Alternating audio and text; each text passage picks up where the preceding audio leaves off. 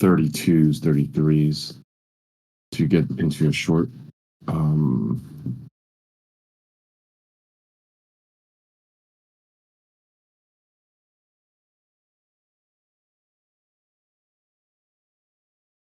still short the Swiss. Might take it off soon.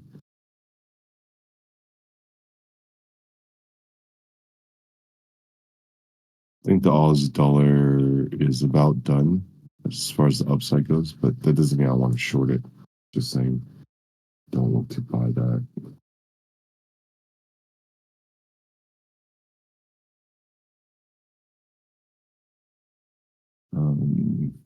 Russell's 66.5 is done.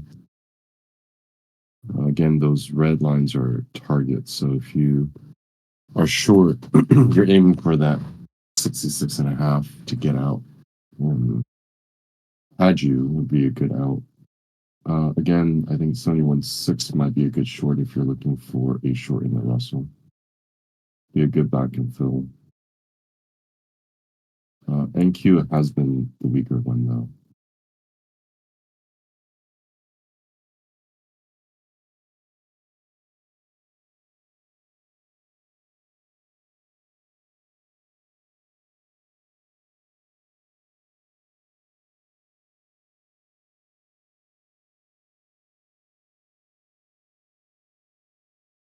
I don't. I think they're going to come back up a little bit in the Russell, so don't be fooled into getting into the short just yet.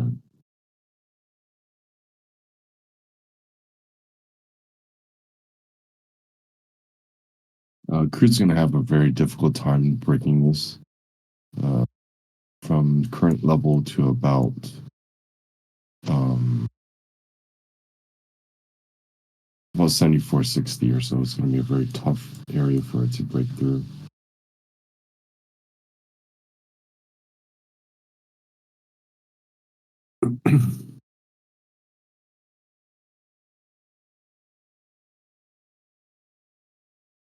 I think we need some back infill, but you know, it doesn't have to. It's uh, one of those instruments where it doesn't really abide by price action as much as you would like it to.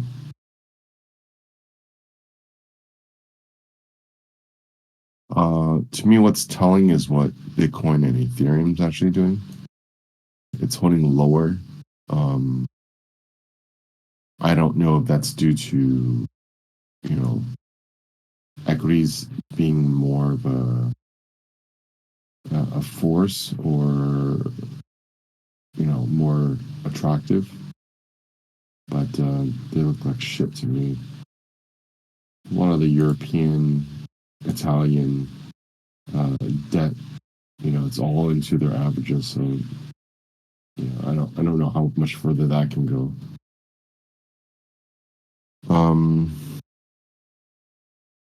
You know,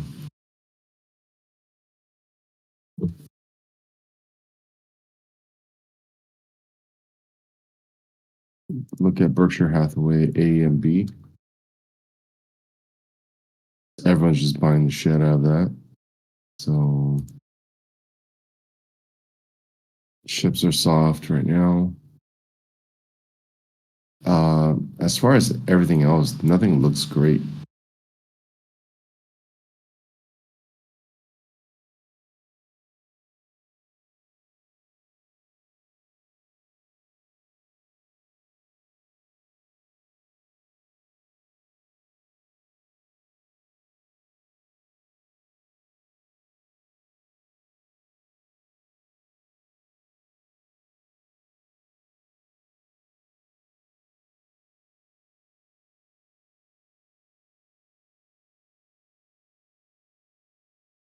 Um,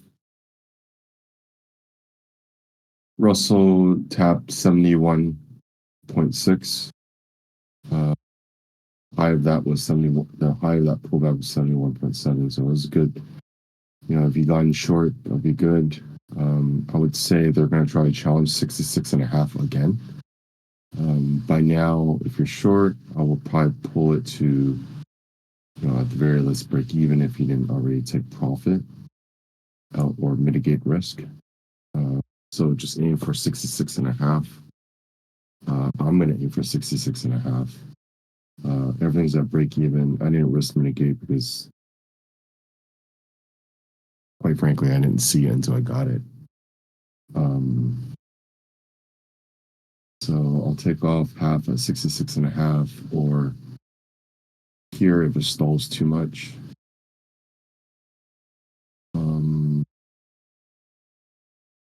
See if it stalls.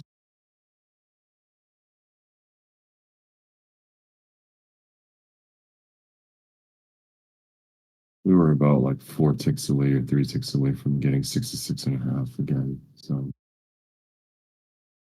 here it goes. Let's see. We're 7 ticks away, sorry. So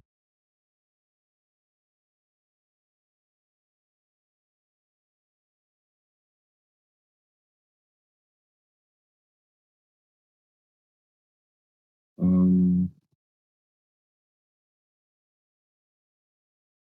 think we should be able to get it again. No, I personally don't see a lot of buying.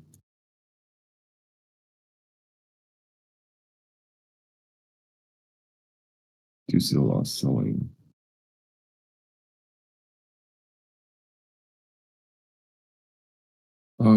Let's see what it does. 8.9.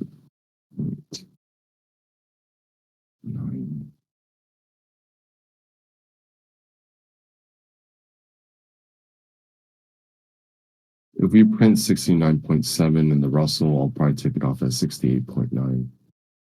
If we print 69.7. If not, then I just let it ride to 66 and a half. Flat, Russell. Oh, you were short with me? Yeah, I did some thinking over the weekend. That was probably a mistake for me to go flat there, but everything was kind of shifting. Yeah, you shouldn't have. Pulling my 66 and a half, aiming for 66.3. It's okay. Stupid combines. This is how you have to pass them. I don't In disagree. a sense. All right. Hold on. Let me see. If it prints 68.9, I'll take it off at 68.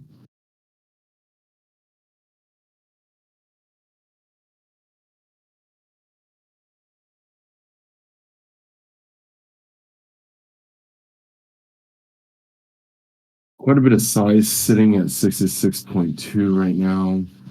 So they're kind of creating a wall, I like to call it, where they stagger decent order size, like kind of like one tick away from each other. So, for instance, let me see. For instance, let's just say if you're looking at the DOM, they'll put it at 66.4, and then they'll put it at 66.6, and then 66.8, and they'll just stagger like big orders, right? So there's one order right now at 66.6, protecting 66 and a half. Not surprised because that is a target level. So let's see if they print higher here. 68.6 is what, if they're going to print, I'll take it out 67.9. There they do, they print it. I'm going to take off half at 67.9. There it goes, it's off. And I risk mitigate it basically. And I'll just see what it does. And if it continues to run, it continues to run, and I'll just take it off later on. I do think you took it a little bit too early, Harvey. Don't, but I get it. You need a puppy win. I get it.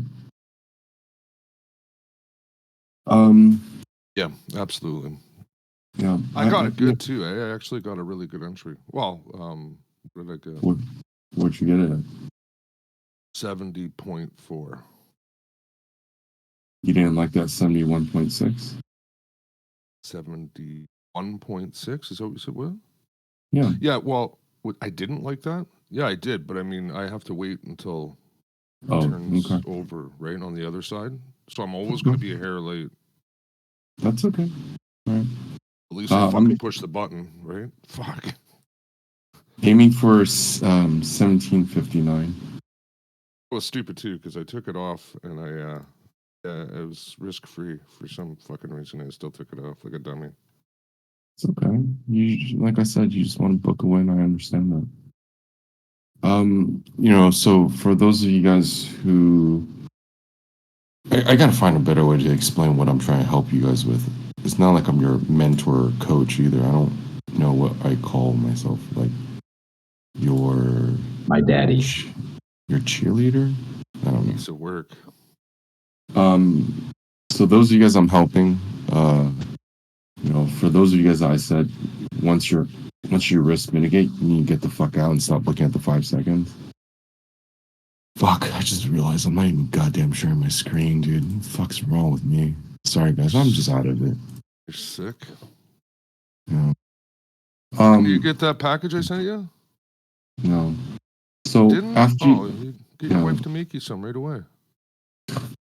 So after you risk mitigate, you don't look at the 5 second anymore. As a matter of fact, you don't even want to look at anything closer. You just kind of want to zoom out and just trust that whatever your system is, like, so for me right now, I'm aiming for 59, which is a major level for us. And if it gets there, it gets there, right? Other than that, like, just don't look at shit anymore. Start looking at other things. Like once you're in, you have everything set already. So, just start looking at the ES, see where ES is landing. Look at NQ, see what NQ is doing. NQ has been overnight weaker than the rest. So if NQ is going to get caught up, say, at like 61.75, that could spell danger for your short in the Russell, right? Then you start looking at, like, say, the Dow. Harvey, let it go, dude. The Dow's number at 745 is done, cleared it. NQ cleared it. It's ES cleared that. So you're just looking at that. Then you flip to the bonds, look at the bonds doing. Okay, well, it's a stalling. It's right here at this major level. Okay, but what does that mean? What is it doing? It's right here at the 200-day. It might get stuck there. Then you start looking at the gold. I personally like to shorten gold. I'm just looking for location for it, but I want it back up to like 30 somethings, if not higher. So this is what you should be doing instead of just staring at the Russell right here, right?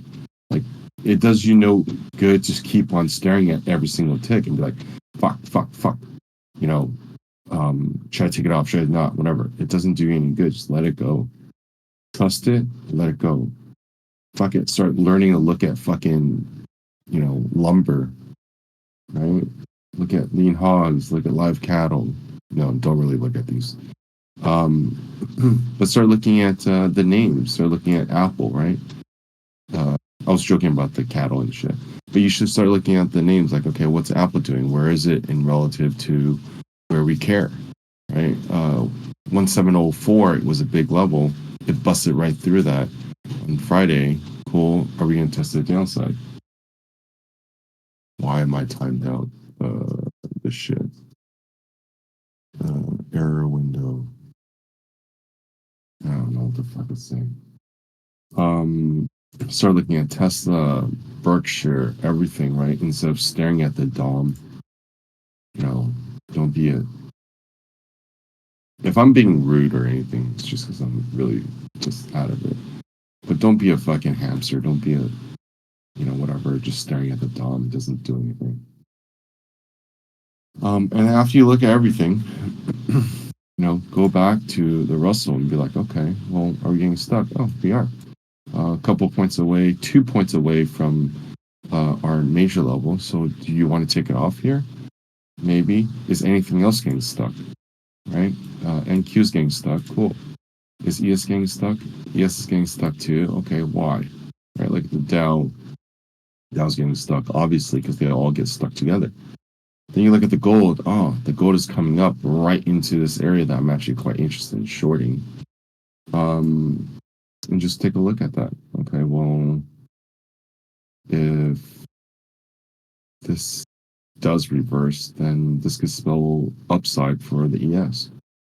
Okay, well, let's look at the bonds. The bonds are stalling.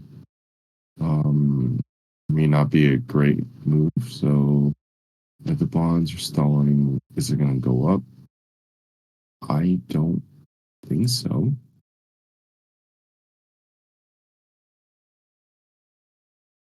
I don't know, actually.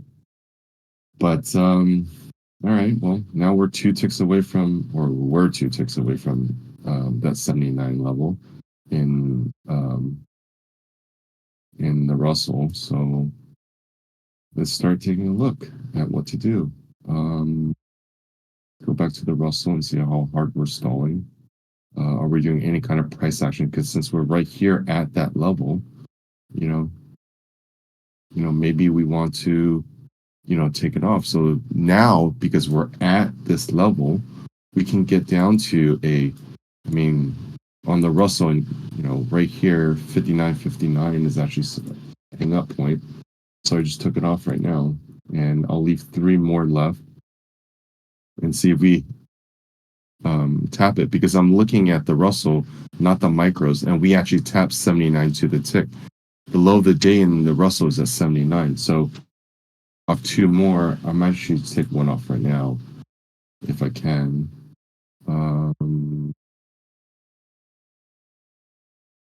Yeah, I'm just gonna take it all up.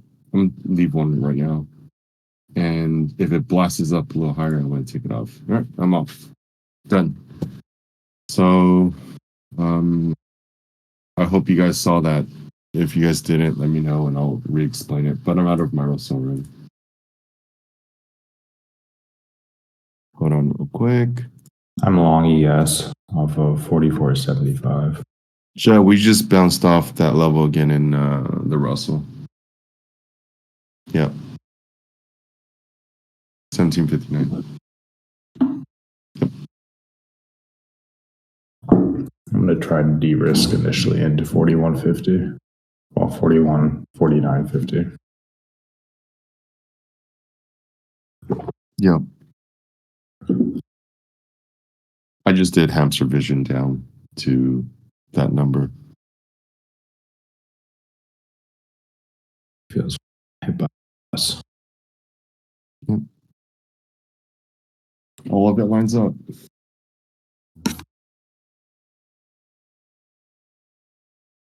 All right, I'm back in our room.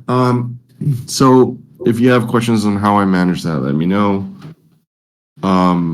That was for you, MAE, MFE junkies. It was 3 MAE to 124 MFE.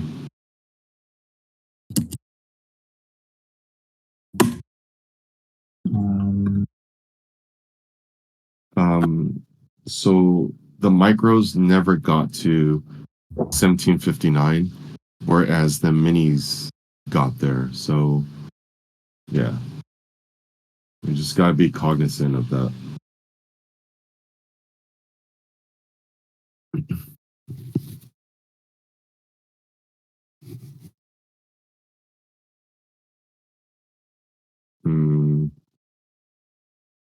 Should I journal that, Harvey?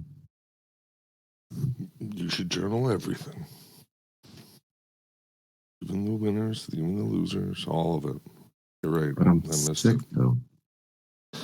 But you're sick, he says. I am sick. I used to say self-induced sickness doesn't count. I'm not hungover, dick. I'm just kidding. Really? I'm just kidding. Yeah, but that's what I used to say, right? You pick up your shit, fucking stop being a fucking pansy. Self-induced sickness does not fucking count. Oh, fuck. What's today's date? 5, 8, 10. Oh, Sucked. 17, 6. They did. 6. Fat.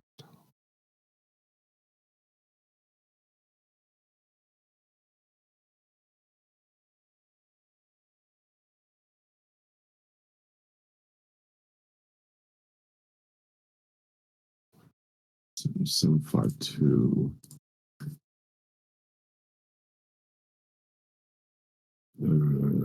It's really not there, but it's fine. 353. 353. I'm long crude. You're long crude? Yeah, I'm looking at tight risk, 72.81. Stop at 71, and it looks as if I may be stopped out of my ES position. His IA head fills at 44.75. And then I was looking for 41.49.50. That didn't hit. And so I stopped at 43.50. I don't know. I'm just kind of saying fuck it today. You're not feeling it either, huh? Not at all.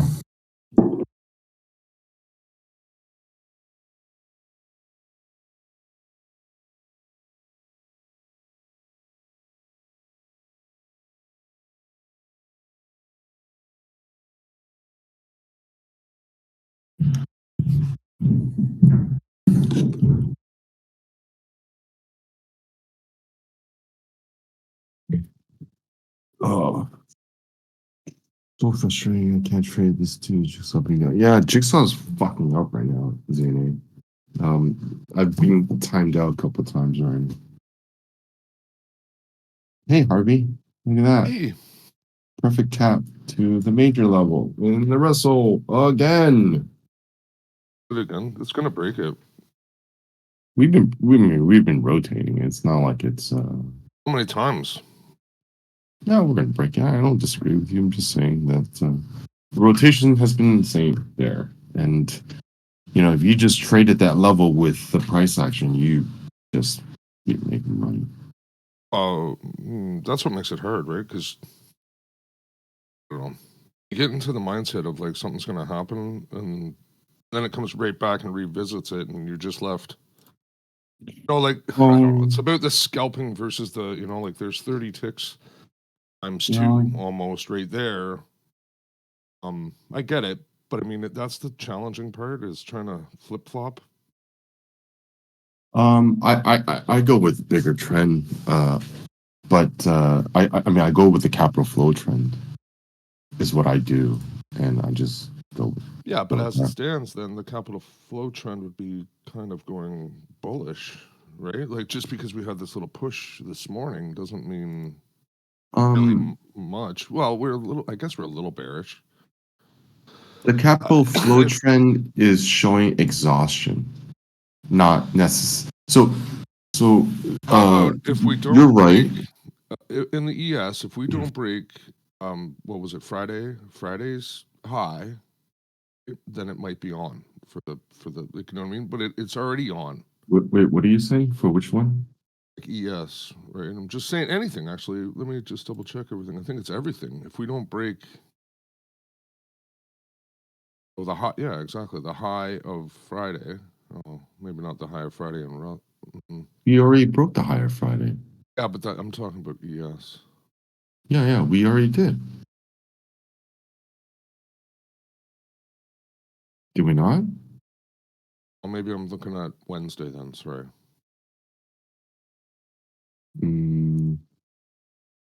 Oh, Friday. What I got here? I don't know. High of Friday was at like 63.5. Yeah. We Didn't break that this morning. Oh, break it to the upside. Yeah. Oh. To fuck it all up, right? Because the trend is kind of down right now. If we can break it to the upside, that's fine, and then we still have to break Wednesday, and then we still have to break Tuesday before anything really magical might happen. Okay. I understand what you're getting at. From a capital flow perspective, it's not necessarily like, oh, what are we breaking? What are we? Sorry, trend, as in like, oh, are we making higher highs, higher lows, stuff like that. It's one part, but it's also like, where is that relationship? Hold on, I might take a short in this right now. I'm looking for a short in gold.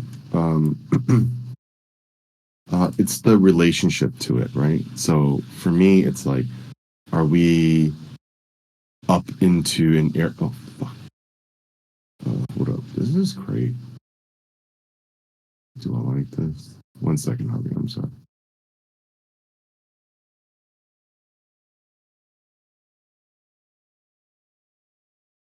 $32. Right. It's just half size. 32.6. Yeah, I'm going with half size. I'm going to risk mitigate at 30.4 in gold. And then taking this to, let me journal this before I forget. Sorry, Harvey, give me a second, yeah? I'm not breaking your balls. I know. I would almost want gold to go a little higher, to be honest. It could. 45? I mean, I want it to go higher so I can short it better, but doesn't mean I want it to. Yeah, no, I know. They don't make it easy, right? Nope. It's not ever going to be Look at textbook. that. Why is the mini and the micro so far away from each other right now? This is odd. Oh, it's because I fucked up that calculation. Santos. 32.8. Picture of Santos right there.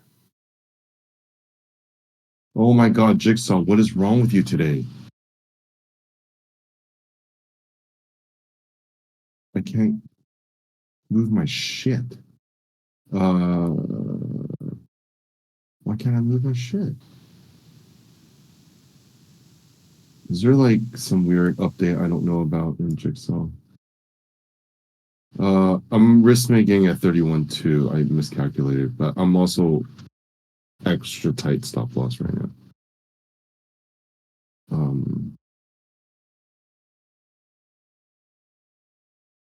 I think that's correct. 32.9, 32.8, 54. 31.1. Do we have it?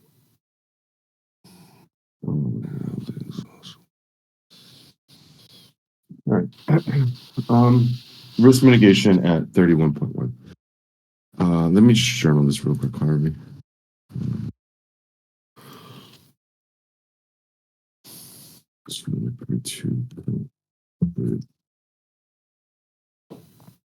I'm pretty sure I'll get stopped. Yes, almost about to get stopped. MH.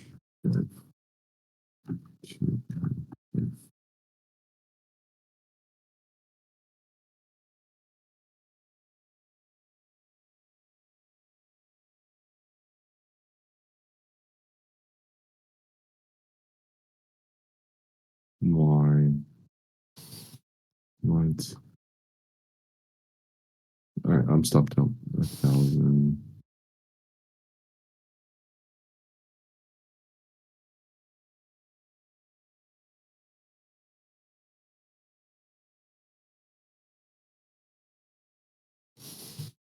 Sorry, guys, I'm confused. What the fuck is happening with my shit? 32.4.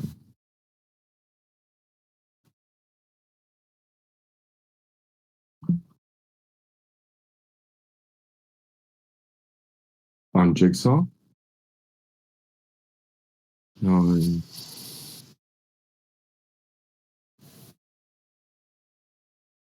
I'm talking about Jigsaw. Jigsaw's fucking up hard.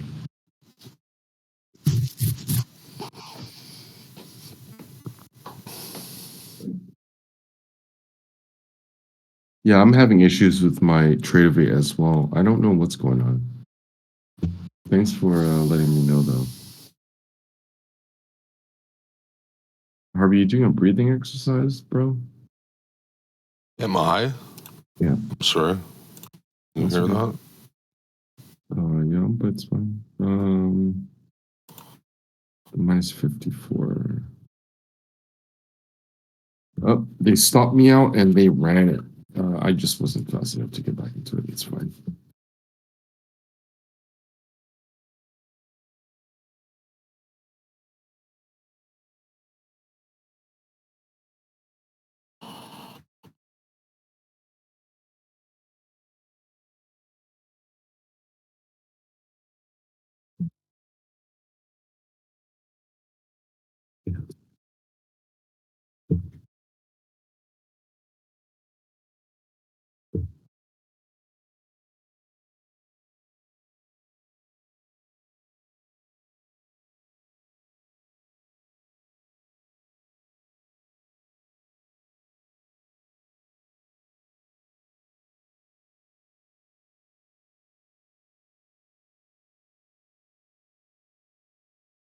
Right.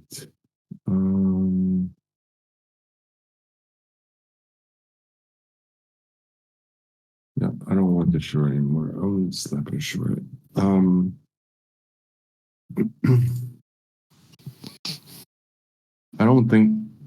don't see a rollover. Santos. That's how sick I am, or how much I'm not feeling well. I'm not even busting Santos's balls.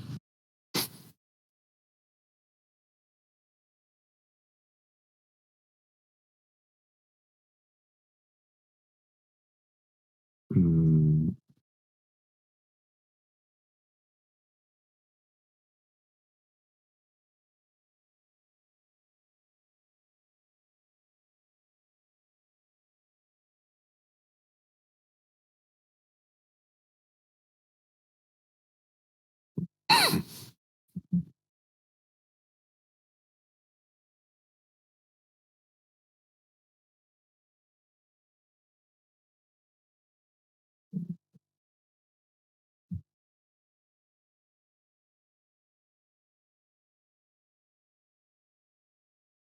Is John here? No, John. Somebody fucked it all up. I think it's the person at the top of the list here, but I'm not really sure. Everybody was kind of. I don't know why. Not just you. You got banned? No, John. No, John.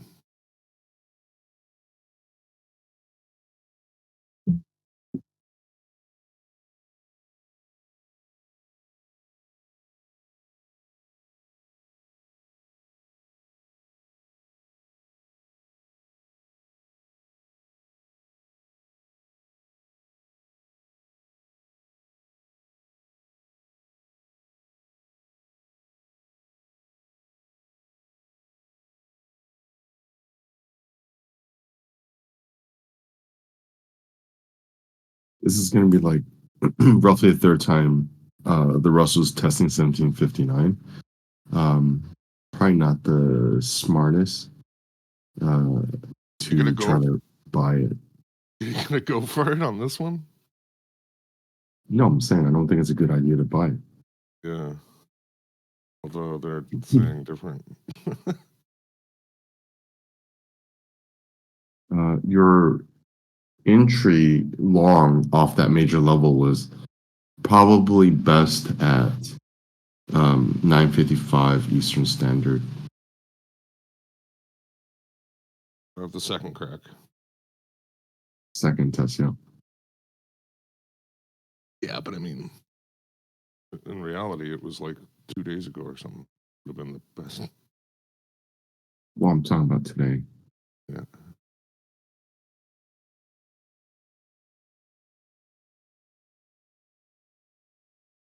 I'm short gold as well in my regular account, but it's also fucking up, so I don't know what the fuck's going on. Wouldn't love it. It's like blinking in and out. It's like I don't know what the fuck's happening, dude. I guess Tradeovate, I think, is having issues too.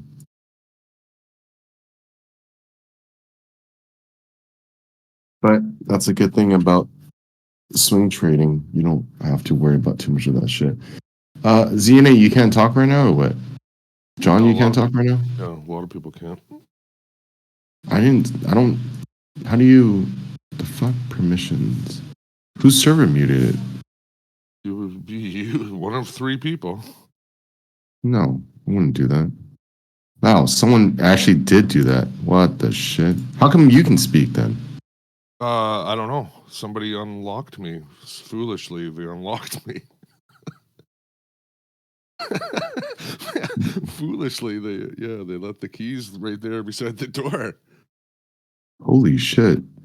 Someone did do that. The fuck? Fat Cat might have been fucking around, like, Well, it has to be Fat Cat. I know Frozen wouldn't do it.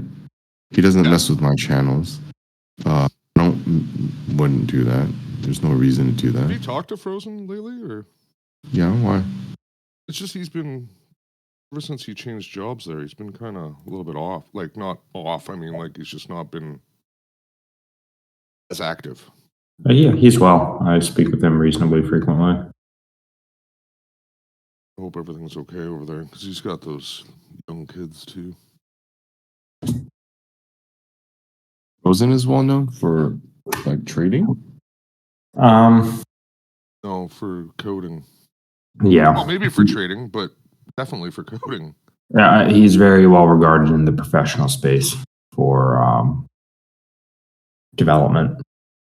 Yeah, that. I know he has his own channel and stuff. But No. It's way further than a stupid channel. cool. Okay, Mike seems to work now. Nice. I just server muted myself and unmuted me, and now it's working. So everyone should just do that, maybe. I just unmuted everyone, so everyone should be able to talk right now. Okay. Unless All good. I don't Does it deserve work? anything. can someone else try to see if it works? No, you can get out and get back in. Didn't work. Oh, Oh, like, yeah, sign out, sign in.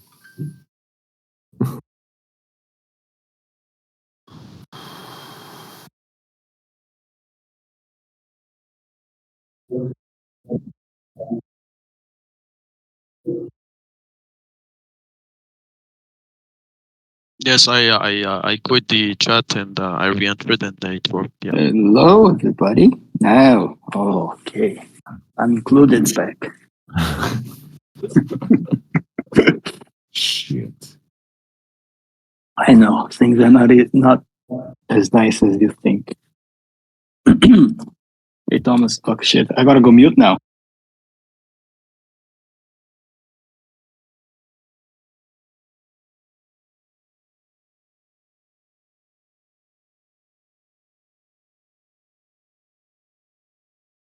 Oh, geez.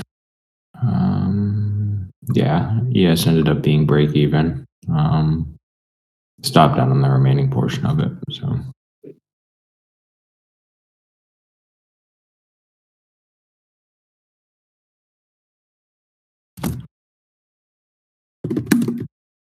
Is that a bottom tick?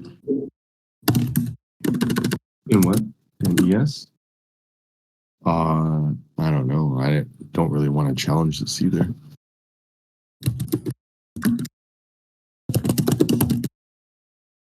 I don't think so, John. Especially since the Russell busted through the major level, in my opinion. We might get up a little bit and then, then call it. But yeah, I'm not too quick to call anything yet. Gold's not releasing to the downside. It is another indication I don't really love that buy yet. Gold's actually just kind of sitting there right now.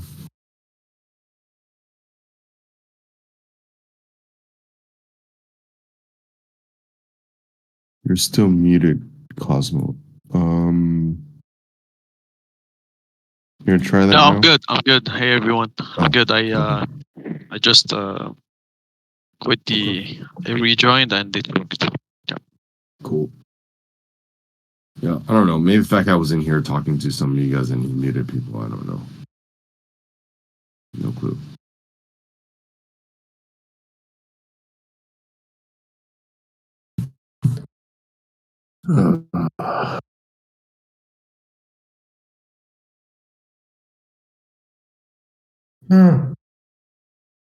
Oh, wow.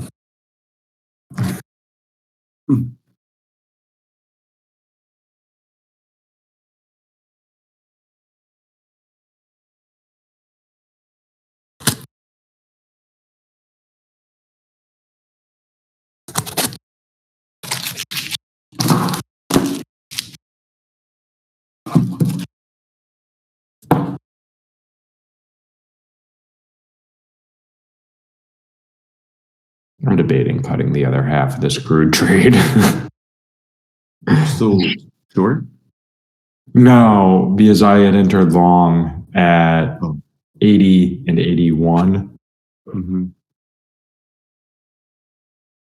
at roughly 954 to 955 ish.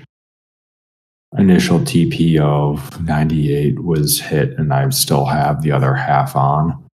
And it's just been oscillating for the past 20 minutes in this pretty tight range.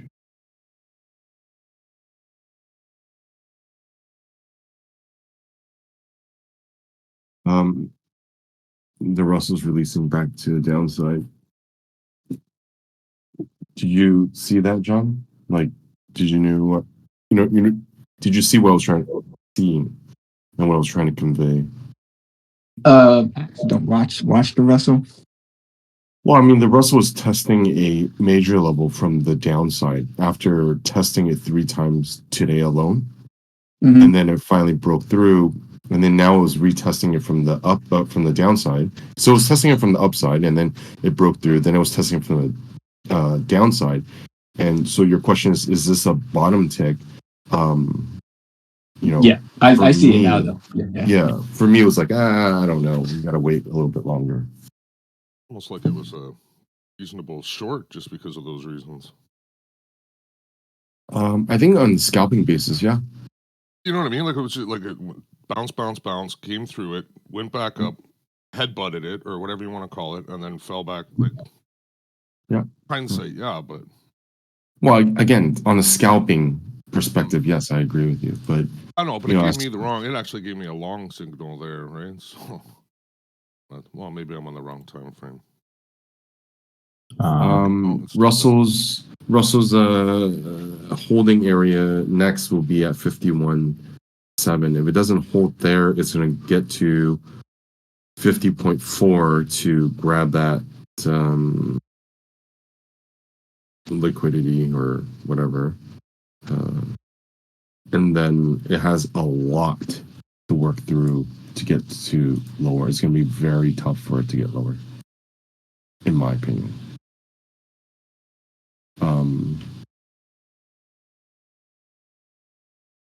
Yes, first time down again. I don't think we're going to get there. It's going to be at 105.4. Do you think Zero, the Russell Friday open price still could play on Russell for a reversal like the Friday's open price? Like the 53.4 price that bounced last Friday? Like RTH open for the Russell.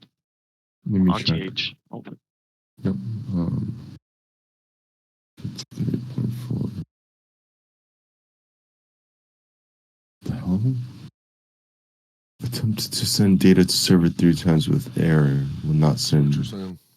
What the fuck?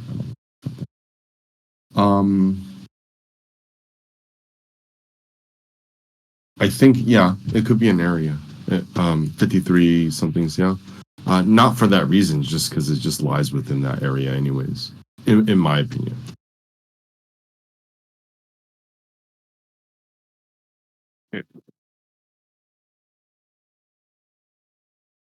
The problem I might have with that is that there's so much air on everybody else that when we get there, it may not want to hold. That's could be. Oh, Zero! I gotta thank you. I spent another $300 and whatever this weekend on nothing. What? Does that even make sense? Do you remember when you made me get a Costco membership? Okay. I went there and you spent $300. That's what happens every time you go to there, man. You're like, yeah, just put it in the. You see the size of the carts that they give you there? It's like they're fucking pricks. Yeah, but I mean, it's well worth it. It's good savings though.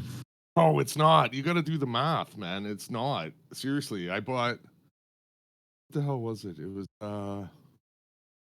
20 pack of fruit cups, like you know what I mean, like a fruit cocktail, like for kids' lunches. Then I did the math on it, and I'm like, wait a second, I spent like 10 cents per cup too much than I would normally at the regular store.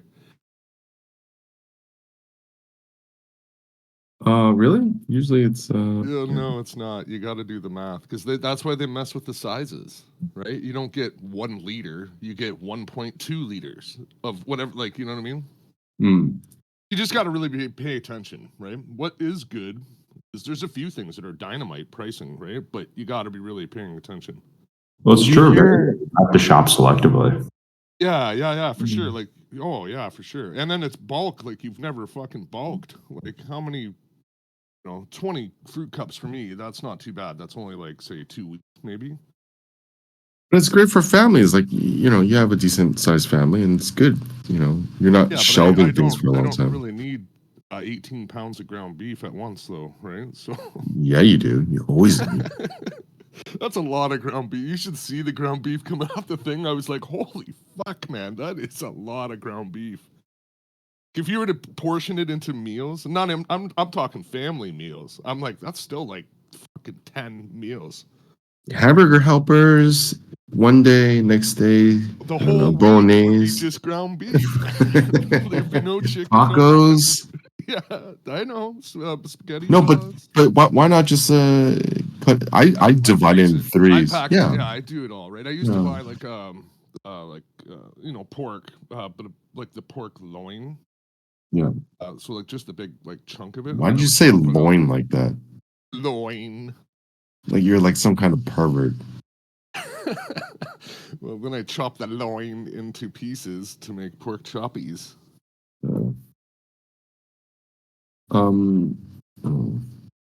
Surprisingly, coffee cream was a really good fucking deal there at Costco. I don't know if it's true. I've never tested it myself, but supposedly you look at the pricing, you can like the number, the last digit or something. Yeah, is that true? 6-9 or I don't know. 8-9 or I don't know, or 8-8. Yeah. They have some special code. I don't know what it is. Like one of them is like we're going to discontinue that or something, or.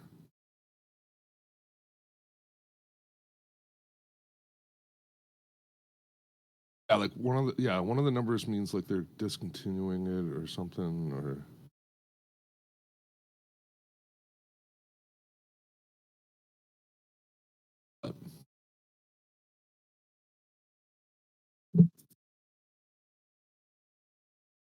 I know it's really bad, but they have this potato salad there. Oh fuck, it's so good. Like it's too good. Their chicken pot pies are fantastic. The pre-made one? The pre-made, which you have to like the aluminum with the white or the clear lid. Is that what you're talking about? Like yeah, the lasagna ones or whatever. Yeah. Those, fuck, man. Some of that shit's really good. I know. Kind of expensive, really, because I can make it for cheaper. But I mean, you're I don't know. You're getting it for you don't have to make it. So. Well, when you consider, yes, you can feed a family more cheaply, but that if you let's say have a family of 4 or 5, that's enough for dinner for a family. Oh yeah. Well, like my wife was like, "Oh, go get, make sure you get one of those lasagnas," and I'm like, that's kind of like it's $18 Canadian, right? Yeah. I'm like, fuck, that's kind of expensive, right, for a lasagna that we're gonna eat like probably 3/4 of it. Well, that's the way I kind of break everything down into like price per meal. Like I'd like to keep every meal under like $8, $10, really. If I can, that would be best. But ever have their chicken wings? It's like a red. They're like you gotta cook them yourself, but they have a red. I have not. It's pretty much most of this I purchase. I make from scratch. The pot pie being one of the exceptions. These are just like they're just chicken wings, but they put like whatever their seasoning or whatever it is on it, like their sauce or whatever, kind of, and you cook them yourself. Gotta try them because even my kids, they don't like spicy shit. They actually like these. And I think they're reasonable, expensive again, but depending on how many dirty wings you want to eat. But I mean, you can usually split the thing up into like at least three different meals, right? Usually, if I'm cost-wise, I usually look at dollars per 100 grams of protein. Sure. Absolutely. So these are, heck would it be? I guess grams, eh? Why do you use grams? Why don't you use an American? Do they always have grams in America? For nutrition information, yes. Oh, yes. But serving sizes are never in that, which this is what's amusing and frustrates me. With how the FDA and USDA regulation reads, you can manipulate the labels and I think this is true in Canada as well, but not the European Union. A serving size is at the discretion of the vendor. And if they say a serving size is 1 teaspoon, this is therefore 0 calories. For example, Tic Tacs. First ingredient in Tic Tacs is sugar, but they are 0 calories because the serving size is 1 Tic Tac. And therefore, if it's less than 1 gram of sugar, you can round down to 0, which each one has, let's say, 3/4. Each one has a slightly under 1 gram of sugar. Technically, M&Ms are 0 calorie based on that. A lot of foods technically could be 0 calorie based on how that regulation is structured. It's fucking bullshit, eh? How they can, yeah. That was like I was at the regular grocery store and it's this lady, she's looking at like the wraps, like tortilla wrap. Like how they have like like there's a no name and then there's like a name brand and then there's like an artisan brand. Yeah. She's like looking at all three of them and I'm like, lady, like they're tortilla wraps. They're probably all made at the same fucking factory. The one of them is just prettier than the, you know what I mean? Like it's all just reading something that you think is going to make you happy. It's like still a shitty tortilla wrap, right? Yep. Like who are you trying to fool, right? Like I thought it was funny. This mustard is 0 calories, right? Yeah, mustard's 0. It's you name it. It's 0 calories. Nutella is 0 calories. If you could be. Well, the same thing as 0 spray or 0 calorie spray oil. Yeah, right, sure. If I hold the trigger for 1/100th of a second, yeah. Well, that's what they say. 1/10 or 1/8 of a second spray is 0 calories. It's yeah, sure. What's that going to unstick, right? I've used that spray before too. You go, it's like painting a fucking car, man. You just if anything, you're using more than you would normally, right? It's exceedingly convenient. Yeah. I think that's the real purpose. I don't care about the 0 calories. Yeah, you don't have to dip your hand in, like get it all. Yeah, fuck it, exactly. Are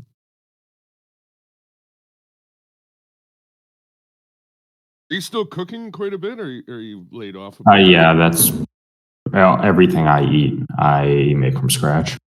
Oh, but you used to bake like. Oh, yeah, I still do. Ever since the kids left, do you do it still a lot or not as much? Yeah, I still a fair bit. Usually I bring I had which I'll probably be moving reasonably soon. Therefore, well, I'm going to keep my house, but relocating, I should say, is I have about a 500-pound dough sheeter for laminating dough. It's simply because of how much I enjoy the process. It's quite cathartic, but does your average home person need a 500-pound piece of professional equipment for dough sheeting? Probably not, but it makes the process a whole lot more. If you were to get into commercial flooring, you could use it for that too. A dough sheeter? Yeah, for rolling up the linoleum. Yeah, it doesn't roll things up; it flattens them out. Well, that's what I mean. The linoleum comes from a roll, right? So you put it in, flatten it out. You go. Oh, you could make a fucking movie where you squish people's hands and shit. Oh, that would. Oh, yeah.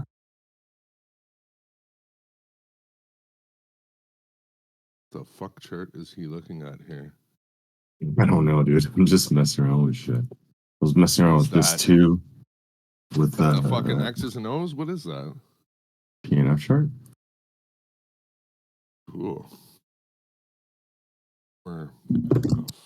I'll sign to the head tech guy of CQG.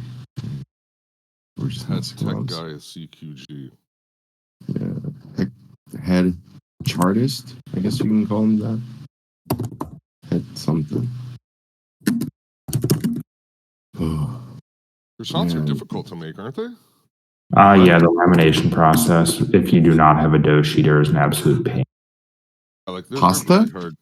Oh, croissants. They're really difficult to make them really shit. nice, like really fluffy. You can find Cosmo actually makes a pretty good croissant, but I mean, Oh no, I'm dying inside.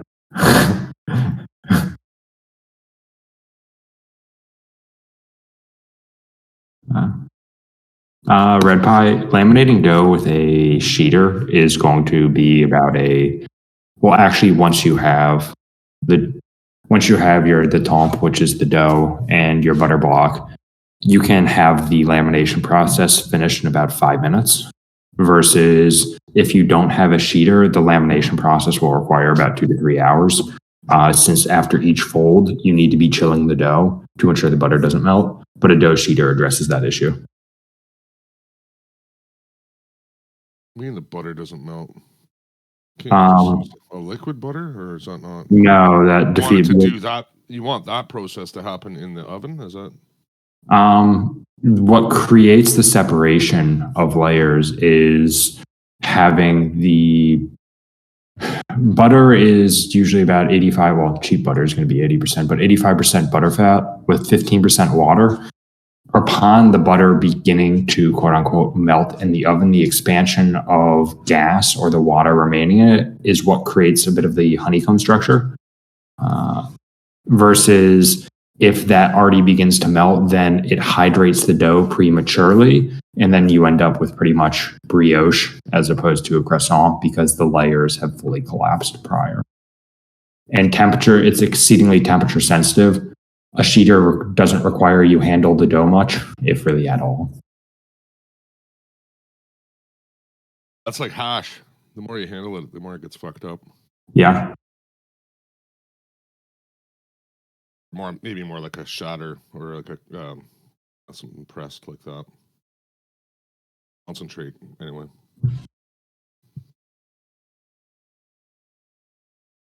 So if you could use it for that, but you're not worried about getting it all sticky and shit. Tolerance, can it go to 0, like 0? Like, can it touch like a piece of paper would get stuck in it? No, it's anywhere between one. I'm kind of feeling about 1/80th of a centimeter to about 4 centimeters, 4.5 centimeters. Yeah, so 1/80th of a centimeter to 4.5 centimeters. Sorry, so 1/80th would be 2 millimeters. Is that right? Give or take. Millimeters, that's too thick. So for American people, 1/32nd of an inch to about an eighth. Oh, sorry, a 16th is what you're saying. Is about 2 mil.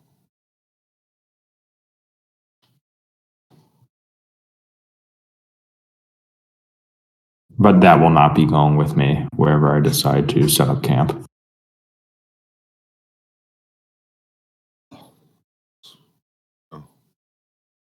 What is it? It's not a special. It's just a one. Like it's just a normal outlet. It uses this isn't standard in the US, 220 volt outlet.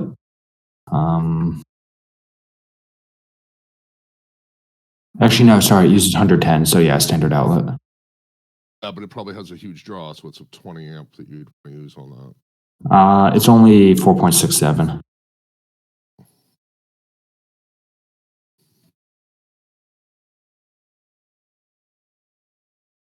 As these are to what I'm referring. I have a pending limit order at 4140.25.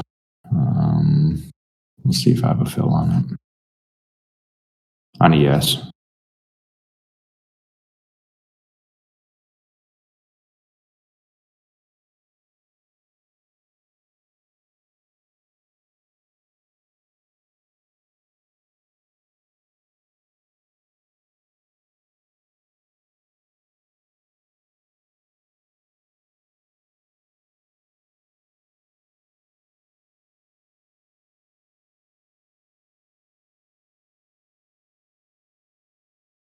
Also, important note, risk is at 4138.50, so 7 ticks. Yeah. Yeah. You could use it for woodworking. I guess so. I'll be back in a moment. Do you have this? You can make croissants at home, man. Yeah, planer or thickness sander. Yeah, exactly. I was actually looking at what do you call it? Linear. It's called a linear painter. You could set up a spray head on that, right?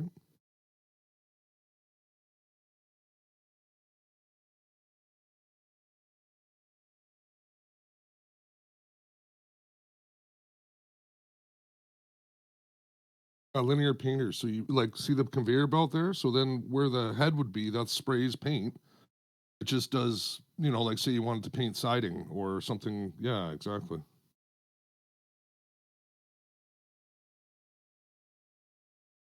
Typically, they're not as wide as doors and plywood, but typically it's not as wide as a door. You would do it all by hand with a door, right? Or yeah, more on the lines of siding or say even trims. Like trims would be as many trims as you could wide on that, right? Issue I was coming down with was actual storage space after the fact, because you have to let everything sit for whatever 2 hours, right? And it has to be it'll be racks and racks, and if we can get a heating system to help with that, speed up the painting or the drying process, it would be. I took off my short in gold on my account because Creative has some issues. What in the fuck is that thing? Is that red pie? Is that like a dessert? It's like a pastry. Yeah. Sex toy. Whole replicator.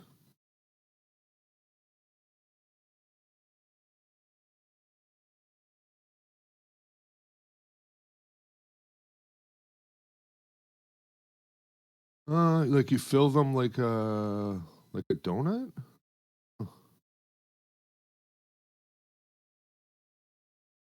Oh, yeah, fill them, yeah. Oh. What the fuck is going on here, guys? What the fuck are we talking about this? What the shit? I guess the market is slow, but fuck's sakes, no way.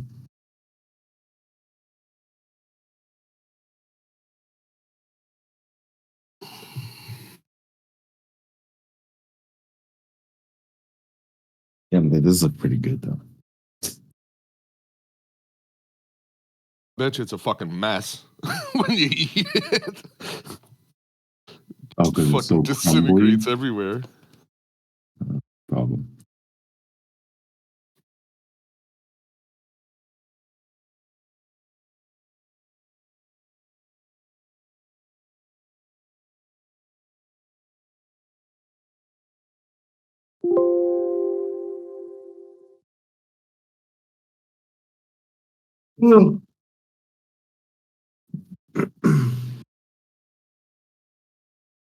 Oh, did you end up going out with the basketball dudes or whatever? I did. How did that go? Nothing. By the time I met up with them, they were already at the club. We're in this private area, and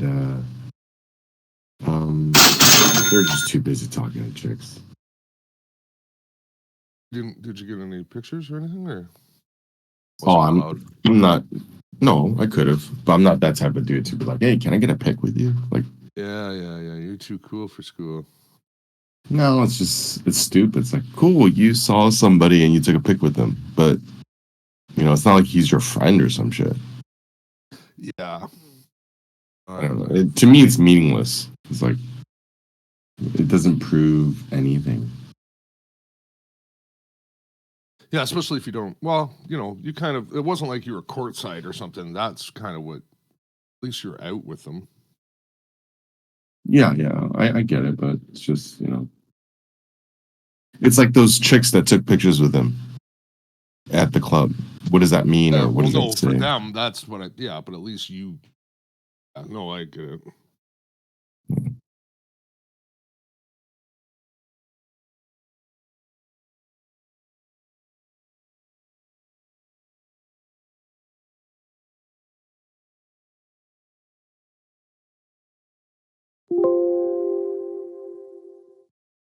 Wow, B-man. Wow. Dude. Like, literally, the name Cambodia just screams Asia. Well, sorry, dude. South America. I was going to say, where did Cambodia? South America? That actually does kind of line up. Because it sounds like Colombia. Be.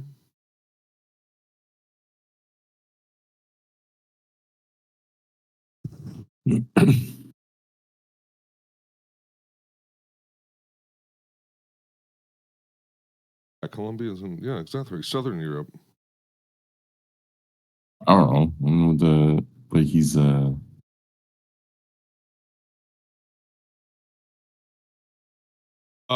we go to test that again. Sorry, the Russell number there from the downside.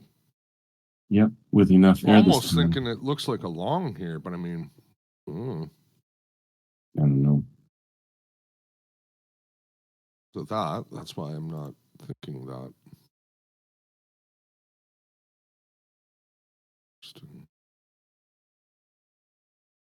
Gold just not doing nothing. Yep.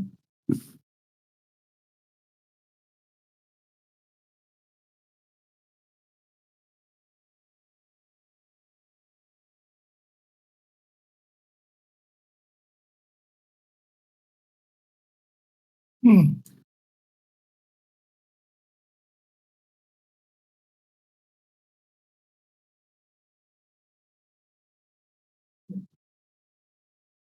don't know what fish amok is.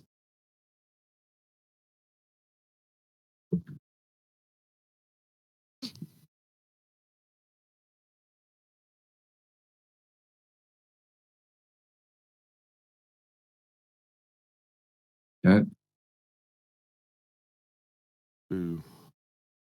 Shamuk. Do I have to? Are you? Did you already Google it for me? Thank you. Yeah, some of it looks like this looks alright. What is it? A soup? It's like a curry soup, but like this looks like shit. What's that? That egg membrane wrapped in a leaf? No, it's egg thing. Don't even, man. That egg. Did you try that egg thing? Don't even. What are you talking about? Who are you talking to? Clicking Who brought up egg? With the spoon. So I went ahead and all right. So I tried the bottom. It makes the noise. Okay, cool. So I tried the top. Hey, it makes the noise. I tried the side. Hey, it makes the noise too. The whole fucking egg makes the noise, man. That it snaps when you. And if you keep hitting it, it actually cracks. It's the egg that's cracking. You crack the egg. Do you have ADD? We're literally talking about fish amok, and then you jump to that egg thing, which is a valid topic. I'm just saying, Holy shit, you jumped so quick and you expected everyone to take that turn with you. And we're still talking about this. Oh, I carried it through. I didn't expect anybody to follow.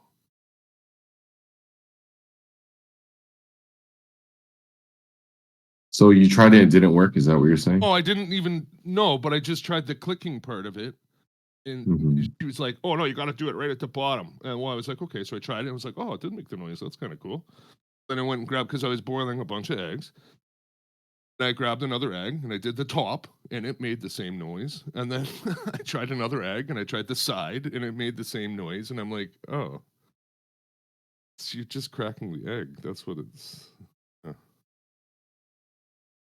Anyway. Quite possibly. Because, I mean, I tried other methods long ago where it's like, after you boil it without doing that clicking thing, you just put into, you crack it a little bit, like you roll it, and you just throw it into a bath of water, and then you can peel it a lot faster. It's the shock part, not the. No, because I didn't put it into ice. Whatever. It doesn't have to be ice. It just has to be colder. It has to just go from like really, really hot to colder quickly. I don't know. It works.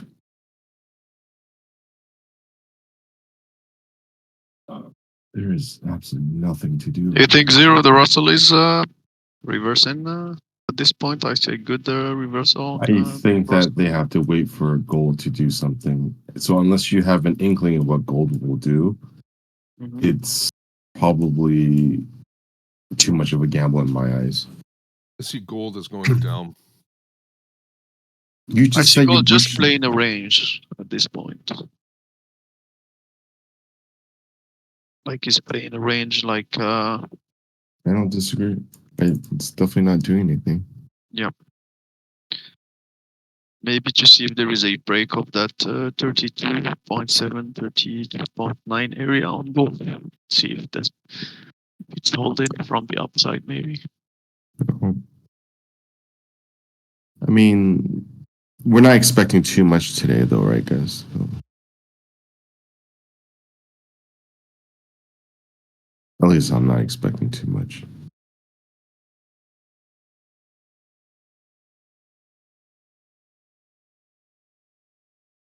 Oh, that's what I want to fucking learn how to make. God damn, I forgot. Anyone know how a good healthy granola recipe?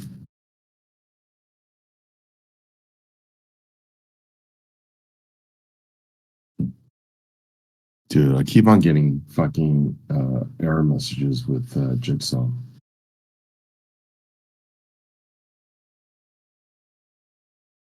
Yeah, I don't like the word healthy with a lot of food.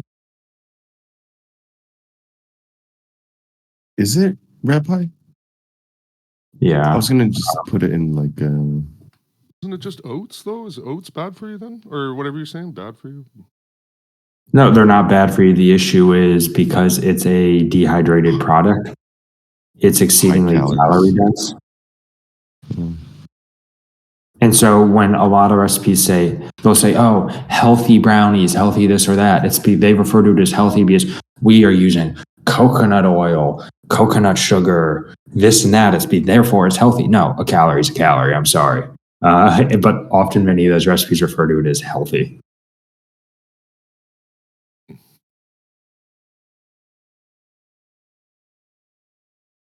What about seafood for breakfast?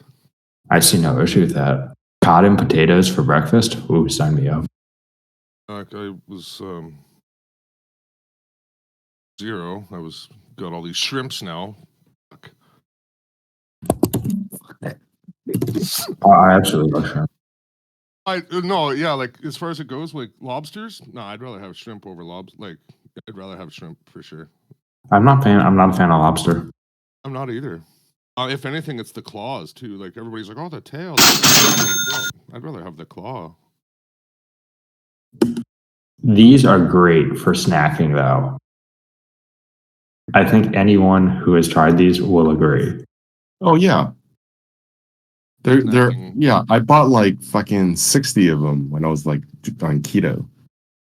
And I would have like maybe a bag every other day as like a reward. I usually go through 2 or 3 bags a day. I find them far more satiating. It's not compromising all too much on what I want with a chip, and the fact that there are 18 to 20 grams of protein per bag. Yeah, They're fantastic. those are good stuff. Right. Did you ever try that almond? Is it almond? Yeah, it's like almond The fuck are those, John? butter Brussels sprouts? Oriental Brussels sprouts? bread. Have you ever had that? I have, but it's Gross. I've never made it before. Almond flour works for certain items. For others, it does not. Wait, say that again? Almond flour? Oh. Yeah, didn't you say almond flour bread? Yeah, it's like, it was really, really easy. I forgot how someone did it. A non-yeast kind of bread? I heard that was a thing now. A flatbread? No, I don't know. Is yeast bad for you or something? No. Or is it the gluten? Is that gluten? No, unless you are celiac, no. It's as with everything today. If someone goes on social media, they'll see, oh, greens are bad for you. Oh, water's bad for you. Oh, meat is bad for you. Soy's bad for you. What do you end up doing? You're on an air diet, nothing else. Well, now they say, what do you call it? Fast then. Yeah, fast forever. Eat, whoa, what's that one? It's birch tree water or something? I have no idea. Fuck, did you ever see that yet? You drink the water that comes out of the tree. Birch tree, apparently, because it produces a lot of, I guess it's a liquid. So it's pretty much sap water, similar to maple water. Yeah, but birch water, because, maple syrup, that gives you the wrong impression, right? Because maple syrup. Yeah. Let's use a birch tree, because it's, like, nice and white, and it's like, come on, fuck.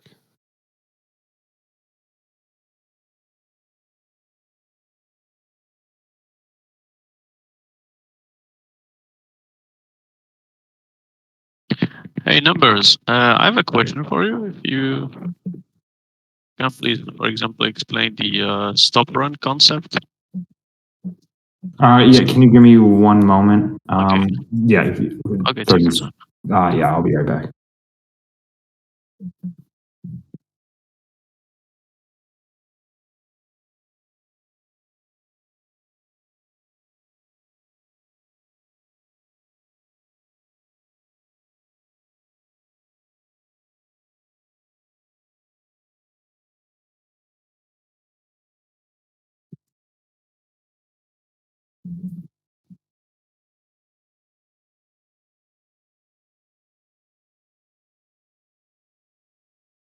That's interesting, that point. I'll ask. I don't do anything too long, anyways.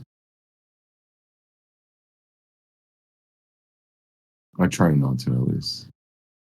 Because, quite frankly, and no offense to anyone in here or whatever, but there's just always so many competing resources like, oh, keto's a shit. You can do this for the rest of your life. It's a lifestyle. Or carne or veganism. Or it's like, I'm not saying they don't know what they're saying. I'm saying there's not enough long-term data for anyone to speak in absolutes.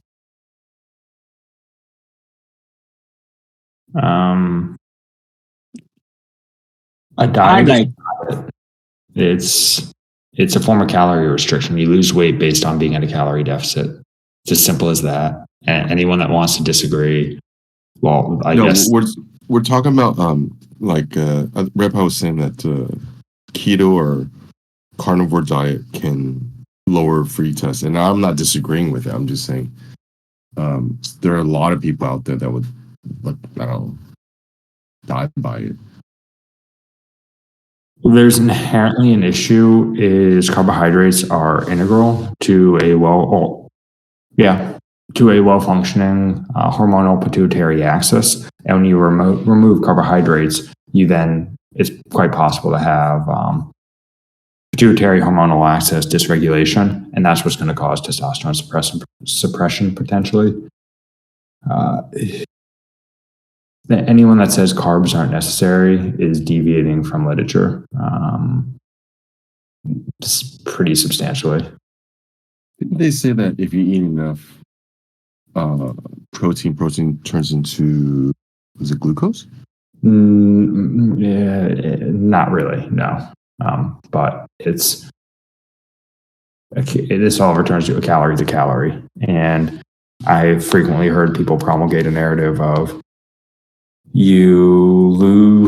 but you can't gain weight from eating protein. Well, yeah, protein has a slightly higher thermogenic effect, which is nearly negligible. So if you were to eat more protein, maybe if you ate 500 calories more protein per day, there's the possibility you could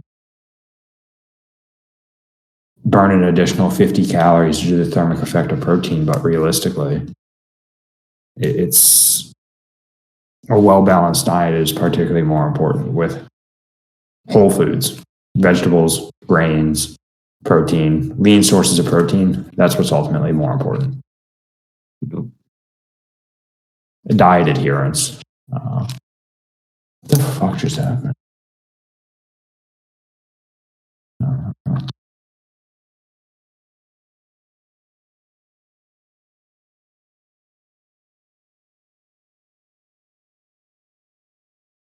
I'm short ES off of 49.75 right now.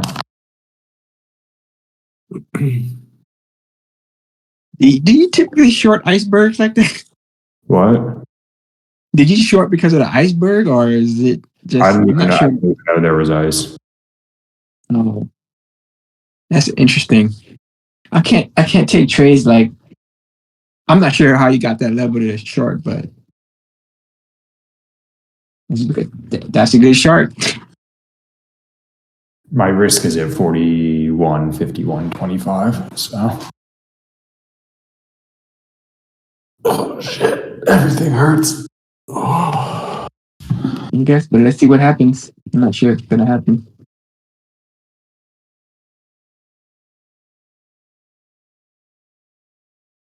Hold on.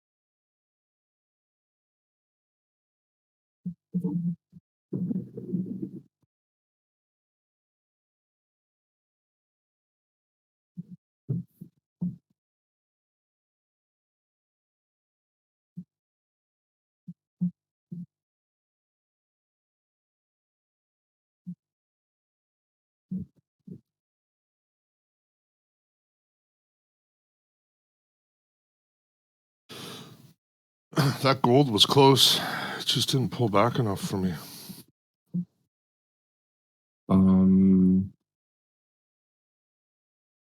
You still have a crack at it.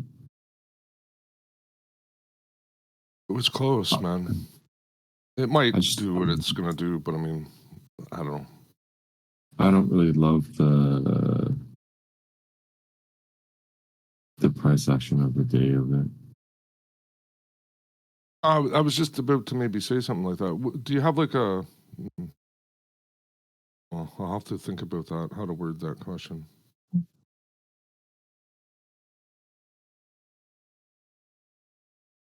I'm fairly happy with today. Up, I don't know, 1.5, 2 hours being sick. So, one trade, 2 trades.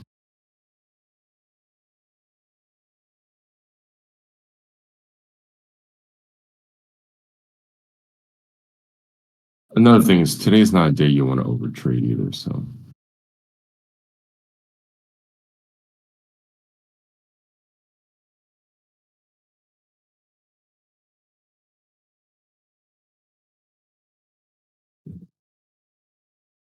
If in fact you think gold is going to go lower, I mean, chances are it's going to spill some upside for ES. However, if we're not going anywhere, then it doesn't have to follow it. It doesn't have to follow that kind of capital flow. I see what you mean. Like it could be playing catch up, something bigger or later, or yes, yeah. So like if two things are just range bound, it doesn't have to do anything. That's why bigger time frames always. Realistically, we're looking at the way the bonds are acting right now. Really didn't like what they pushed, but then they didn't. They just took it all back. Yep. Now, if they stay below 30.10, they're right there. Stay below that today, that's going to be something to take a note of. But bonds have already moved quite a bit for the day. That's what I mean. So if they can just stay here and then maybe close below here, I would Close below here. Well, You close mean? like below 30.10. Close below 30.10, then That would be, that could be a pretty far extension. But it's at I'm 30.06. thinking they're Bonds? closing At 30.06. Just touched Yeah. 30.10 and then rejected it. Yeah, I'm thinking it's going to close roughly about 18.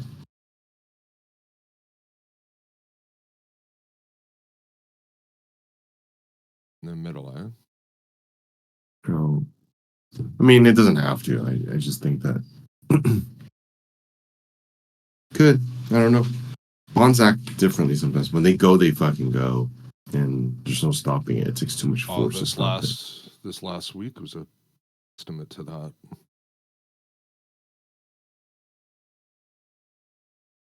Just don't overtrade this, guys. There's no point. You're picking up ticks, Goes you're gold. picking up pennies from a steamroller.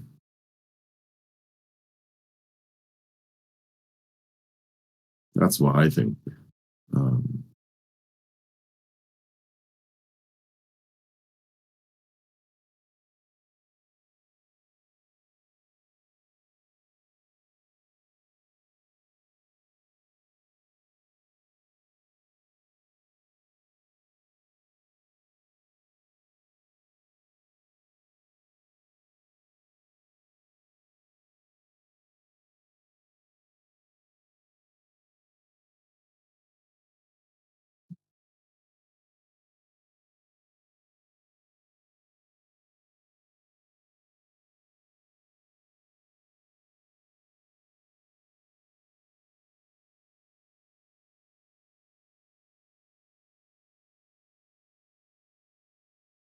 I think there's some issues with rhythmic data. I'm getting issues everywhere.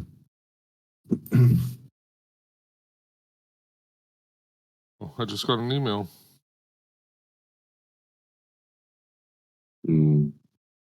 Pops up. We apologize for any inconvenience you are experiencing today, as Tradeovate is having system outages that is affecting the trading environment. We are aware and we are working to correct the issue as quickly as possible.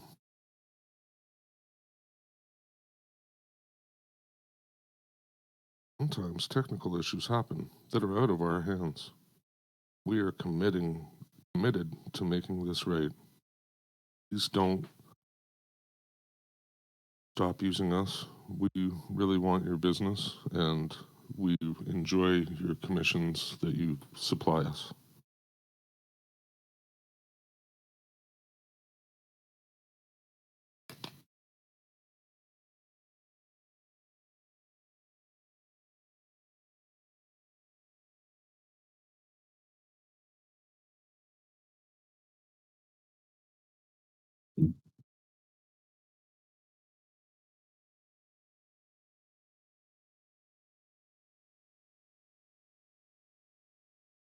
Another good day not to over push the button then, isn't it?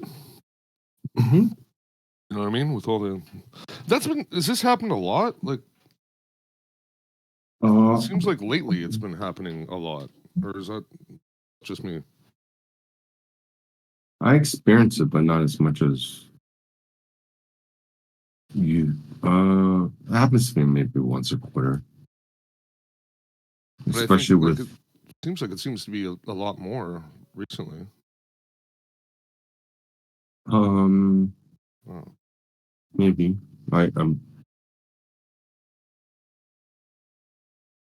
it doesn't affect me as much. Me either. That's right. Yeah, I don't really seem.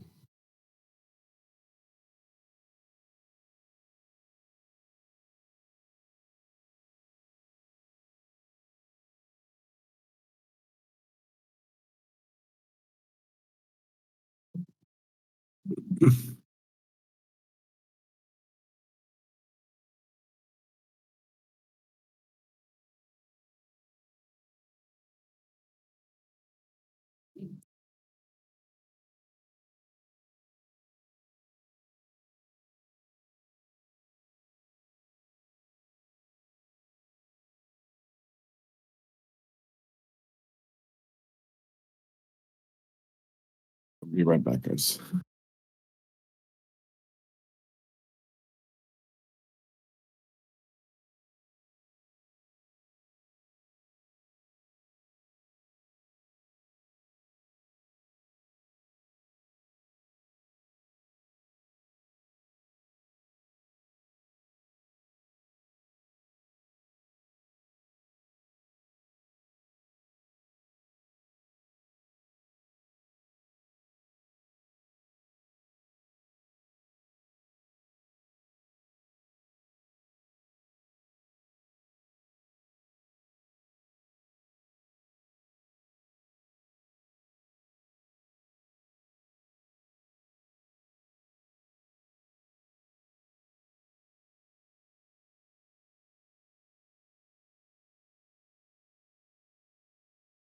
Initial short John hasn't been invalidated. Usually I have a feeler order out there with a smaller percentage, and then once I have a bit better confirmation, I will hit it.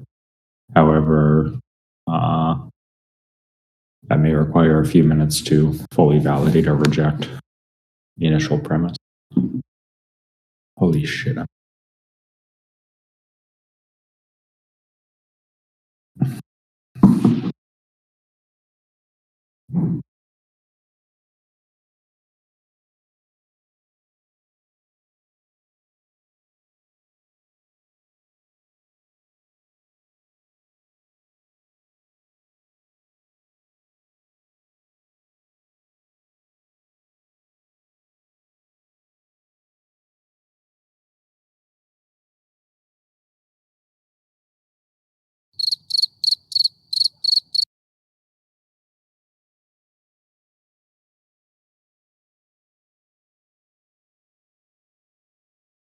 Yeah, it's looking as if this is going to be this is going to be invalidated. So okay, I'll take my stop on little feelers.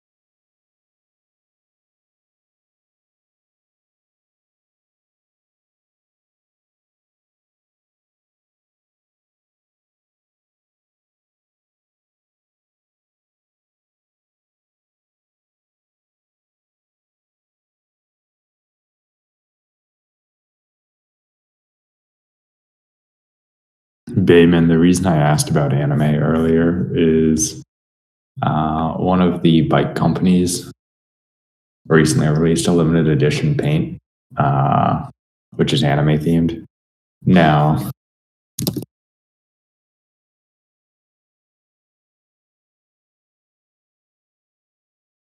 here, hold on.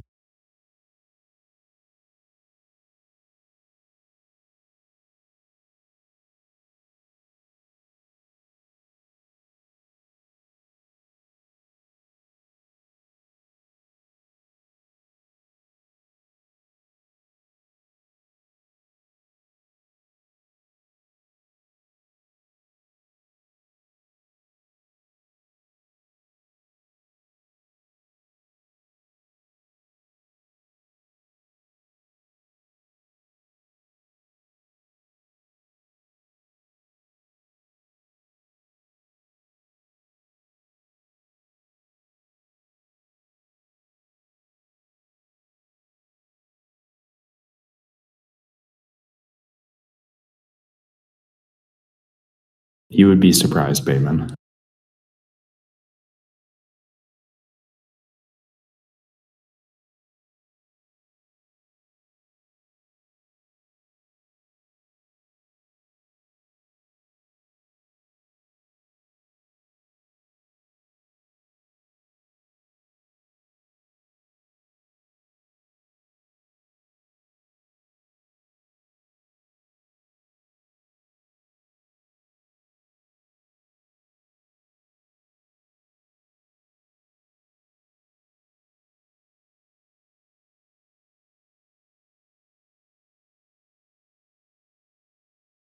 Yeah, I have no idea. It's more or less, I like the aesthetic of it. My new bike is being built at the moment because I checked up on the frame this weekend, which they received in stock.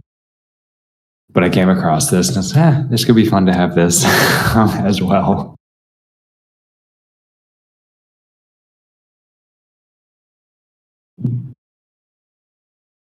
At the moment, no.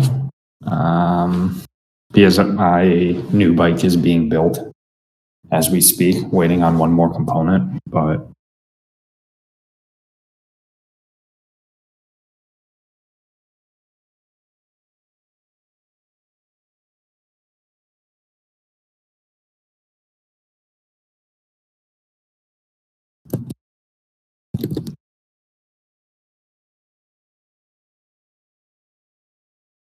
actually, if you like that frame,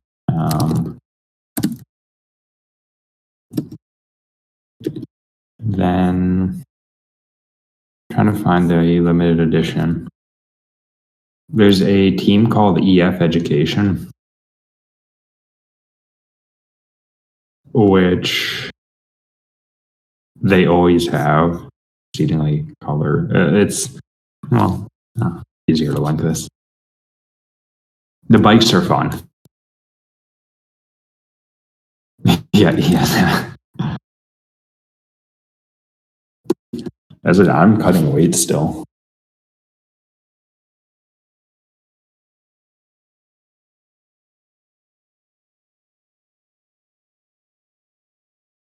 The frame colors are fun on these.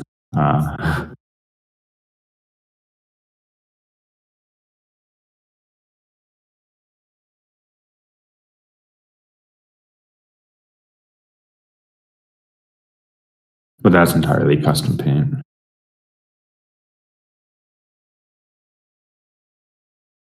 Oh, that's unfortunate. M3 Apple Silicon is going to be delayed until 2024. That's just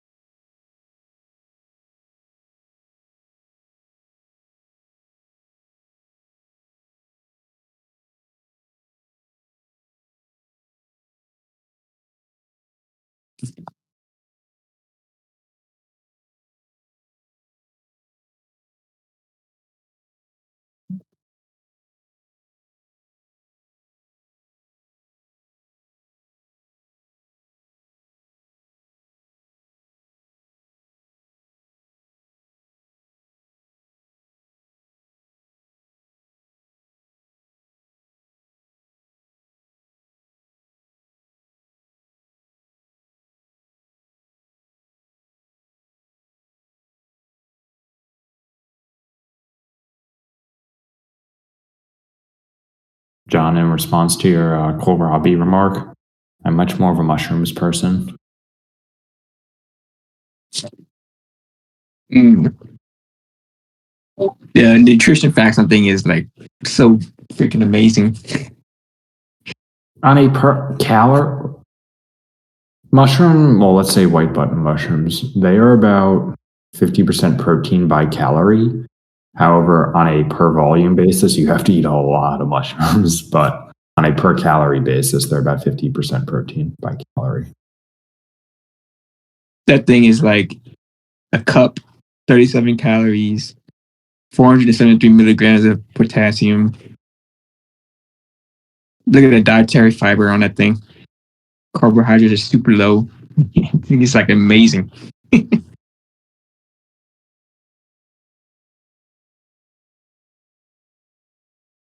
And the micronutrients. The benefit is there isn't much flavor to kohlrabi. It's really whatever you want to do with it. Yeah, I usually just julienne it and saute with like some eggs.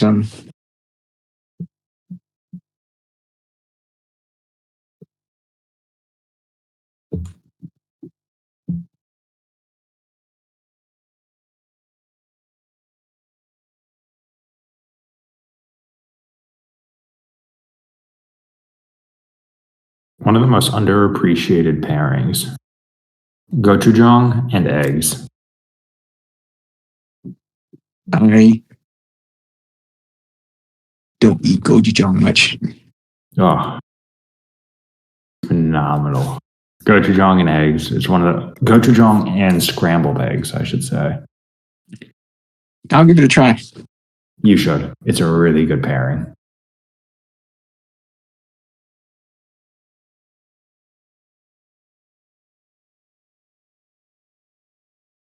Or kimchi and eggs. Ooh.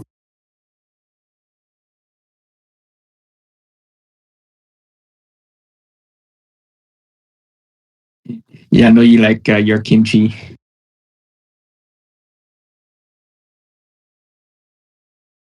Hot Hey, take. John, those things you posted earlier, were those like Asian Brussels sprouts or what were those? It's some kind of Are I those actually small? do I not can't know tell. what I do not know what family it's part of, but I just love to eat it because of the nutrition facts. It's just like amazing. Like Are those like the yeah, size of your fist or like that's what? yeah, about the size of your fist. Okay, yeah, that's they look kind of small, like a Brussels sprout, but they're more like a fist. Okay, cool. It's 99 cents a pound.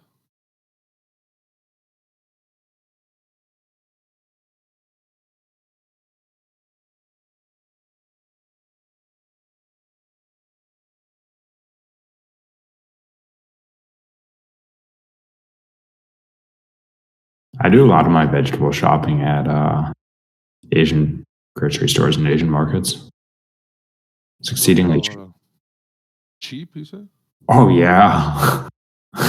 It's Do really you have a do you guys have a super H Mart around you guys? No. I don't, but there are a couple Asian grocery stores where it's everything is quite cheap and the produce is good quality. Condiments, everything. Yep. I was gonna say that it's the produce is like super fresh and cheap.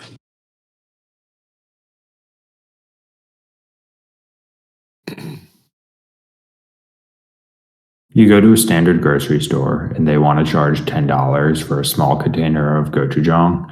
And then you go to a standard Asian grocery store, a tub of it of a similar quantity is $2.50 to $3. You guys have like the different levels of grocery store, don't you? Like expensive and then the least expensive. Is that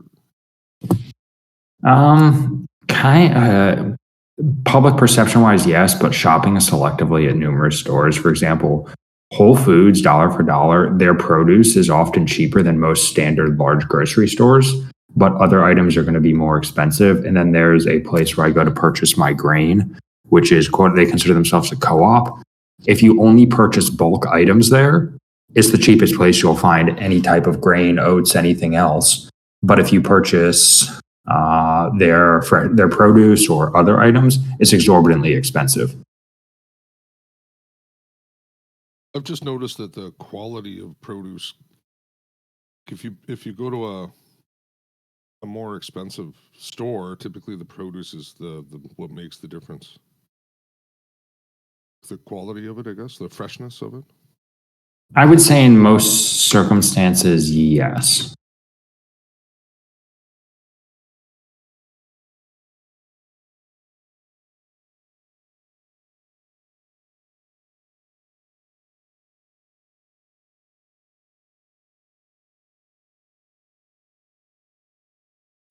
You know that shooting that happened over the weekend in Texas? Oh, were you close to that, John? Yeah, I live like 4 miles from there. I'm like Oh, one shit. major street down. What was it again? It was, where was it? Sorry, it was a public something, right? Wasn't it? It's at an outdoor mall. It's like a outlet center. Yeah, that's outdoor. Wow. That person, they picked the busiest hour of the day, like literally the busiest on Saturday. But we need more good guys with guns, right?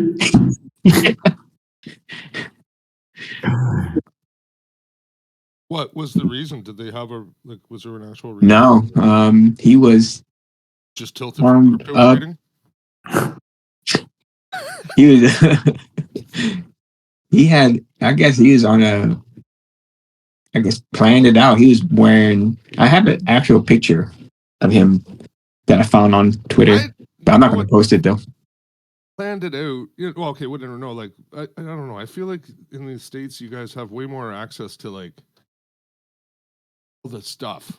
Like, I mean, it would take me a while to order online and try and get all my flak jacket and my bullet holders and all that. You know what I mean? It doesn't. You can get stuff here, but it's like geared for hunting. It's not geared for like SWAT team. Looks like you guys can get SWAT team shit like real easy. Go on to Amazon. Yeah. He had tactical gear, AR-15s.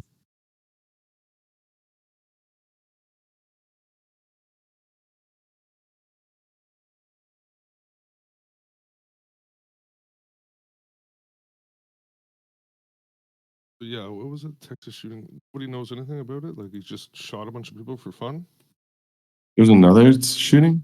Yeah, in Texas. Right now? I think it was over on Saturday. The fuck? Right, man? Get that shit. Grenades. I can't get that shit anywhere near here, man. I can get I guess I could if I go it would be like a vintage. Like fucking World War I or something. All drilled out like a paperweight, but nothing.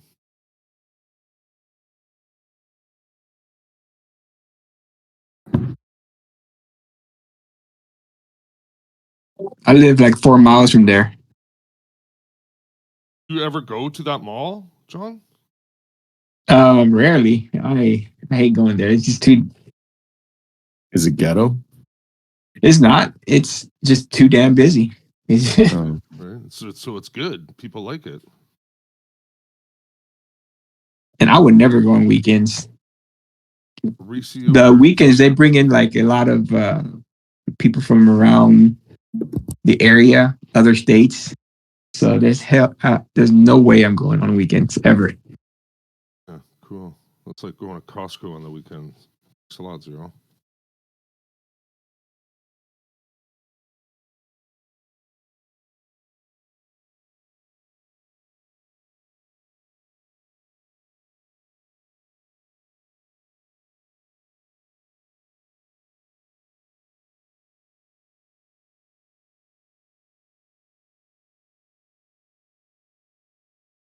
Sure, if you wait, like what, another 2 weeks or a week or something, they'll have like footage of it. Are there? Again, Probably already is, but I mean, yeah. what did he? Was it like? What are you reading here, Zero? Was it fully automatic or what was he? I don't. They usually don't say. They always just say he has an AR style rifle, her rapid shooting, but they don't say the guns that were being used. So you can But go fully automatic but there, right? Legally? no, you cannot. Oh, okay. So Semi-automatic. You would you need can a shave it. You can shave it down though, right? Yeah, very easily. Yeah, right. but Not legal. You're not allowed to have fully automatic anywhere, you or is that just you can if you have a special license. oh? But it's I- rare. It's really rare. There's a Twitter link that I shared. You can see him. You can see him get out the car and shoot, but you don't see anyone The getting guy. shot or anything. Oh, they're not gonna. Yeah, it was like the tree that fell down at the Masters. They waited a good half an hour before they figured out nobody died, before they showed the footage of it falling.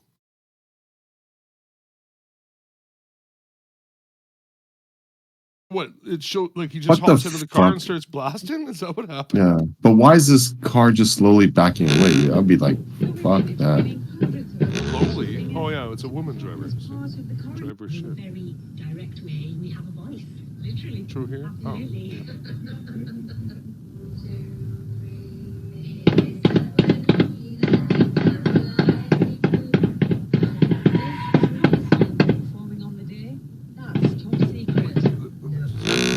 I can't tell what gun he's using. But It's most an of the time, though, AR-15. They mentioned it in articles. in Okay. actually I have the actual picture of him on the ground, but I'm not gonna send it out. I'll send it to me. you directly if you want. Yeah. Yeah, like he just got up out of the car and fucking look at the truck guy. He's just like, fuck that shit. Yeah, he's smart. Right, eh? He didn't even try and cover, like he just got out of the car. Like, clearly he was ready to whatever. Like he's leaving the car. He's done. I'm done. Fuck those payments. This shit. Super tilted on crypto.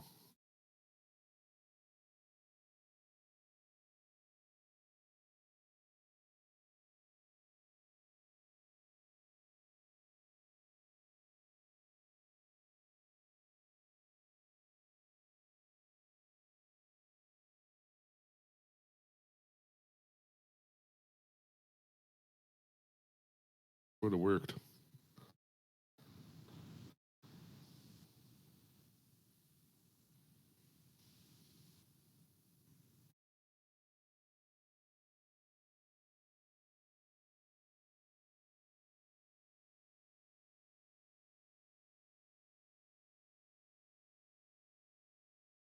What time is it?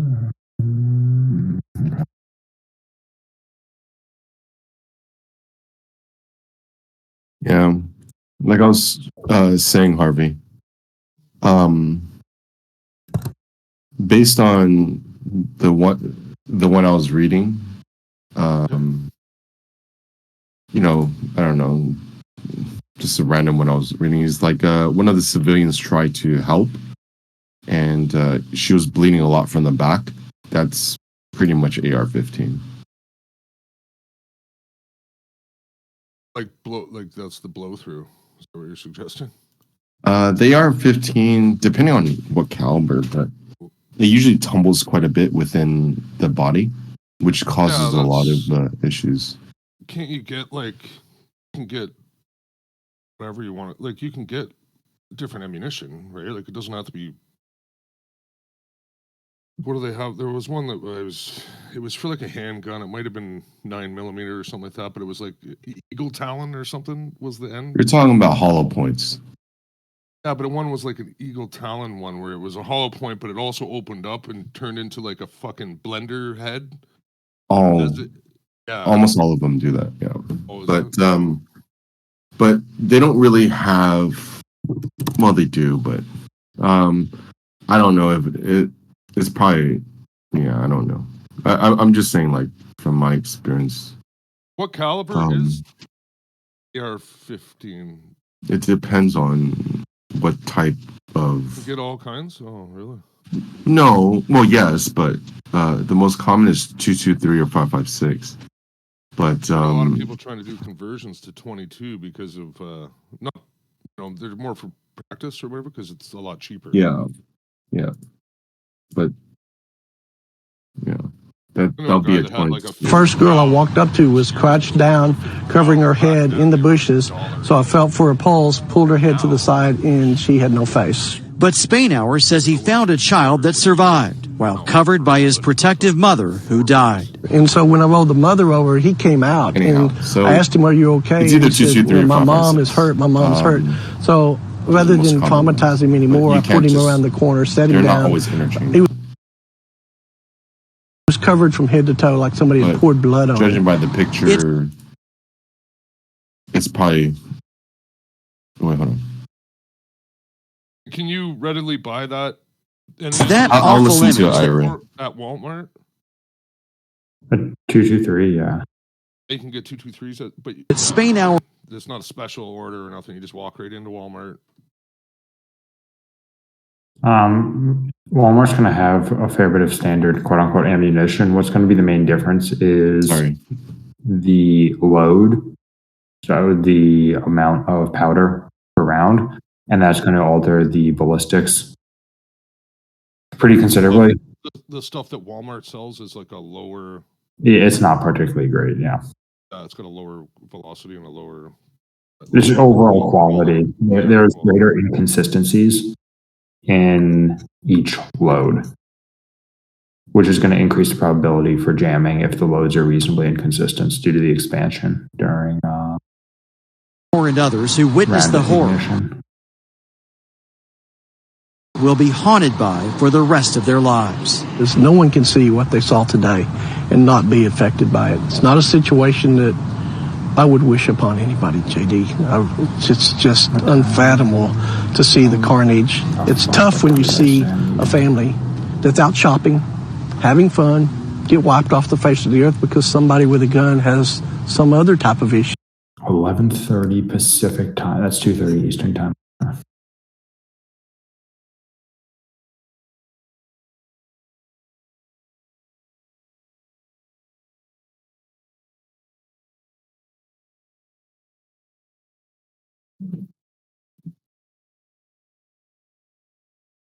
Anyone that claims the U.S. doesn't have an issue is blatantly lying. Is what? Is blatantly lying if that says, "Oh, the U.S. doesn't have an issue," and that's half of the politicians. Have an issue with guns? Yeah, they're probably getting the politicians that don't have an issue are probably getting paid by the NRA, Wayne LaPierre or something, and the lobbyist. There. Yeah.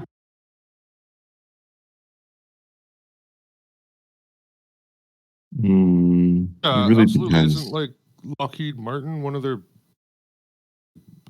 biggest contributors, like a political thing? Well, Lockheed Martin is not an arms manufacturer. Well, depending on what technically they're an arms manufacturer, but firearms, no. Okay, more of a U.S. military supplier, not a. Well, it's prior to. Do they make guns? They don't make guns, do they? Like no, they don't. Guns? No, yeah. Prior to 2014, the tactical aspect for the firearm industry was reasonably taboo. And since about 2015, 2016, it's been entirely fetishized by the marketing And I think there's an issue that there's been the fetishization of the tactical aspect of firearms. I'm gonna challenge you on that. Why would you think that? Why? Or like what aside from just feelings? There's no feelings at all with that. That's concrete. So how'd you come about with that? Come about with what? Like fetishization? Yeah. Look at how it's marketed to children. Look at how it's marketed to families. The marketing for most gun literature and equipment supply companies prior to 2014, there was almost nothing related to tactical, and now the tactical is their main marketing. I've owned guns long before that, and I can tell you tactical was always a big thing. But not with the direct marketing. Tactical, there was more of a niche component rather than pretty ubiquitous. I don't know about that. Like the whole, I've seen a lot of them that, you know, it's everything was all about tactical. I don't know about this, you know, marketing to children. What do you mean? Like, what are you referring when you say marketing to children? How they're targeting a younger demographic is making tactical be cool, appealing, that it should be common because you need to prepare for X, Y, and Z versus before it was, this is intended for hunting, trying to have the appeal of hunting. And they've shifted the entire marketing to almost fostering a sense of concern, which is to some extent precipitated by the increased incident of school shootings. And they're leveraging that platform. Still, I mean, what product are you saying that they're marketing to kids in a tactical way? Tactical. You talking about games? You talking about toys? I don't care about games. I'm referring to, for example, guns that are more or less military-oriented style that are children-sized. Such as? There's a couple companies are off. I'm trying to think of it. I can pull up the name, but it's almost I think they refer to it as a KR-15 or a CR-15 as a kids AR-15, or I'm pulling it up. Yeah. And that's where I'm referring to the fetishization of you immediately have individuals transitioning, particularly younger children. The appeal is weapons of war as opposed to, and it's more or less the marketing aspect. Let's see. Still waiting on it. I don't know about that, Red Pie. I mean, I'm not saying he's wrong. I'm just saying I'm still waiting for evidence. For example, the JR-15. Sorry, not KR-15. I've never heard of a JR-15, so. As I said, this is in the past several years where this is becoming far more common.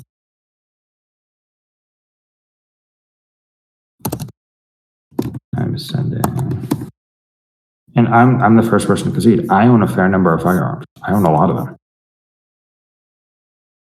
I have an issue with the marketing as well as the ease of access to most firearms. I think it needs to be considerably more restrictive. So what's the difference between a JR-15? It's just lighter?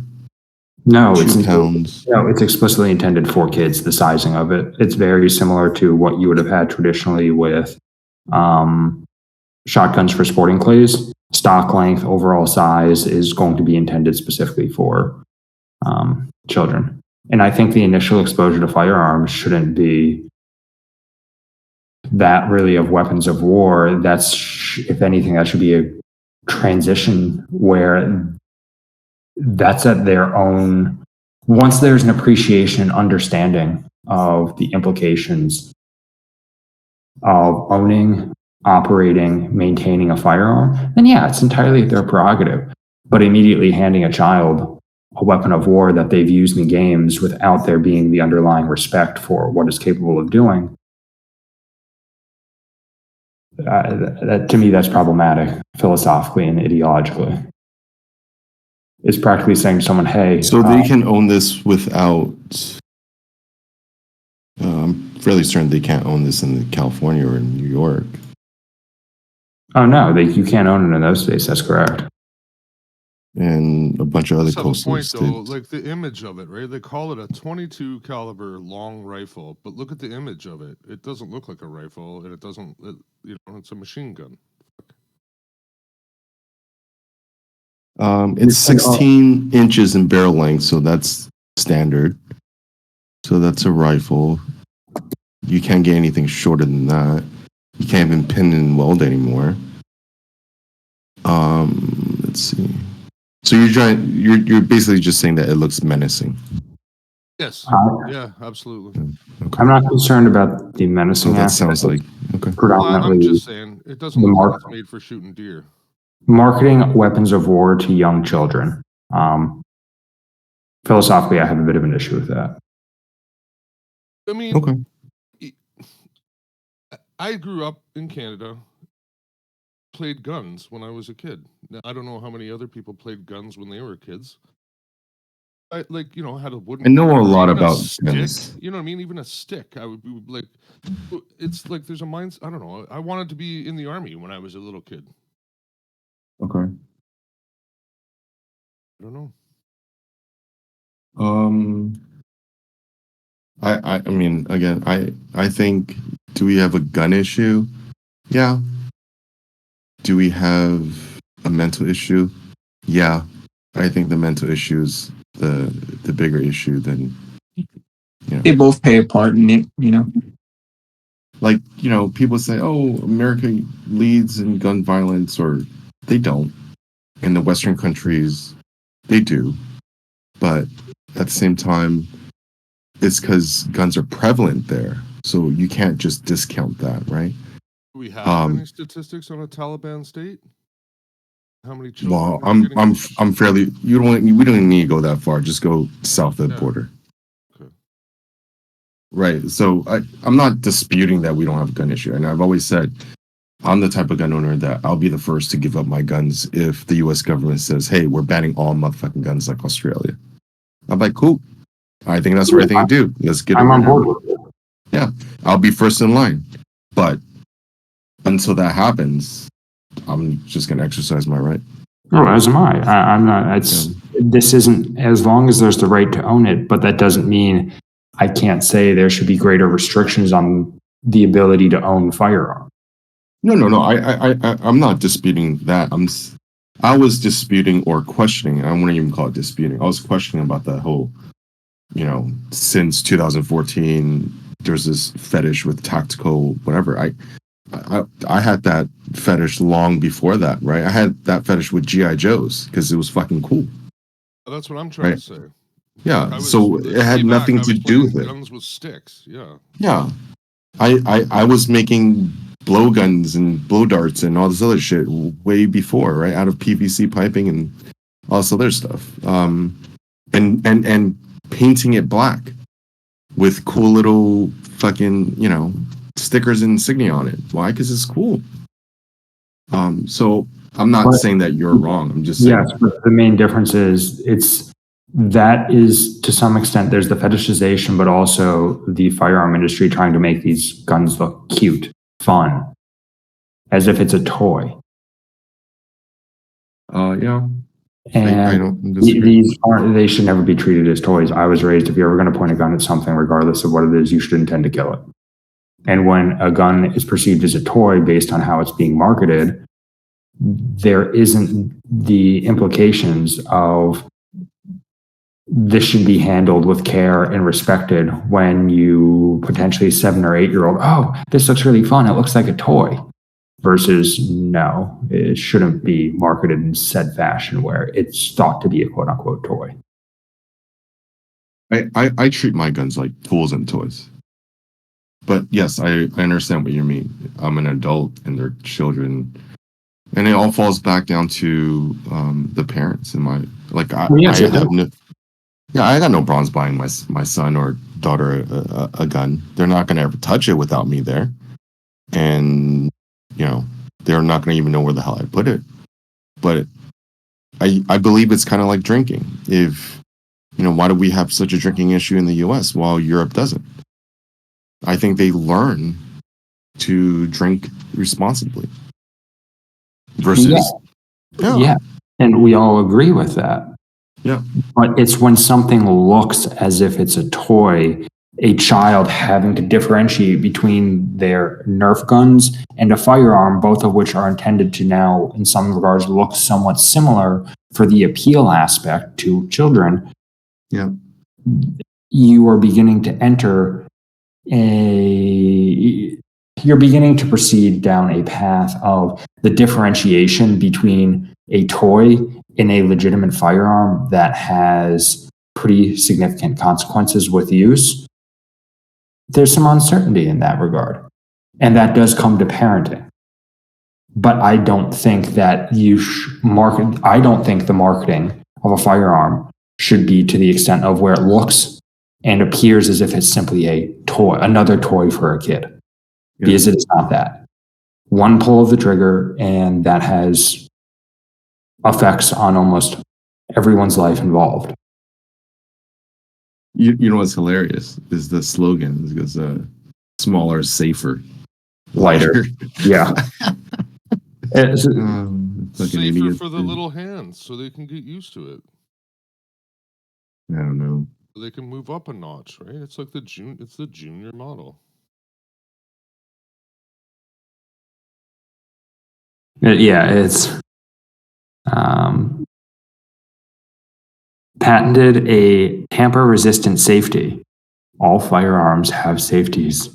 If you're running an H&K or a SIG, you have to apply a fair bit of force to remove the safety.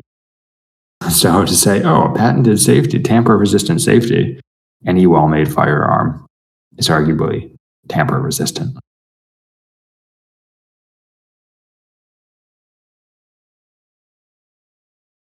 And then with the trigger, mini military spec. That makes no sense. What the fuck is mini mil spec? See the little skulls? Yep. Mm-hmm. With the pacifiers in them? You see, yeah, I was just going to say, do you see what's in their mouths, man? Fucking pacifiers. Oh, AR-15. Okay, so that's the 15. I was going to, or are they suggesting 15 years old? Oh, no, as young as you want. 15 has nothing to do with it. Oh, it's just the AR-15. It's just basically a polymer 22 LR. It's really what it is. It's just plastic, is what you're. Yeah, so it's kind of like hardened. It's kind of like the Glock. The Glock is made of polymer. That's why it's so light. But the slide is not, right? So this is just full-on polymer. Except for probably the bolt carrier group. Isn't that dangerous? No, not if it's 22. If it's 22, nothing's going to happen. There's not enough force to crack it or anything. Okay.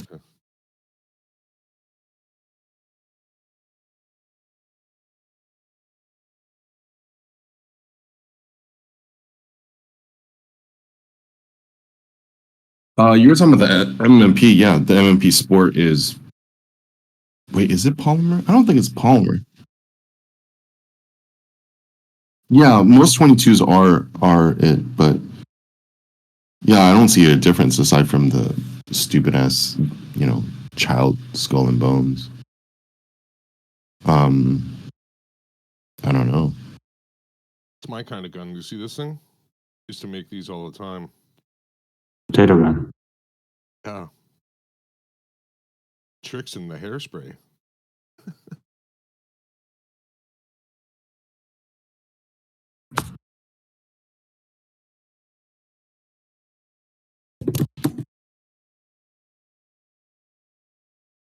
You know what, Bellows, here's the funny thing about, like, you can't kill 10 people, can't go on a killing spree with a blow dart. There's so many other creative ways to kill people if you really wanted to. Like, a gun is not the only thing you can do it with. Like, if you're even halfway smart, you can probably do that with some nuts and bolts and pressure cooker. Now watch Indiana Jones at the beginning. They were all trying to blow dart him.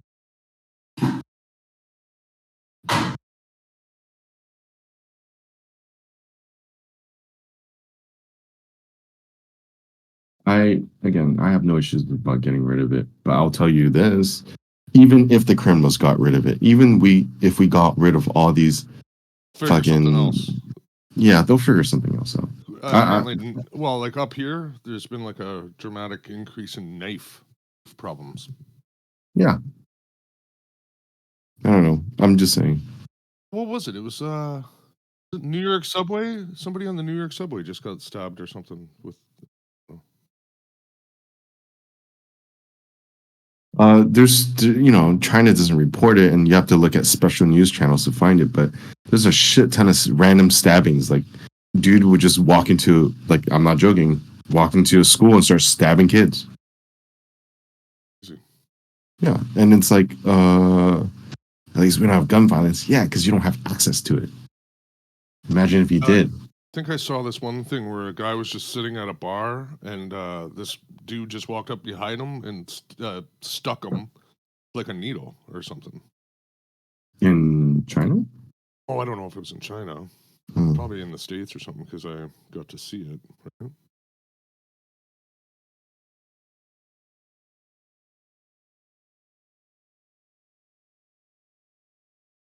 The real Atlantic.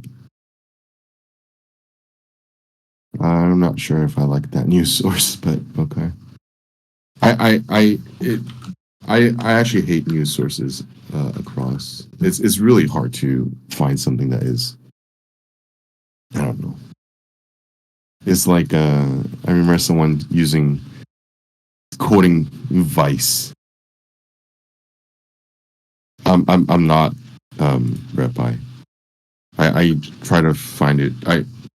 I don't get real news source. John's a gangster. Who? Red Pie? Oh, John. John's a gangster. It's just his voice that throws you off.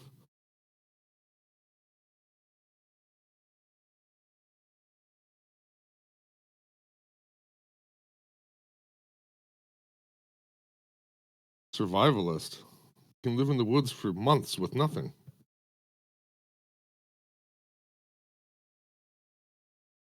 This happened in Texas, John? Louisiana. It was. So you It's pretty just got out of crazy. a club and your friend got shot? Yeah.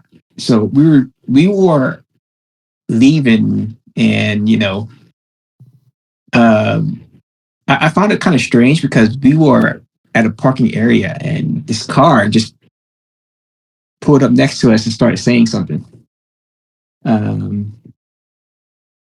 My one friend, he said something back. They were all just pissing in the middle of the street because it's New Orleans, and we drove off. And for some reason, we were at a red light, and there's this one car, like the only car in the street, driving really, really slow. Like, I never seen a car just pull up so slow and didn't want to pull up next to us. They kind of stayed at the blind spot in the car, and out of nowhere, I was just like, I just never heard. It was just, and it was just one shot and a shit ton of bullets, and then we turned around. My friend was grabbing his neck, and he got shot in the neck. Jesus Christ! And you just drove to the hospital? Yeah, I drove straight to the hospital, and John, a week later he died. Like close friend, or like? It's a pretty close friend. It's not road rage for sure. It's he's not a innocent guy himself. So tell you that it's a gangland shooting, man. I told you, John's a gangster. No, I'm definitely not a gangster, but I seen some shit in my day. I mean, a guy getting shot. That's crazy shit. This is probably some pretty heavy shit to go down. So you think it was targeted, or he was targeted? I think so. Yeah. Well, seriously, I think that's what we mean, like targeted, as in a rival gang or some shit. Not because he's pissing in the street. been banging the guy's girlfriend or something, right? You never know. Dude, that's fucking crazy, John. It's pretty heavy duty, John. To get somebody seeing somebody in the neck, the neck is a. We had like, but my other friend was in the car too. He was in the passenger side. He actually shot back. Fucking shit. Okay. Told you You just fucking left that.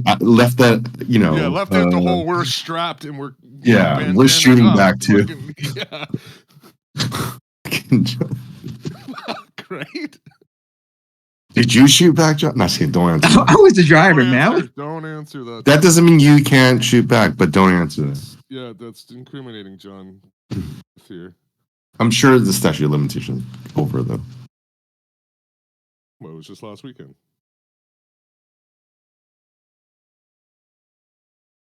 Damn, John. Sorry to hear that, man. That really does fucking suck. No, it's been a while. It's been a long time. I know, but that doesn't leave someone easily, right? It's gonna leave a mark that you're never gonna forget. Yeah. Like I said, I've seen some shit, and now it's probably gonna leave a mark for a while. Yeah. Song was playing. If you can remember it, eh?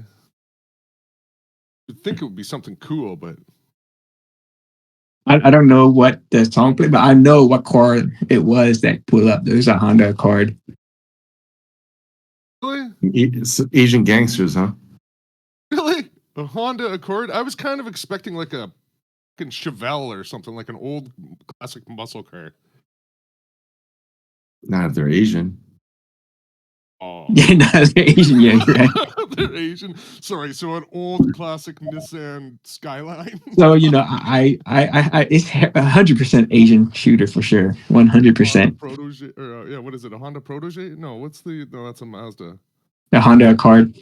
Oh no, what's the fast one of the Honda? It was old. It's like a 2-door. CRV? Oh, CRV. That's like a fucking. There's nothing fast when it comes to Honda, dude. Yeah, there was. It was a 2-door. Yeah, back in the day there was. Yeah. There's nothing fast in Honda. It'll be Acura. You talking about the Acura NSX? Oh, that's cool, but that's not it. It's Integra? Oh, that's close too, but that's will be like the Are you referring to the Civic hatchbacks? No, it's not a Civic either. It was like its own little. It had fucked up headlights that one year, and it had really cool headlights one year too. What was that called again? Don't be too just They have. Well, there's the Civic Type R, right? That's still a Civic. That's not. What is there? S2000. Okay. Oh, S2000. That's really cool. So it's still not the S2000? There it is. A Prelude. Honda Prelude. Are you telling me you want some Quaaludes? No. I guess it would have been the Integra. It would have been the little brother of Integra, like the beginnings of the Integra. So it's a protege, yeah. Prelude, sorry, Prelude. Protege is a fucking Mazda, sorry. Honda Prelude. It had stupid headlights at one point. Yes, Quaaludes. Quaaludes.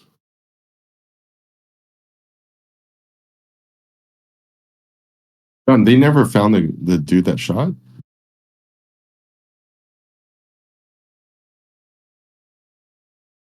Nope. And you guys didn't even know what gun, nothing? Or did you guys What happened? They didn't even find the gun? No, they never. That New Orleans is pretty damn bad. Yeah, it is. Sweep it under the carpet. Like it's rare that they figure something out. Yeah.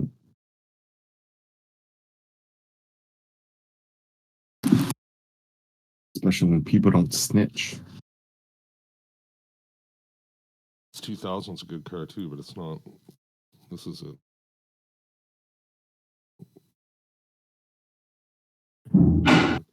Played.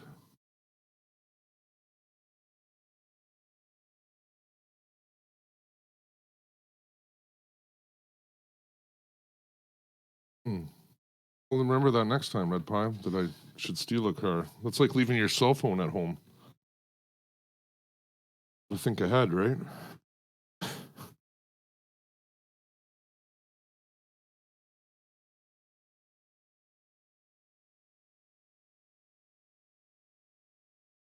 Russell made a really good bounce off 51.7.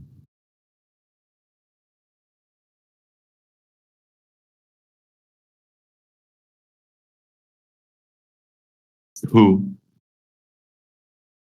Poo time of day. Who you talking about? Grandpa. Do you own a gun, Grandpa?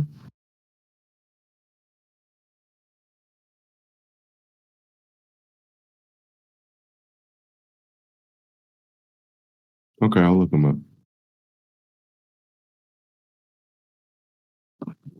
He's not the only friend that got killed. One of them was brutally murdered. One of my other friends, he's got his elbows shot up, and then they killed him in a park. Wait, say that again? One of my friends got his elbows shot up. They shot his elbows and then killed him in a park. So I'm guessing he met up with somebody. And this is in LA? No, New Orleans. This is New Orleans. Dude, get the fuck out of New Orleans. Dude. Or what do you mean shot his elbows? They shot his elbows. They shot both his elbows. Specifically aimed for his elbow, like. No, I guess they were probably in the same. Oh. Like, I'm not sure how they did it, but that was how he was killed. I mean, you need to find some better friends, bro. No, I don't. That's a while back. I don't do any of that. You don't gangbang anymore? No, I'm serious. Ever. I never was, but He was when you go to the neighborhood, he was just in the car, man. He just happened to be in the car going for pizza. That's what the guy said. He said, like, let's go for some pizza. And he's like, sure, come on, let's go. Can't be that bad. You know, they say the birds of the same feather flock together, right? And you must have known it somehow. I'm not blaming you. I'm just saying. That's some crazy shit, though. I know they were they're drug dealers. I know that for sure. What kind of drugs? Yeah, but you could be ecstasy.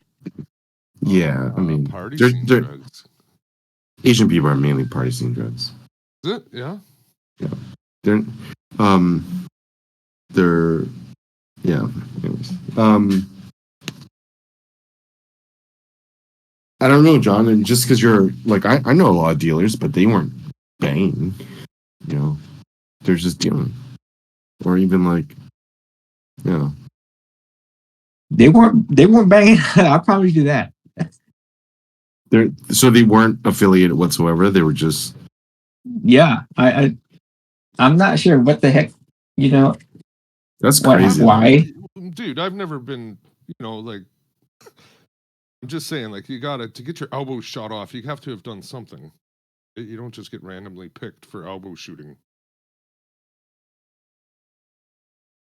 I agree. You don't get your elbow shot. Like, you had to be into something. You got to be banging somebody's girlfriend or something, right? Like, yeah, especially like you said that your friend who got shot in the back of the car or whatever, he was targeted. I mean, that has to be something. I believe he was. Yeah. You know, that's crazy though. Well, yeah, you don't just come rolling, creeping up against, like, yeah, and then what? Like, does somebody get? It doesn't happen up here, but you don't get shot in the neck for just mouthing somebody off. You might get punched in the mouth, you might get whatever, right? But you don't get shot in the neck. That's typically not what happens. Just for mouthing somebody off, you know what I mean? Like, you had to have done something pretty substantial, I guess, to somebody to really get them to the edge of, like, going to prison for the rest of their lives, right? Actually.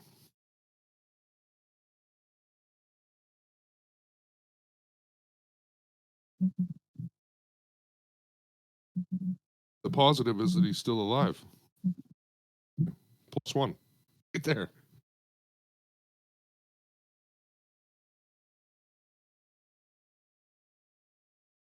John, you were never affiliated at all.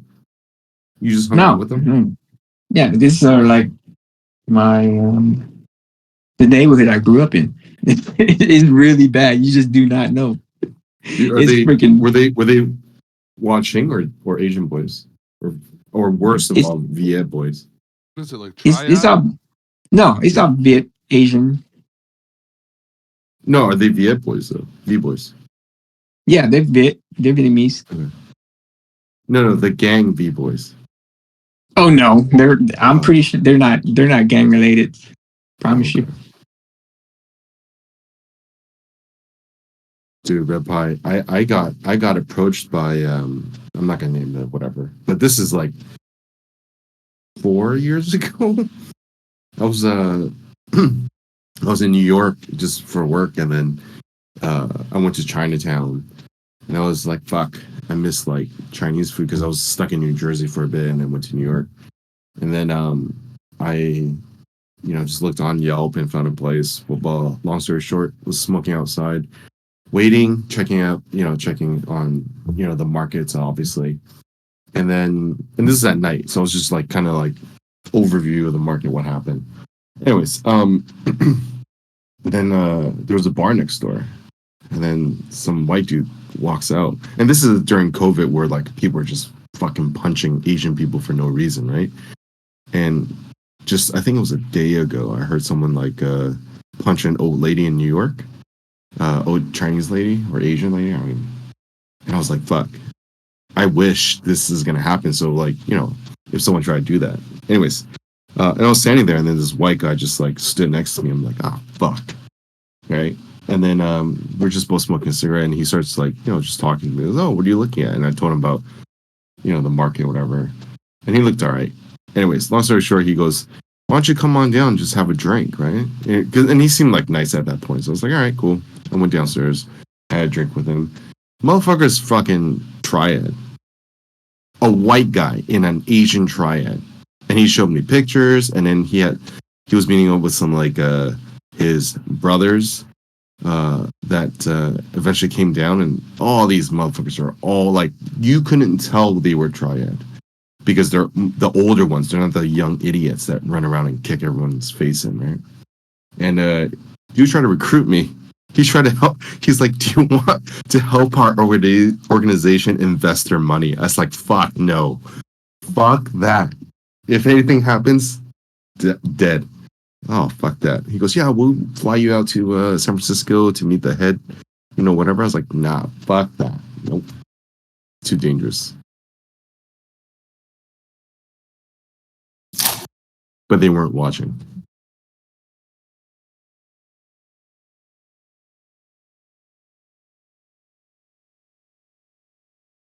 That's normal?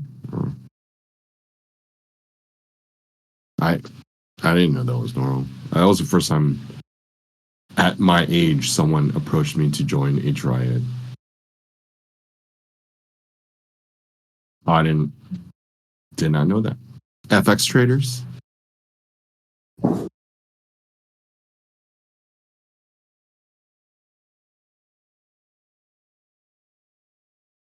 Yeah. Fuck that. Instantly funded and instantly dead. If you break a rule, you lose a finger.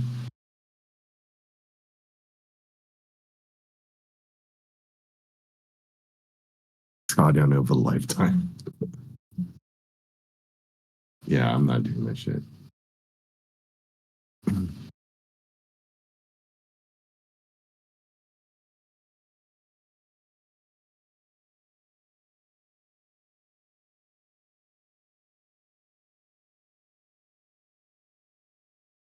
Yeah, I'm sure, Rabbi.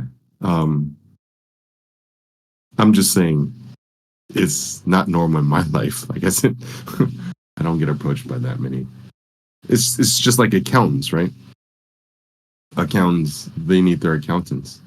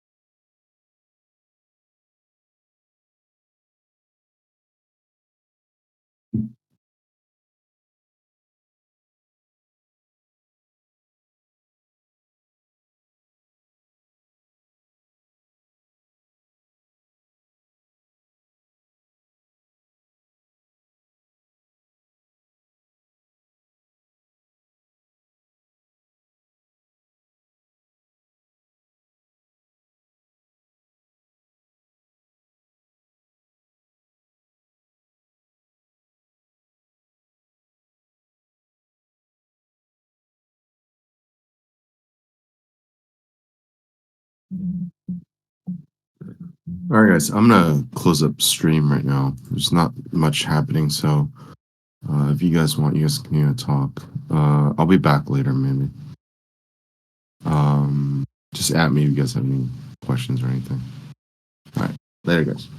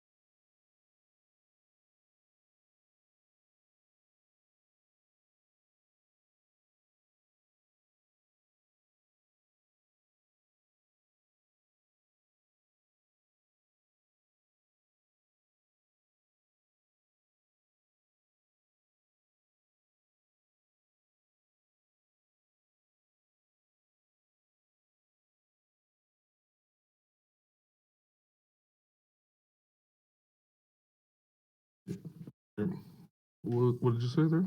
Sorry. I got one. One. But I missed two. Missed two more that came that I should have taken. Actually, three, but I'm not going to count the ones that I didn't catch. You know what I mean? Like I can look back on the chart and be like, "Oh, I should have did it here. I should have done it there."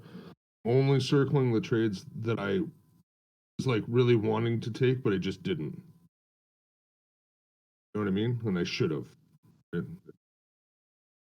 Yeah, I was trying to use the Russell and the Dow Jones and maybe even some of the currencies a little more, just to get away from those combine commissions. Because the currencies are like $6 a tick or something like that, and then the Russell and the Dow Jones are like $5 a tick instead of 12 or whatever. Or then the micro is going to eat you up on the commissions. You know what I mean? I can still do like say 3 Russell and be able to scale out, but pay only say whatever it is, like $5, fucking $5 for commissions, $8 or whatever it is.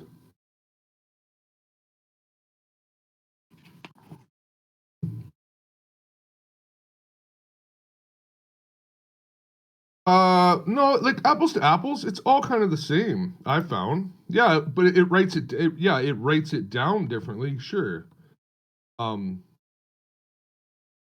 it's apples to apples, right? So really, it's only commissions that are changing, right? Like, yeah, so the what do you call it? Russell will move 30 ticks. That's the same as like whatever, like 8 or 12 ticks or whatever in the ES. You know what I mean?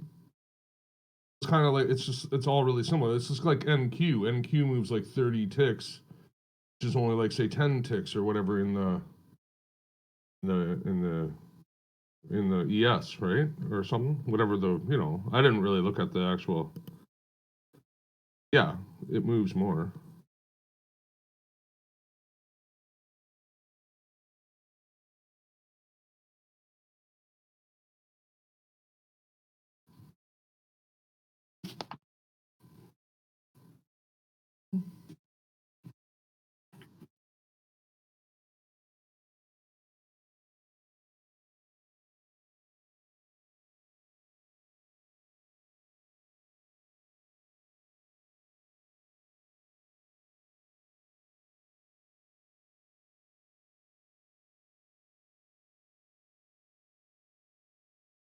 Hmm.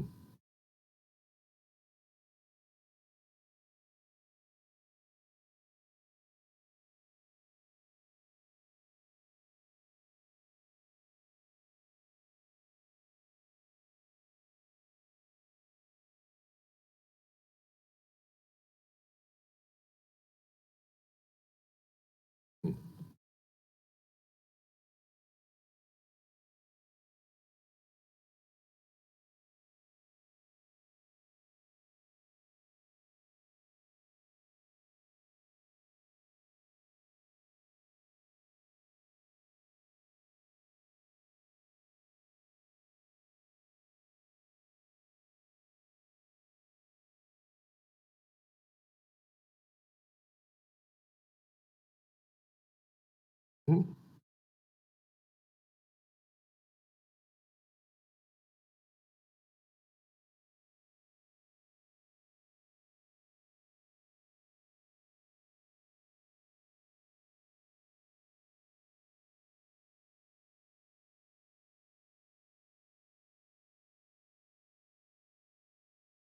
$25, yeah. 42.25.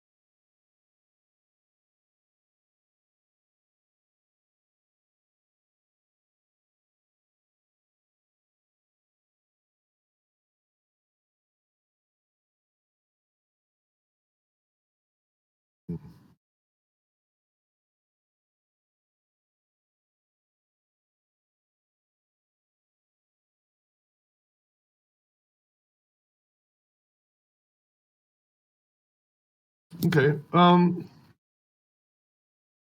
Let me. I have a very similar. I'm working on a similar problem. It's not a problem to you, but it looks like you're early. Okay, we're not going to dispute that. What I was just thinking in my head was thinking, okay, you went and grabbed the trade. What would have been the harm of waiting longer at that exact moment that you entered? What do you mean? Yeah, but you're yeah.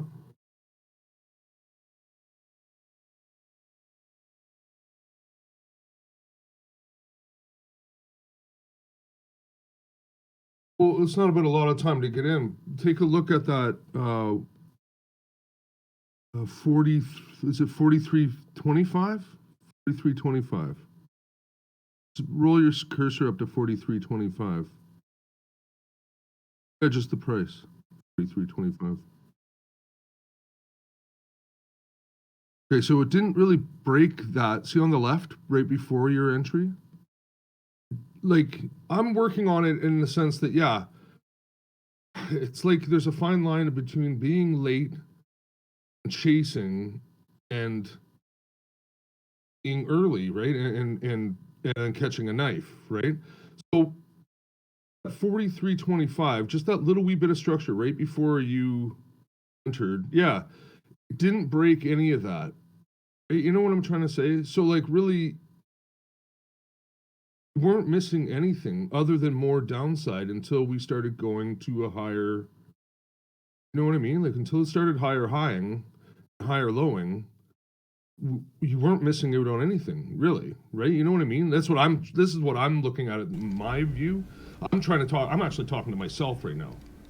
Now that I'm looking at your entry, I'm like, fuck, that looks like one of my entries, right? Like it's just early. Really, why?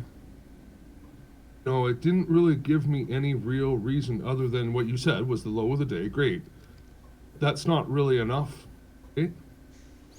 I mean, for me, it was. Look, if you go to the right, even if you did enter at 43.50, now zoom out. How much of the move did you actually miss out on, right? The only spot it would give you a little bit, you know, I mean, we're only talking 3-4 ticks off, right? Like that. Wrote it in my journal thing. I think I wrote. I have to get better at catching the pullback on the right side of the V, like closer to, you know what I mean, closer to the price moving. I always and not feel like I was missing or late to the move. Being 2, 4, 6 ticks off the best entry might be okay, is what I've written to myself. But really, on this one, once it starts going, first of all, just feel like that though. Right. Look at it. What did you miss? Look at what did you really miss? Even if you were scalping or whatever, look at you only gave out or missed out on those 4 ticks at the bottom. Between your price and that breakout price, kind of, right? If you were to think about it, 43. Your price or 43, you only missed out on those ticks right there. Think about it. So for me, this has. It's just I'm trying to work on it for myself, right? This is what I'm working on. Yeah. I mean, everybody has just different entries. Well, yeah, but it's just not the end of the world to miss those 4 ticks. The confirmation of the trade almost. To me, it is, because if I enter here, then my stop would have to be low of day 225. So then to mitigate risk even 1-to-1, that would have to be like right here. At that time, point of control was here, I think, or here. Rotation. Yeah, mid of rotation. So that's where I took my first target. So it still wouldn't have been that bad, though, really. And so yeah, for one. I get what you're saying about risk is too far away. I get what you're saying. Yeah, I mean, and this I have Well, maybe not Maybe work on well-defined that. risk. Maybe I need to work on that. See where it pulls back and does that high or low? This? In the blue? Or no, this? The low, right? The lower low. Just This? on the, yeah, down. A pull back there, yeah. If we can get in just above that, that would be ideal, right? Exactly Yeah, at your price, but just right at that location. So that's my other account in the combine. I got in like 25, 40 to 25. This one I think I got in.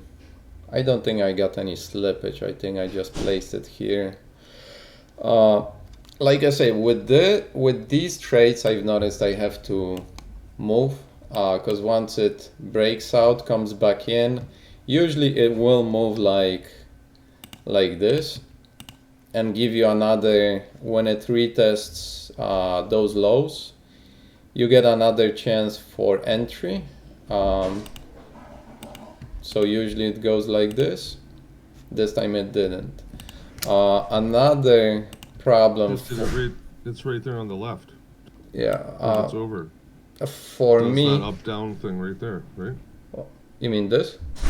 Oh, go left a little bit more. See those two pivots right side by side? Mm-hmm. Left? These or yeah, these? Those two. There's the down, up, down. There's your second chance. Yeah, that could be it. It was just, for me, it was like kind of going down. So for me, it wasn't. Before, if I was only, because now I try to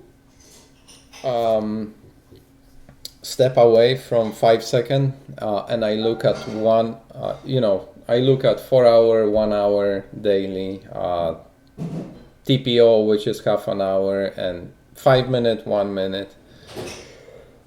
So this wouldn't be enough of consolidation. On a 5 seconds, yes. That would be a good like scalp. But this gave me a lot more confidence since we tested pretty much same price level at like 1, 2, 3, 4 times. Then 5th time and we broke down and came, got a little consolidation. So for me, smaller risk, I can, here it was, let me see, when I had I think it was point and a, yeah. So it was here to here. It's almost, well, this is point and a half. 1.5 hour, just for risk mitigation.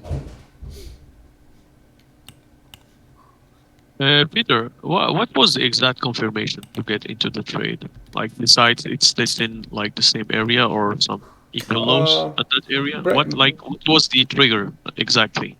Breakout, and then we get a little consolidation. Breakout with some volume. No confirmation. Yep.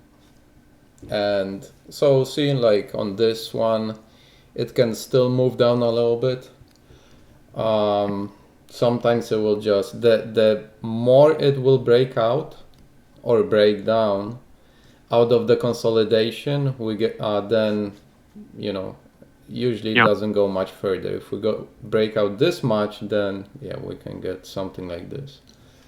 And don't you think that it was kind of hard to define the risk at this, like at your entry point exactly, because you couldn't it's not clear that we're gonna stop there, when there is some attempt to break out or something like that. Yeah, usually on those I have smaller stop, and if it stops me out and still gives me good signal, then I will try another time. Like sometimes we can keep going, it will stop me out, and if I like the price action, because many times we will get a strong move down and then something like this, little chop down, that can stop me out. But if it keeps going, like if it moves in or it moves slowly, then I can get back in and then just watch price action. If we bounce, if we, let's say, come down here, I enter here with a lot of volume, I enter here, and then we bounce from this area and come back, then I can move my stop to break even or even close the trades, because most of the time if we do that, then there is good chance we'll continue down. Now if we from this place, if we come back in, retest from the top, then there is good chance we will break out to the upside. And do you watch the footprint chart or not at all? Do I watch what? Footprint? Do you watch the footprint chart? Do you have footprint charts? I did. I don't anymore. I was thinking of putting it back on. Yeah. So looks like I might get stopped out. So this is my combine. So here, since I have more contracts, and that one was on sim, by the way, the other trade I was showing, same trade, just because I've noticed that it's been messing me. So yeah, slightly better entry here. I mitigated at midpoint, then top of the range, then around VWAP, and my other target is like a little shy of overnight high, but I don't think it doesn't look like we might get there. So I moved it to break even. If we, I don't know, we might break below before we go up. So yeah, I actually moved my stop below this. Once we did this, I had my stop, I think even either break even or slightly below, but because I was waiting for a pullback. And my thinking was once we pull back to around here the most, then we might get continuation up, but we didn't, so I moved it up to here. If we break this, then we can go slightly lower. I'll just leave it the way it is. Unless we go up here and we get some consolidation, maybe then I'll move my stop up. Maybe I could have done it, but Zero said not to move it and see what happens. So, and it's only one.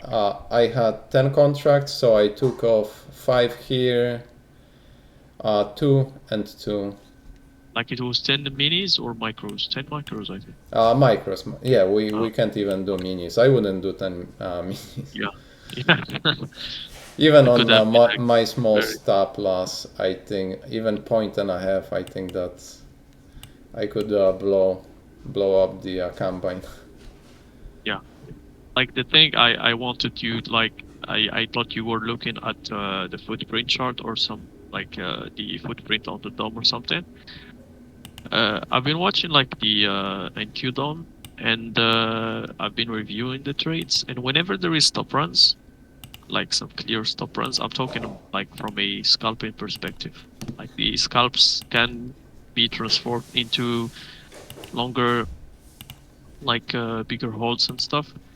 But whenever there is a stop run around a level, I think it's more for me like it's kind of a clear confirmation of getting into the trade. Like I'm putting a precise key, like precise confirmation, like kind of quantitative way to execute the trade. And like I don't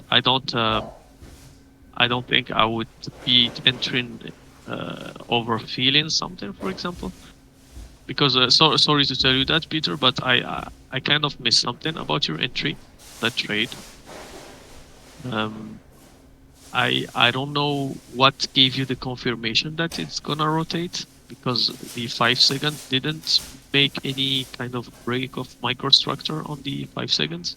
It's kind of you have your statistics over the past trades, and you find that whenever the price do something like that in a equal lows area or equal highs area, you just get involved into the trade or something like that. Is that correct, Peter? Yeah, I'm not looking for, not waiting for any break of structure on this trade. Like I said, we were at overnight low. Everything else was looking maybe not bullish, but not bearish, kind of like neutral. And so we had the overnight low. This is overnight. This is Friday session, and we had this high, then pullback, and then we had this price action structure. So we retested that. So that's what I like. I had my area of interest there, and like I said, once we got some consolidation here, we got multiple touches, and then we broke down, then usually that's a good sign to get in, because people, whoever buys here, most people will have a stop one tick below. They might take some profit, and then once we take those stops, then we can either go down or up. And most of the time, what I found out is breakouts don't work. They only work maybe 30% of the time. So Yeah. It's a good statistic to take the other side. Yeah, And like usually breakouts are not that clean.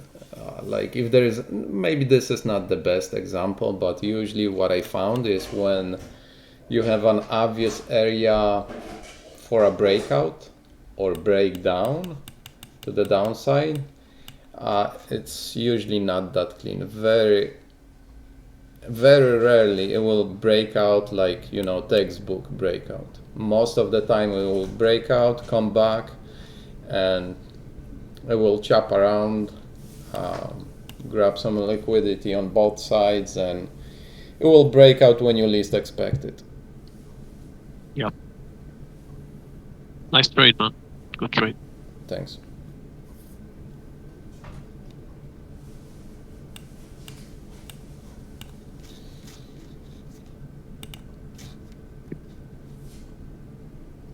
So that was my, what were we supposed to do?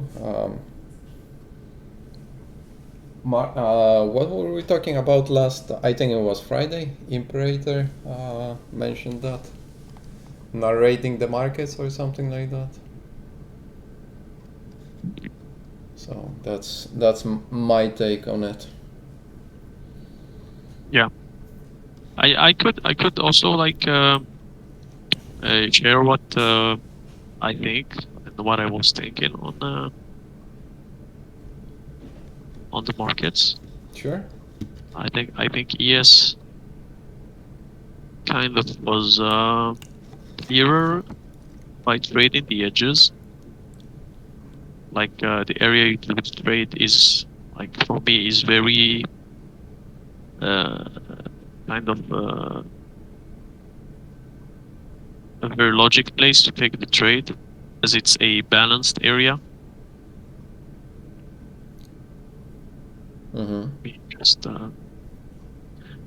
gonna share the screen, and yeah, so you took the trade around here, I think. No, it was here, Peter. Your entry was here. So I think it was a very like area for me.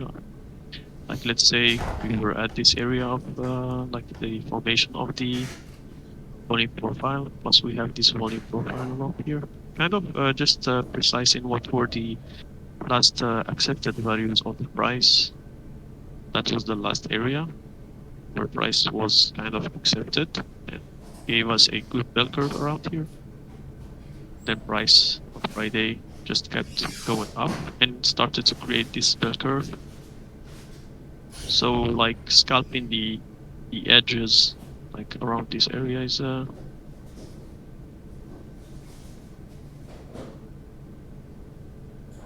like whenever price hits this area, that could be a good entries. And I started to like, this is a new kind of resolution for me when I'm trading at this point. Like I won't trade. For example, we are going up. We have this value area, then we have this value area, this new value area, which is kind of balanced.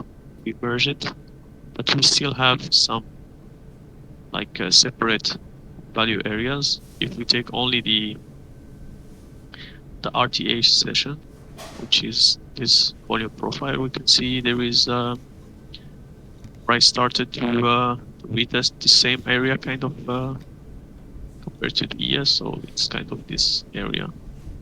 And if we go to the hourly, like it's kind of the edge of this acceptance of this previous from the last Monday.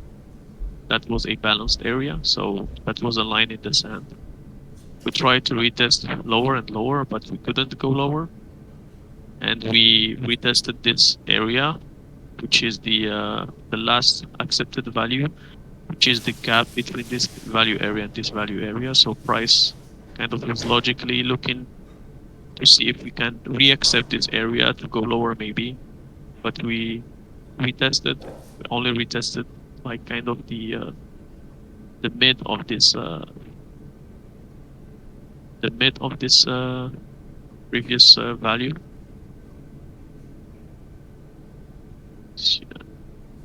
This one, yeah, this one, which got rejected. Then we had this kind of bottom tick here, which was a good sign for going long. Plus we had a kind of, if we see like from just a market structure perspective, I know like the market didn't do much today, but we had this this kind of short-term high here, around here. We took it out, then we bounced over it, like we started to retest. Then another entry could have been here. But what I was doing is I was only scalping. I was only trying to scalp around here and around here and around here, like to see if we can hold this value area, as it was a very balanced area here before we take the breakout. Then after that, I didn't took like I think the straight could have been this one, that retest here, retest of kind of close to the points of control, and the same like a mid kind of mid retest of that previous balanced range of the like right after the open. So I think the good trade could have been this one, and the exit here around this equal highs here, which is just retested it. So just some value area, like not the value area, but just value perception of the price. Where is the value? Like right now, the actual value is around here for me. Like this is a great scenario for scalpers, to be honest. It's a very nice like area to scalp. So we have this. This is another value area here. So we broke it. We tried to retest lower. Couldn't. We built like this another value area here.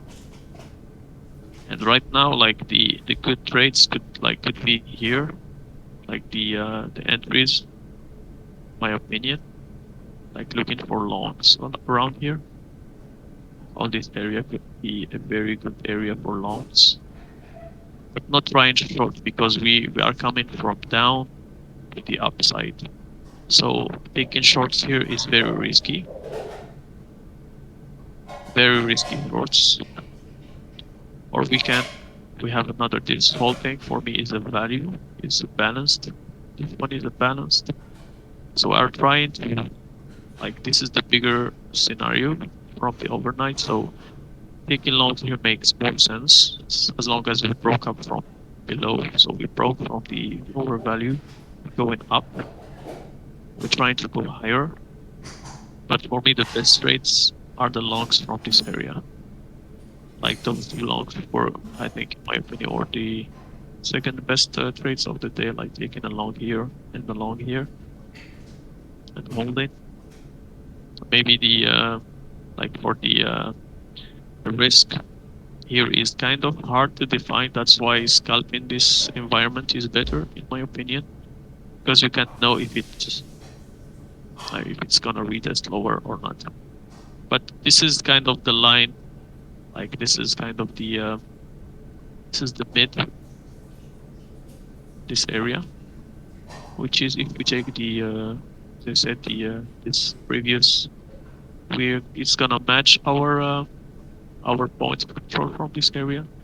So it adds more confluence to take longs from that area if it's holding, like around this. So we can expand maybe this area into here and see what price gonna do here, or maybe a potential break higher, retest this last Friday high, as it was overly extended.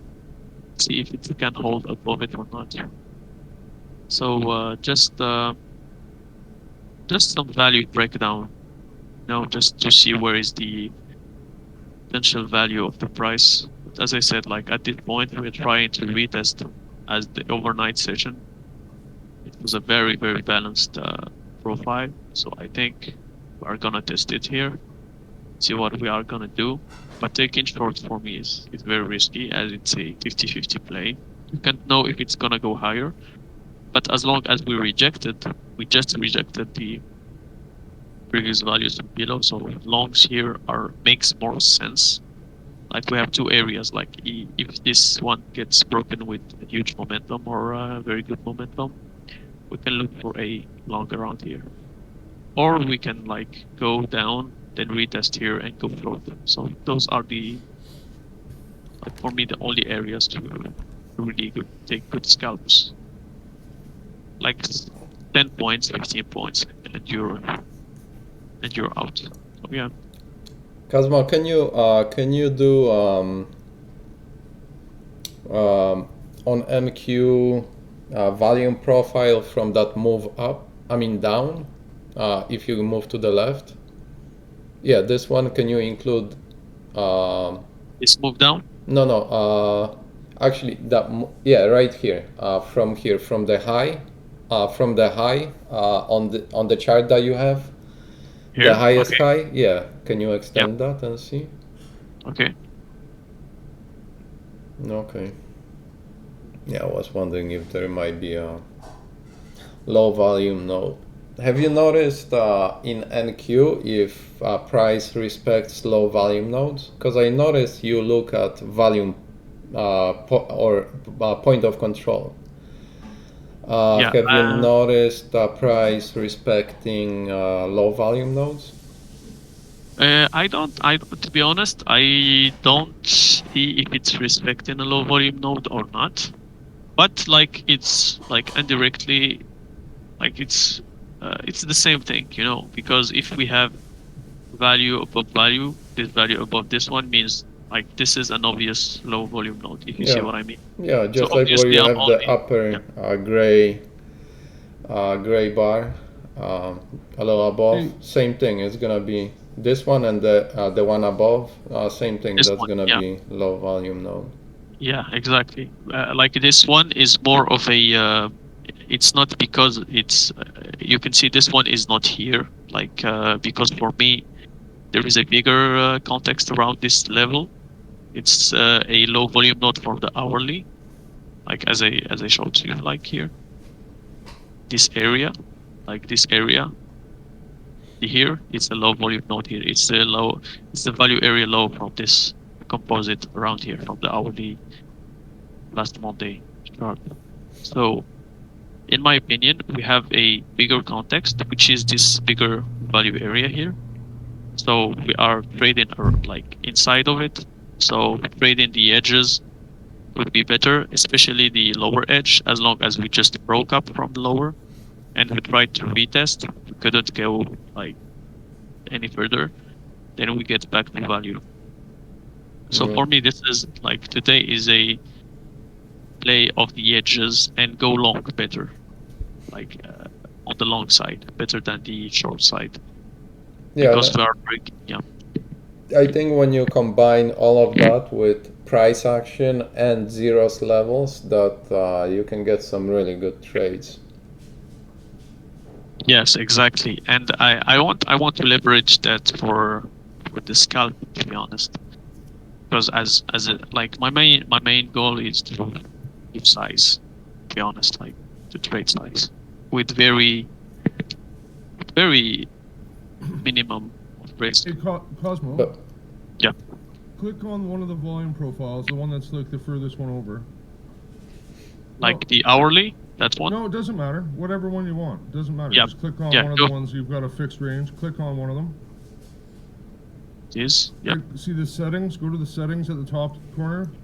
See the top of the screen? Here? Those are the settings of... Yeah, now, okay, so now see the one that says volume? Yep. Okay, so click that. All, or total. Okay. And then you can just change the color if you want. If the, like, because I noticed that the two colors started to bother me a little. Oh, okay, yeah. I used Right? to, It's like, up I to don't... you. yeah. Value Yeah. area is the same. It would be the color, right? So go to style. Right, and Like then, here, yeah, whatever color you want, right? So the blue, you just change it. Exactly. I used like a light gray, but whatever. It's just, I don't know, the two colors.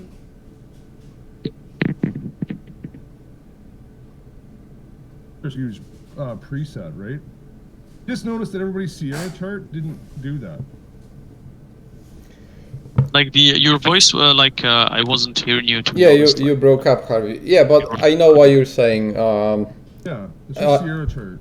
Sierra chart is actually One color, right? default is the same where it splits buy and sell volume, but I have it just as one color. Oh.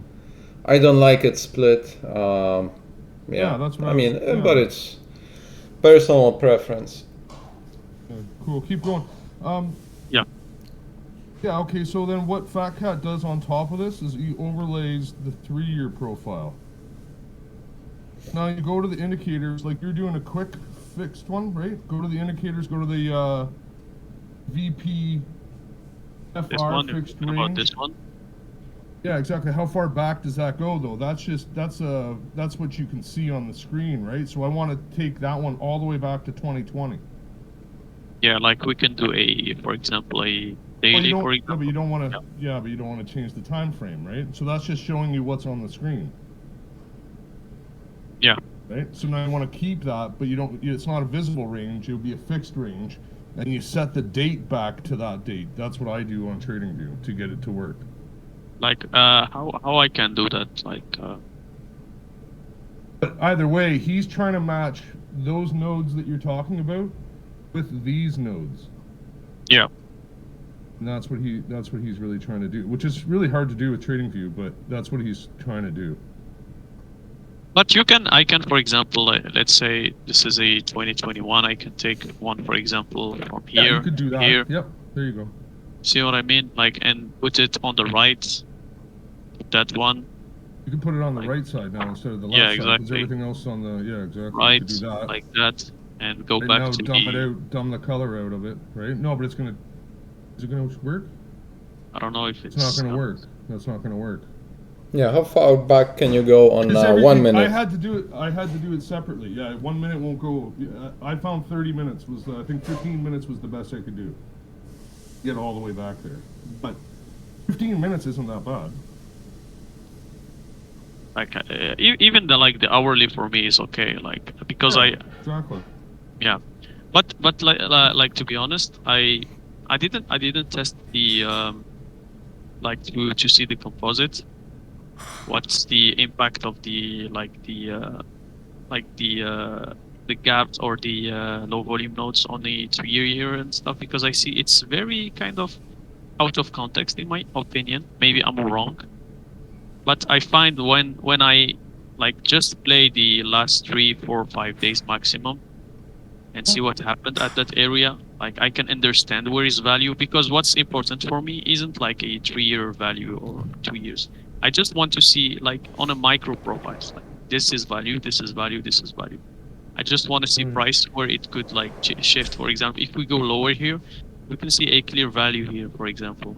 If you can, like only the last values that, like this is for me a value, if you see what I mean, Harvey. So I'm not really concerned of a see what's the value of this whole composite, to be honest, because if I was to break down this composite, that could be another game, you know, like just going like this. This is for me, for example, this is a composite. If you can see, we traded below it, so this is value. We tried to retest the value around here.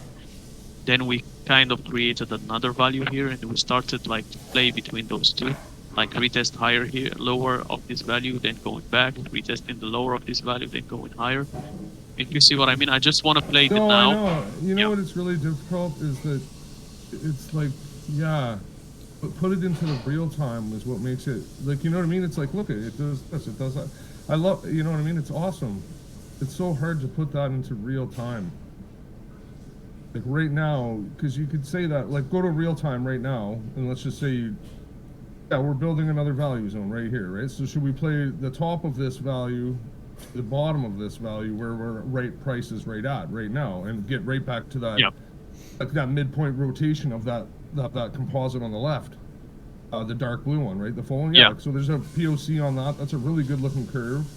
We obviously are kind of rotating right above it. We went down below it and said no. We rejected down below, so we ran the bottom of that curve. Now we're gonna, like, looks like we're approaching the top of that curve or value, right? Like it seems really.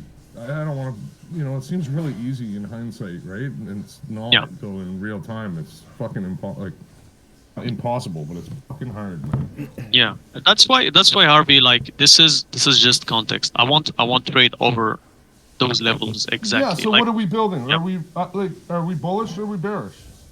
At this point, for me, we are balanced. We are just finding balance around like this. Okay. Yeah, this is for me a balanced.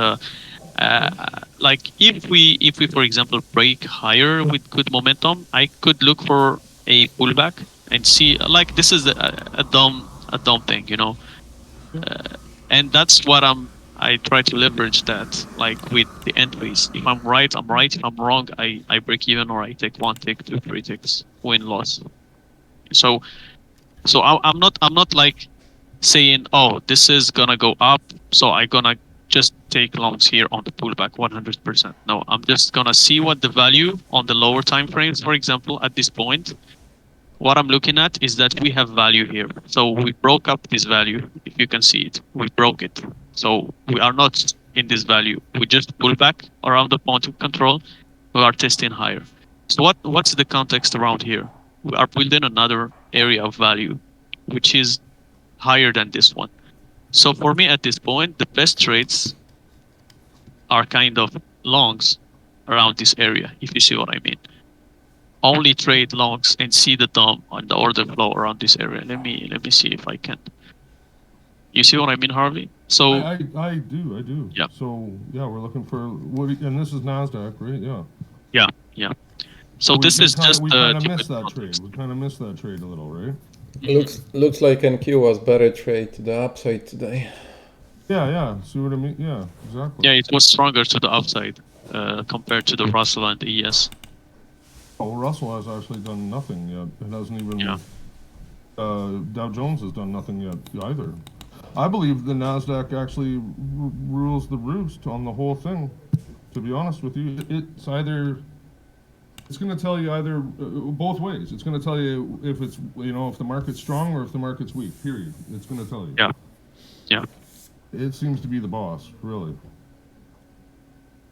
Like you see, there is the bigger tech and all that, I guess.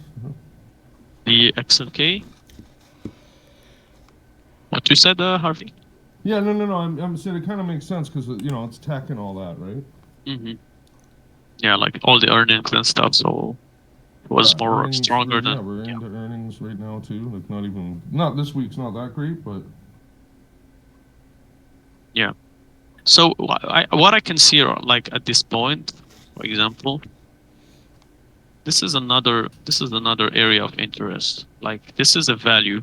Like we broke this value up. We are trying to retest the higher like the 1 hour that composite, are trying to retest higher. So at this point, it's still bullish as long as we didn't go through this value area and also this value area. So kind of lines in the sand for me to turn, for example, bearish, we need to break, for example, lower. So this level is a line like on the sand or in the sand, kind of like going through it with good momentum, then go back for a pullback, then go short to revisit the lower. Because here goes ES now. ES is following it. Yeah, so the ES, if I was to take trade, it's a different thing because you have a composite here, a clear composite. This is value. It's a totally different. Well, were you listening the other day when Zero put on his other room or whatever? Yeah, but I didn't understand much, to be honest. No, but he made one point. He was like, "Which one are you looking at?" And he said, "Are you looking at the micros or are you looking at the minis?" And then the guy said, "Because it'll give you a completely different look." Yep. That's all. That's what I took from it, right? And I'm like, the same thing with this NQ is like the S&P is going to give you a completely different look of what the market is, right? Like, or what you think the market is right now.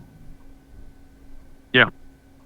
Yeah, it's just that's what I kind of took from that. I was just kind of like, yeah, that was kind of an interesting, thought or whatever. Yeah, to be honest, I tried to trade in microzone NQ, but like there is a kind of difference. There is a difference, a big difference, to be honest.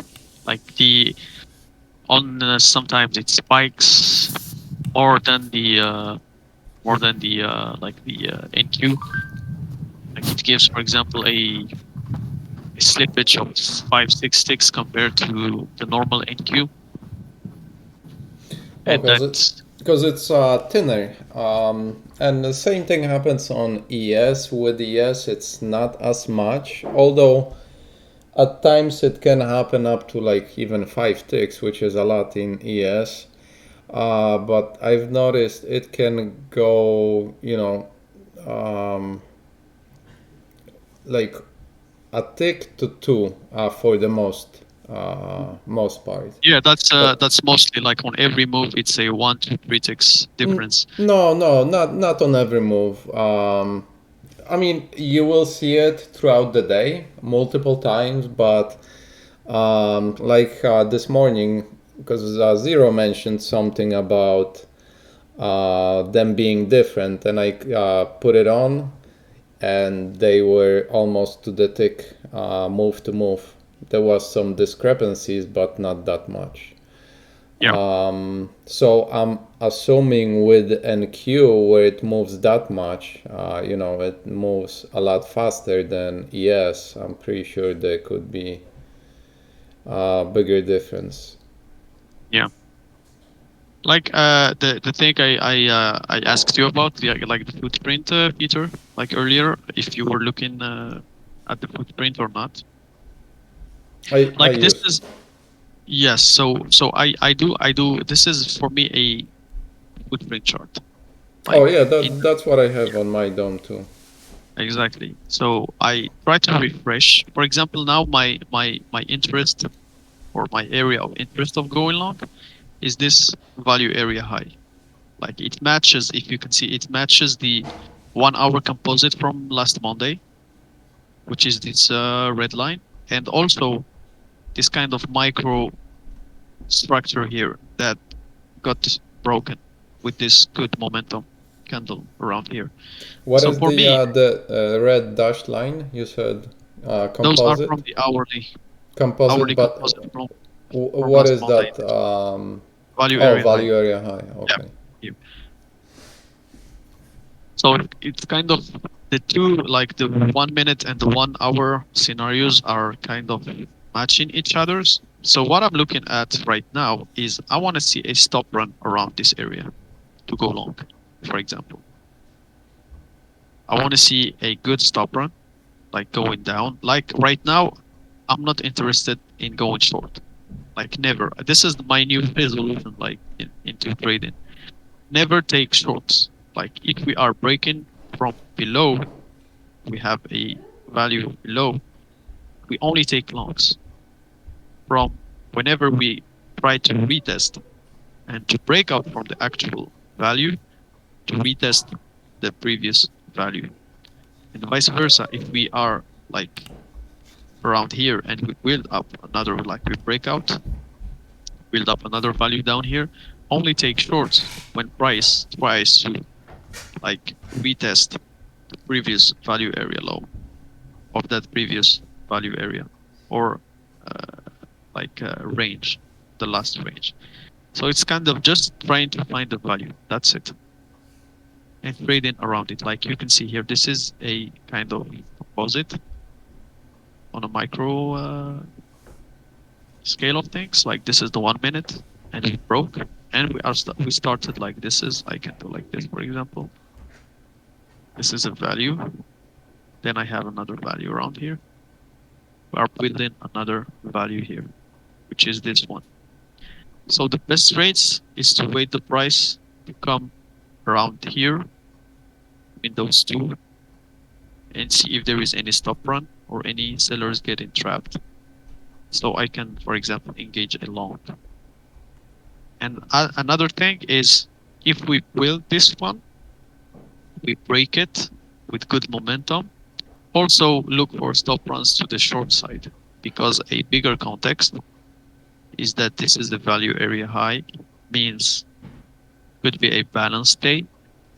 And as Cyril said, like his scenario is like we are not doing much today, so better play the edge. Plus we have the ES, which is close to this higher value area, like value area high here.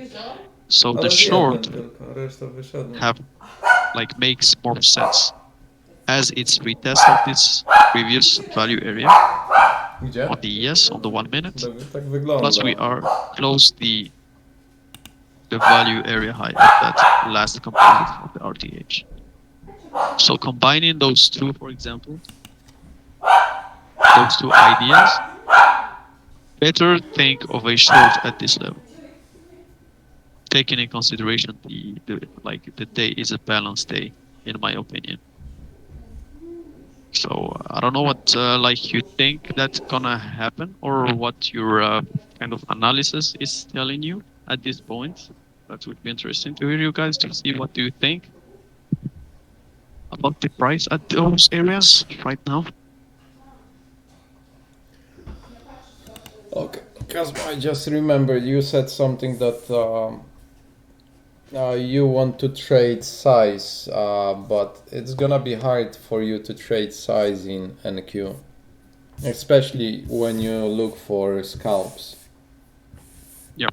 The way, if you wanted to trade like Zero does, then yes, you could trade with more size, but then he uses bigger stops. So, but you know, like the way, let's say, he enters, or some of the other guys that he works with enter, they don't necessarily look at maybe price action, they just look for certain things. But you know, if you enter maybe with the idea of bigger move, then you can accumulate more size. But to trade it, like you can even see Cat, he has problem on ES. He will have problem with his strategy, increasing size. Yeah.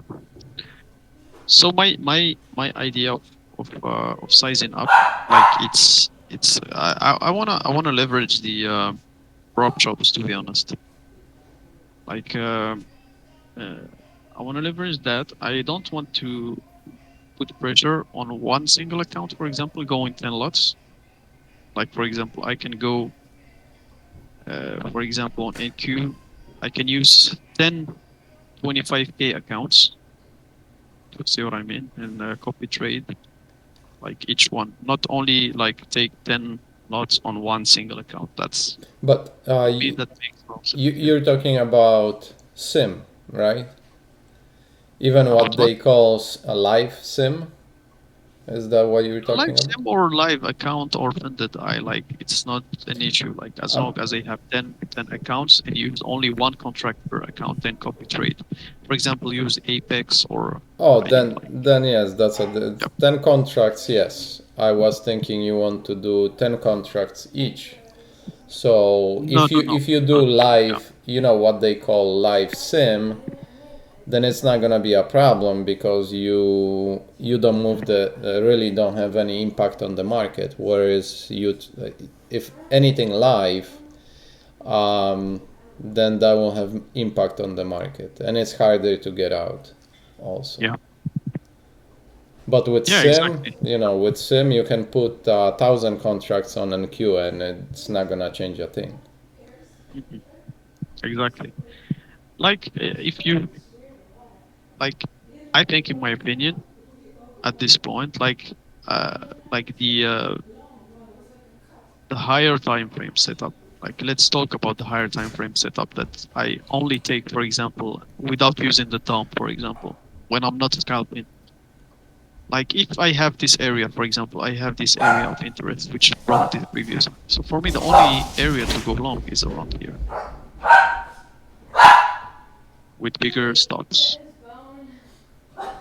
That's the only area like of interest for going long, for example. You see what I mean? So that was a good area for going long. Oh, so you'd be looking for a pullback to that area and then look for long? Yeah, if it gets here, I can give it more room, like for stop. I can put a 25-point stop. Like those entries will be without using the DOM. You see what I mean? Only price action. As So then this area will, what are you looking for? Break of structure or some other? on the 1 minute. Yeah, on the 1 minute, a break of structure inside this area. Like if we go here, for example, if we like go down, I don't know, we break it like this. That won't be very interesting for me. Like I want it to be like inside, like here, like this, for example. Then go for the pullback here. Okay. Around here, like a break of this high. Right. For example, this low, for example. Then we break it. Then this is going to be a good entry here on the last pullback here. With the stop just under this. Yeah. That's a sort of a smart money concept, right? Kind of, yeah, kind of. But if you see closely, it's only price action. It's what zero reaches about like the market structure. It's just market structure, like smart money concept and stuff. It's just for marketing, in my opinion, those names and stuff. But it's like normal price action, to be honest. They just give it some fancy names so they can kind of market it better or something like that. But in my opinion, everything is only price action mechanics, and that's it. Like you see, we started to build another one. That's a good area. Like building this zone here is a good sign, because if it gets broken, means looking for a short around this area will have more sense.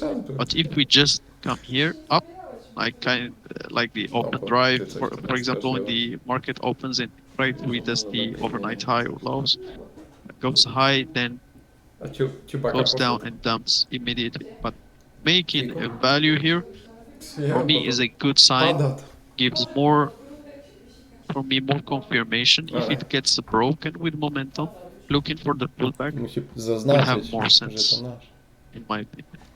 But now it's a no trading zone. Like this is only ranging. We need to see a break. I need to see a break. Like for example, this one, I don't think it's a break. Kind of a stop run to the upside. I won't take it, to be honest, because that's very risky. We are still playing the range. Nothing is happening at this point. Like if you go short, that means nothing for me, my opinion. I'm just gonna wait the price to break lower, which is trying to do at this point. Let's see if it can break the low of this value. Like if you take the 5 second or the 15 second, you will say good, like range around here. But I don't need that, like only the 1 minute is showing me that this is a range. I don't need to see like 5 seconds or something. Because I have the DOM, so kind of this is a 1 second chart. You can relate. So this is only price ranging. Let's see what the ES is doing. ES is ranging around here. So we have another low here. Like we have these equal lows, 49s. If it gets broken with momentum and closing under this last low here, that could be another revisit to the lower side. So that makes more sense. That adds more context to the short side on NQ as it's more volatile. So it can go really deeper than the ES. So let's see. So we have those lows and we have this value area high that needs to be tested in order to see if it's gonna hold or not. But at this point, I'm not doing anything.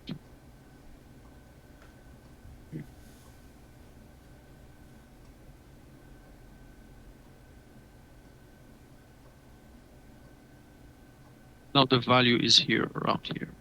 That's the real value at this point, like in the real time. Market finds value here. Maybe it's a short-term value and kind of accumulation to go down, maybe. We don't know. But let's see. But like zero. Cosmo, when you do that, you have to actually compare volume for like the whole move up or the whole day. Because when you do it like this, yes, the volume will show high, more volume. But in reality, when you compare the whole day, then that gives you an idea where the real value is. If it's, I'm pretty sure it's still down on the bottom. Okay, yeah. The value area. And then you can see how it compares to the rest of the day, and if we're actually building value. I think it's decent volume. Yeah, because I just did that lower area between the 304 and 322. You will see it has way more volume still than the upper one. Like when you... Like here, around here? No, volume profile. This one? Yeah, so if you draw, even if you draw from here, from this area to the end, to current price, then you will see that it has still more volume. Yeah, of course. No, but then again, it's you can see that it's not getting rejected. It's actually building up more volume there, so it can go up. Yeah, it's like catching up. But like I don't, to be honest, I don't take volume as confirmation. I'm just looking for the value. Like, even if this volume traded around here is much lower than the one here, like it's not my main concern. I'm just looking where people found like the balance, where the price is balanced. For me, that's mostly important than looking at how much like volume is traded, because I believe if they want to get the price from here to here or from anywhere, like they don't need volume, they only need aggressivity. Like 100 contracts can move the price 10 points, or it can only move the price 2 ticks, if you see what I mean, Peter. So I don't Yes, really, but it depends through which areas. Usually if you have like, it's harder to move through like where you have your cursor, through that where volume build up, whereas it's easier to move if somebody wants to move it on that move up. What is it? You see that stop run? You see that stop run here? We have two empty areas here. Mm-hmm. You see that? That's a first sign of a reversal for me. That's a confirmation, a first confirmation of a reversal. Like from a scalping perspective, going short and seeing if the price does go immediately my way, then keep it or mitigate risk with 2-3 ticks and put the stop above it. Because this is a great sign. That's what I was talking to you about, like the confirmation. Like right now I see there is a stop run, but is it going to go higher or not? That's the scalper job. You see what I mean? Like to know when to exit and know when to stay on the trade. Like taking some, like mitigate around here, then put the stop around here and wait to see what could happen. Maybe the price, right now we have a first stop run. Let's see what could happen above it. That's we see that we have a break, kind of we are overly extended to the upside, which means that that could be only a test higher, and there is a higher probability of it going really, really down at this point, in my opinion. Let's see what's the so the EF is retesting this high, trying to break higher also. But the stop run on the footprint is a first sign, kind of a first confirmation. That's why scalping, like being quick, being fast is very important. But as I told you, like taking a short here, have a 50-50, it's a coin flip. Because you have nothing to rely on. You have no value, like you have no recent value that have been rejected today in this area. And the closest one was on the kind of here on Friday, which is kind of not that recent. So we need to wait to see if they're gonna build another value here to try and go long from that edge here, or retest the lower edge here for a drive higher. But like if I was trading like 2-3 months ago or 2-3 weeks ago, I would try to go short here, which is a big mistake. That's what keep me like only playing a 50-50 game. But playing long here is a higher probability. Longs here, high probability. Long here, high probability. Like longs here, here, here, much better. Going short here is a 50-50. Like going long here for me is a 50-50. Short here is a good thing. Short here is a good thing. Only play the recent value break. That's it. When there is a value building. If you can't know how much the price can go, like how far the price can go at this point. Like if you can take a short here or something like that, I don't know. But I won't risk, because you don't know what's happening. Are they gonna build value here? Are they gonna break down? As long as the price isn't here, it's not interesting. But when the price will get here, I have something to rely on, which is a real recent value area, micro value area, and a balanced price tier. So I'm just gonna wait. The first area is to see like the 41.75 and see the try to see this like the absorptions, the icebergs and the stop runs. Like you can see there is a 43 lot traded here. Price couldn't get lower on 43. So this is first sign to see if this iceberg is gonna hold. I need to see the break of this iceberg, 43, and see what the seller is gonna do on prices lower. Plus, of course, the tape. I didn't. Plus the tape and see what's the buyers and sellers are doing. So for me, my interest area here is under this 43. Above it, I do nothing. I just wait. Price can spike and go wherever it wants. I have no edge on this going short. of the highs, because it could spike like 10, 20, 50 points, 100 points above it, then come back. I don't care. Oh, it's a just- good thing what you said.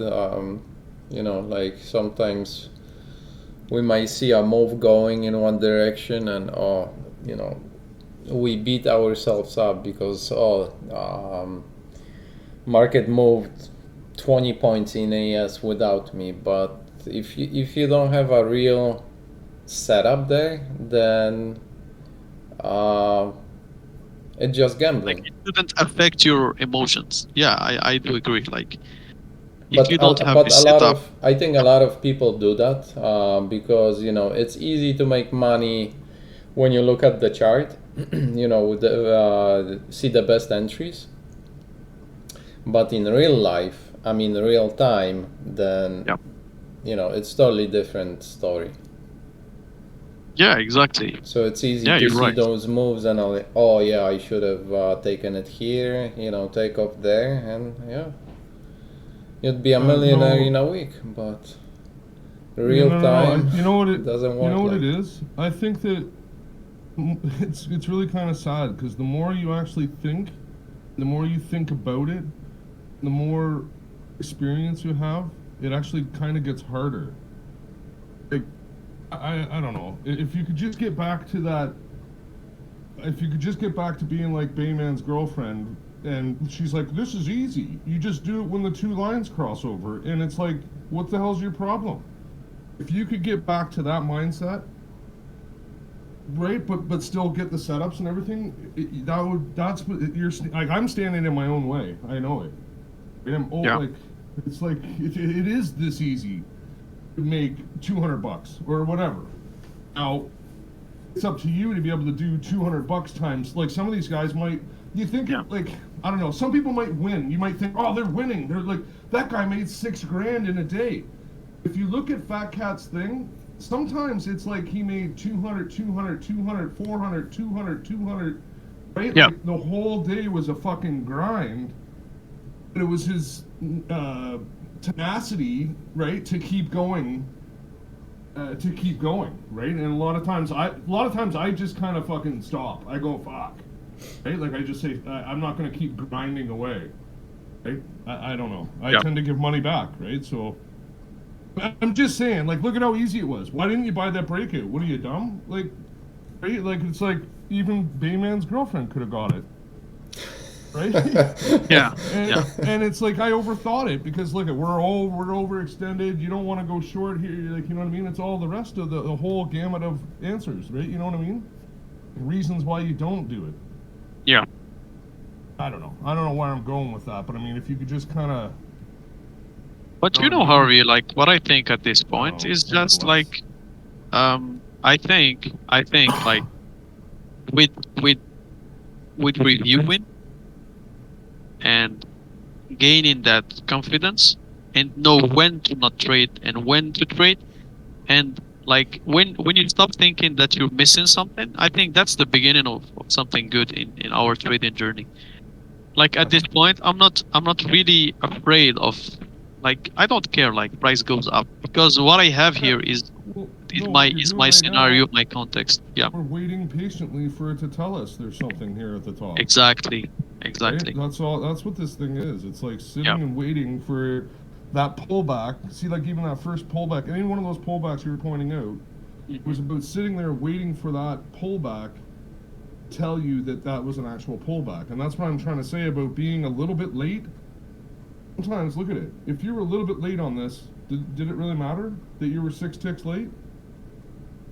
You get what I'm saying? Like, the move is way bigger than that. That's what I'm trying to say. If you're in the back end of it all, when you're looking at it, like, I've seen some of my trades and I was like, I can't believe you entered it at such a great spot and then let it go so early or whatever, right? Like, it was like, I can't believe you didn't enter there because look at, really, 10 ticks wasn't even a fucking chase, really. Yeah.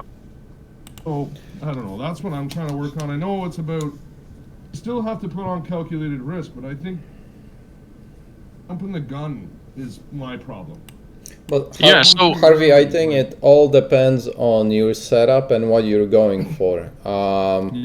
Like if you're looking for maybe not a scalp but shorter term trade, 5 points, then a point and a half makes a lot of difference.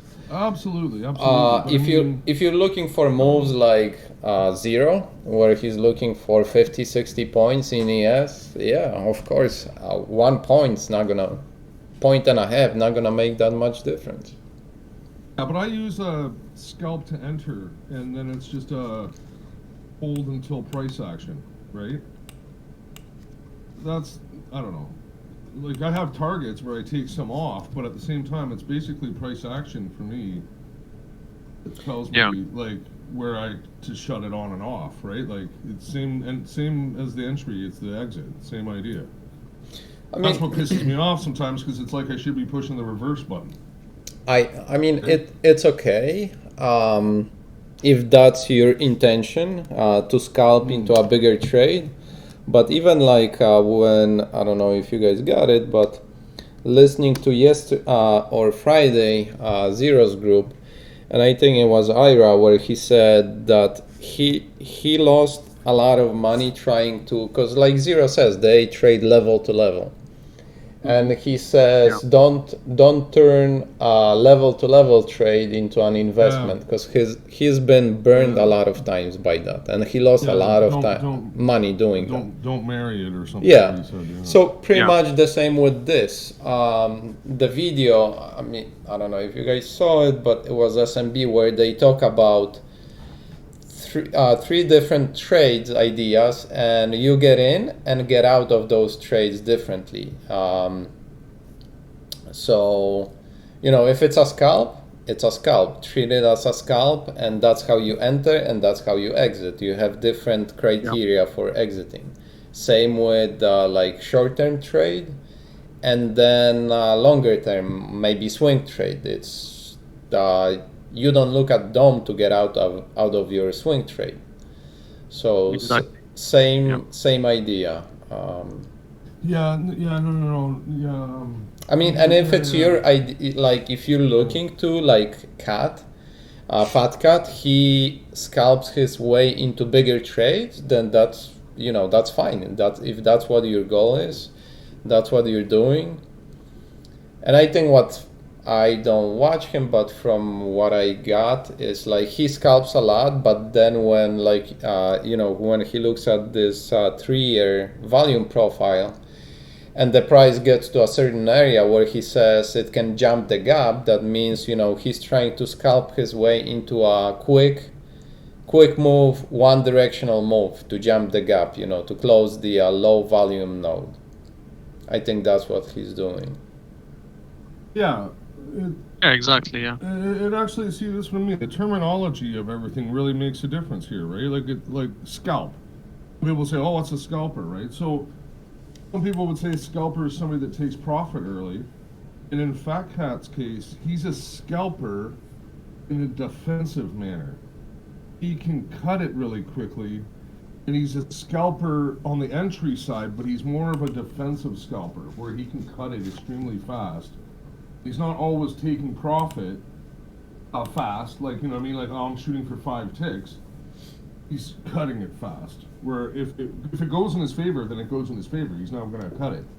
Right? And that's what I've taken from his style was, why would you cut it at 10 ticks because you said 10 ticks? What's the point of taking it off there, right? Like, if it goes 15 ticks, you take what the market gives you, right? And then use price action to tell you when it, when it should be time to get out, which he does. And he's just really good at cutting it, very, very fast, very nimble at cutting it when it goes against him. He does not care. He'll re-enter. Yeah. Right? Like he'll just keep re-entering.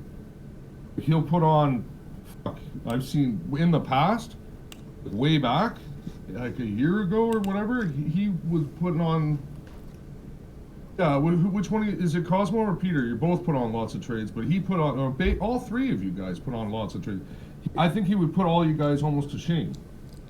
He would put on 60 trades in like 2 hours. Yeah. Like just giving her, right? Like just giving her. Yeah, exactly. And I think the advantage of the DOM is like try and know when to break even or when to take, for example, if you enter here, price don't go your way, you try to go for break even. You have to know that. Like, for example, you have to get, for example, 80% win rate on all your trades, plus the 20% losses, like a 10% should be break even. Like that's what the guy is telling me. Like the friend of mine that is a scalper, a pure scalper for like over 15 years. Like this is what he's doing.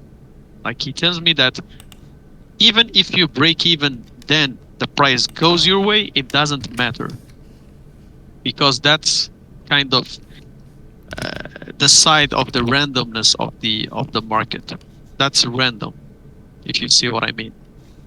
So know when to break even, when to scratch trades, not lose trades. When you will like remove emotions from like scratching the trades and know when you're wrong, that's the beginning of you learning how to really be a good scalper. Because let's say like a scalper isn't like, it's not a risk to reward mentality. It's not like I'm risking 10 ticks to get 20 ticks. That's not the scalper mentality. Scalper mentality is on the like on the action, on the now. Like I see for example a move now, like my prediction, like it's not trying to predict, it's just seeing the executions, just seeing who's weaker, who's stronger, and having that instant move. That's what scalpers try to leverage, is the instant move to go your way on the trade. If it doesn't go your way or it struggles, you can give it some room to breathe, but this is another level, to know when to let the trade breathe. But in my opinion, like knowing when to break even and when to scratch is it's a game changer in like into scalping in general.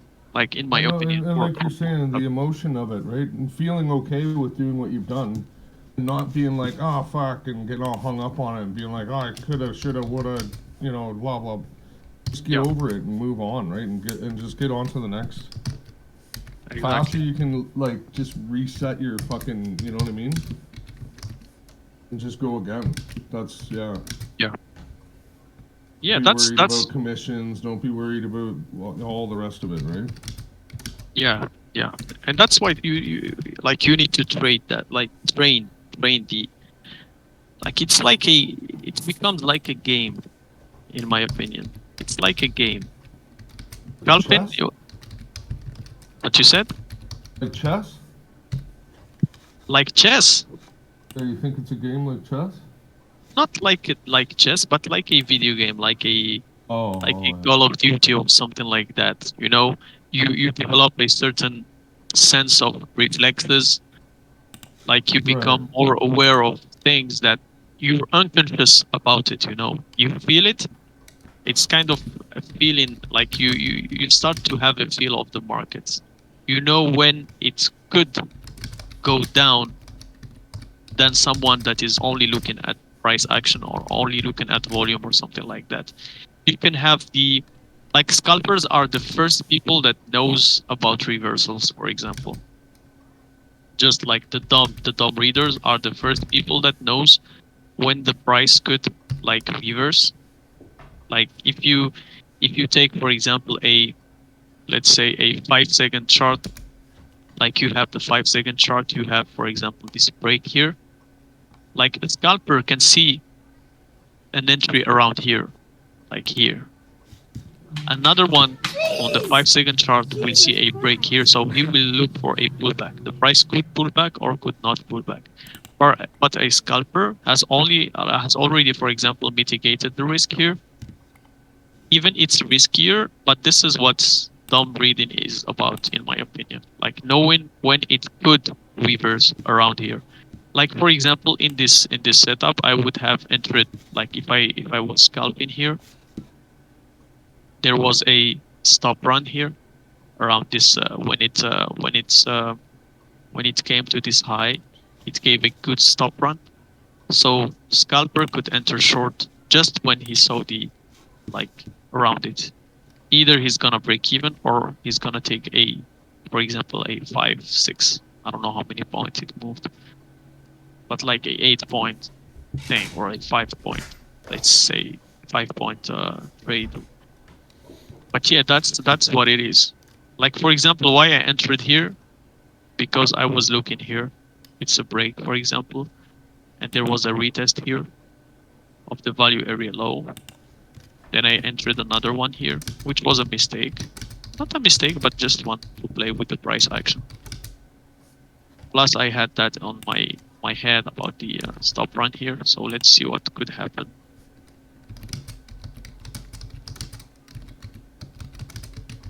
But let's say I took some weak scalps today, like on the for example, like all those are kind of scratch trades. This one, this one, this one, this one. This one was a good trade. This is a scratch trade also. Like even it's minus 20 or minus 40, it's a scratch trade. And I try to mitigate the risk. For example, when I enter with 2 contracts, like here. Here is kind of a scratch trade, but it's okay. Like in a scalping environment, like taking MAE, MFE, I think MAE is more important than MFE. MFE can be unlimited, like doesn't matter as long as you control the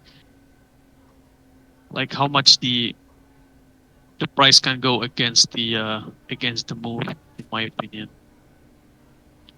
But yeah, so we are at a very good area for both ES and NQ, in my opinion. NQ just ES just retested the VWAP, kind of rejection here with this candle. I need this low to be broken, to be honest, in order to. We have this low got broken, so we have this new low, this one, to get retested. It's so close to being in the wrong time. Yeah. I think there is still like a 2 hours, so I think there is good. Too much time. Yeah, there is enough, in my opinion. There is enough time to think of a short, but with the kind of clear, yeah. So we have this short-term low. I think this one is, if it gets violated, that could be a good another sign I feel here. like this is where you need to look at all the stuff, right? Mm-hmm. Because realistically, if you just tried to play ES, you wouldn't get it. You wouldn't get it today. You wouldn't see this the way it's working. Yeah, exactly. Like you see this balanced area, that's a good sign. Plus the market structure, like if we just wick it, if we don't close under that, that means we are going, like there is a high probability of it going higher. But if it retested and broke it, you see how it came to this low, then wick it and came back. That's a kind of a trap, in my opinion. So let's see what price on the DOM gonna do on the 47. So this is the new line in the sand from a scalping perspective, the 47. Bless. We're actually really close to it. We're really, really close to it, eh? Like, look at yesterday's high in the NQ. Yeah, here. So if we are going to get stalled there, that means everybody's going to get stalled there, and this could be the reversal for everybody, right?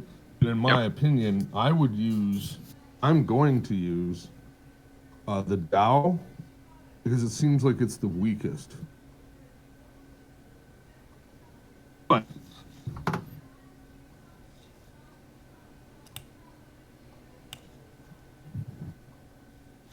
How about the Russell, Harvey? That looks pretty weak too. Yeah, but it's kind of pushed up a bit, see? And then where Dow has not, it kind of just gone more sideways. What do you think about Russell at its it's kind of weak, and also at its testing major level from the bottom. Yeah, it's testing it right now, right from the bottom side. So we'll see right now what's going to happen. This is actually, the time of day isn't the greatest for me, but it might work. So I still we're gonna watch. I'm gonna watch. What do you call it? NQ here. And this is where they're gonna rope me in early. These fuckers. They're gonna fuck around here for 30 minutes at least, probably. And the thing with Russell is, it already broke up. I mean, broke above the major level, then came down, and now it's retesting it from the bottom again. So it's kind of. Yeah, like you're right. I might, instead of taking the Dow, you're right. I might take the Russell. We'll see. Now that I'm a little bit zoomed in more, I'm a little zoomed in more now. So it's kind of. But like, a Dow is weaker. I still see Dow as being weaker. So we'll see. I want to see the price around 47. Bonds are breaking down a bit more, or the US dollar is going up, right? So what's that effect on the gold is going down, right? Gold did end up going down. Do you see that? Yeah. Where did I want to do that? I can't remember where I wanted to do that. It went way up above where I was saying it should go down, right there. Maybe 10 o'clock. No, maybe it was 9:30. No, it was 10 o'clock. I can't remember. Anyway, dollar's going up. Gold is kind of coming back down, right, to cover all that up.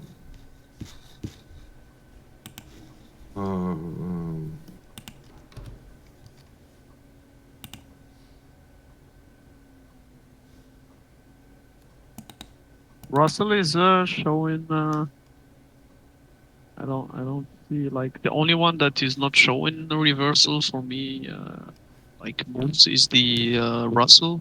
Dow Jones is in a good area. Like, we have this previous area. We can try to retest the high of this value zone for a kind of retest lower, as we have a balanced here. The ES also is on a good range around here, the high of the range here. Kind of a balanced area. The high of the range to go short, yeah? Yeah. And NQ also, we are at the highs, but... Yeah, the high of, yeah, exactly. See where it's like perfectly timed out at the top there? That's what I mean. So if NQ can't break this, out of this little pattern, whatever it's doing, that's what's going to make them break this whole... Everything's going to follow it, right? And then you just got to find which one you want to use. Exactly. In the best case scenario, right? It could even be a currency right now if you really wanted to. You know, I don't know much about, but I mean, I'm sure a currency is going to move at the same time.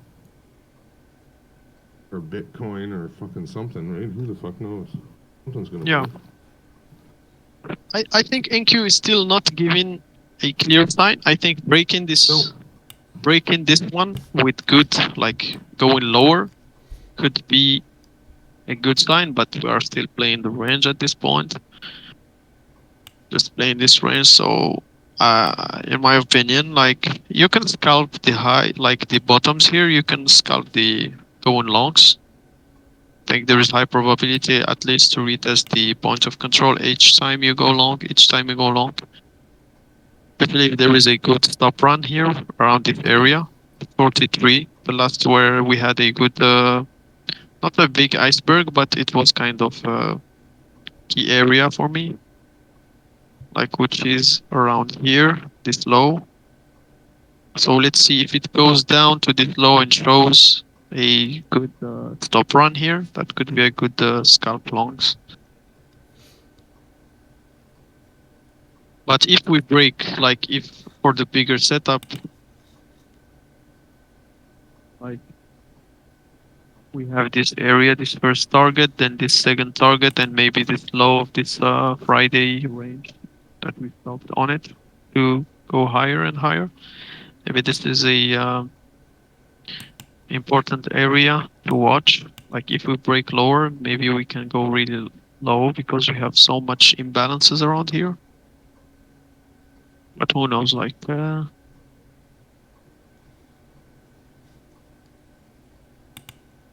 the higher probabilities of now is the retest of this low and go long from a scalping perspective. For going short, we need to see a real break of this volume.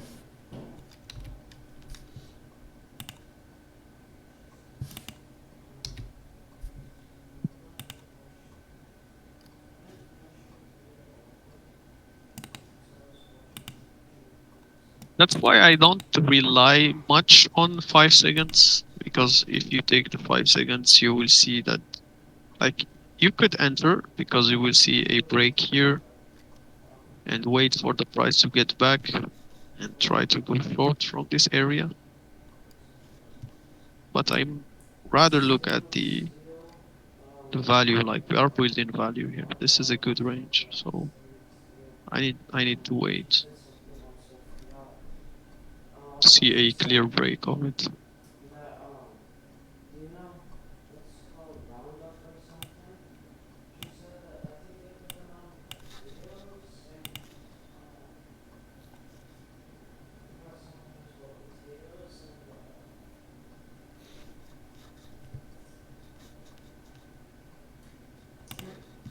I think 53, if we close under that 43, that could be a good sign. Now we need to close under that. That could be the best sign, and not just a wick down, because that could be only a retest of that previous area. If we see a stop run on the DOM, let's see if there is any stop runs here. Ah, fuck. I think I just missed it. Shit. On NQ? No, on the Russell. It actually showed it. I think on 5 seconds, maybe.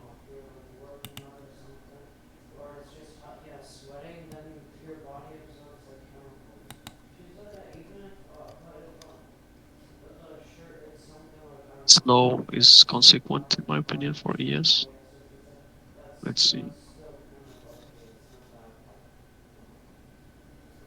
Damn, but get back. That sucks.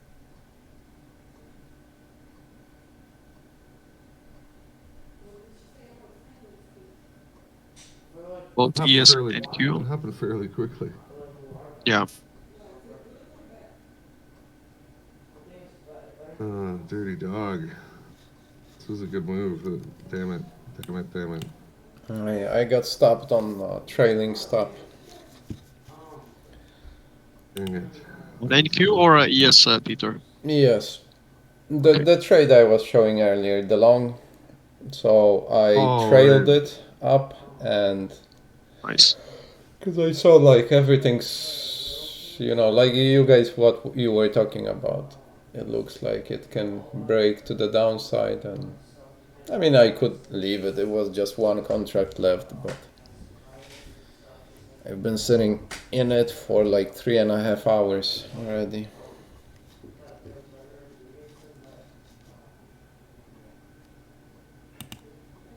But in my opinion, this is, I think, like if there is a good stop run now on the NQ, that could be another move up maybe. But we broke this value, which means this is a shift, kind of a like structure, which this is the value area high. Let's compose it. So let's see the retest around 32.75, like between those two.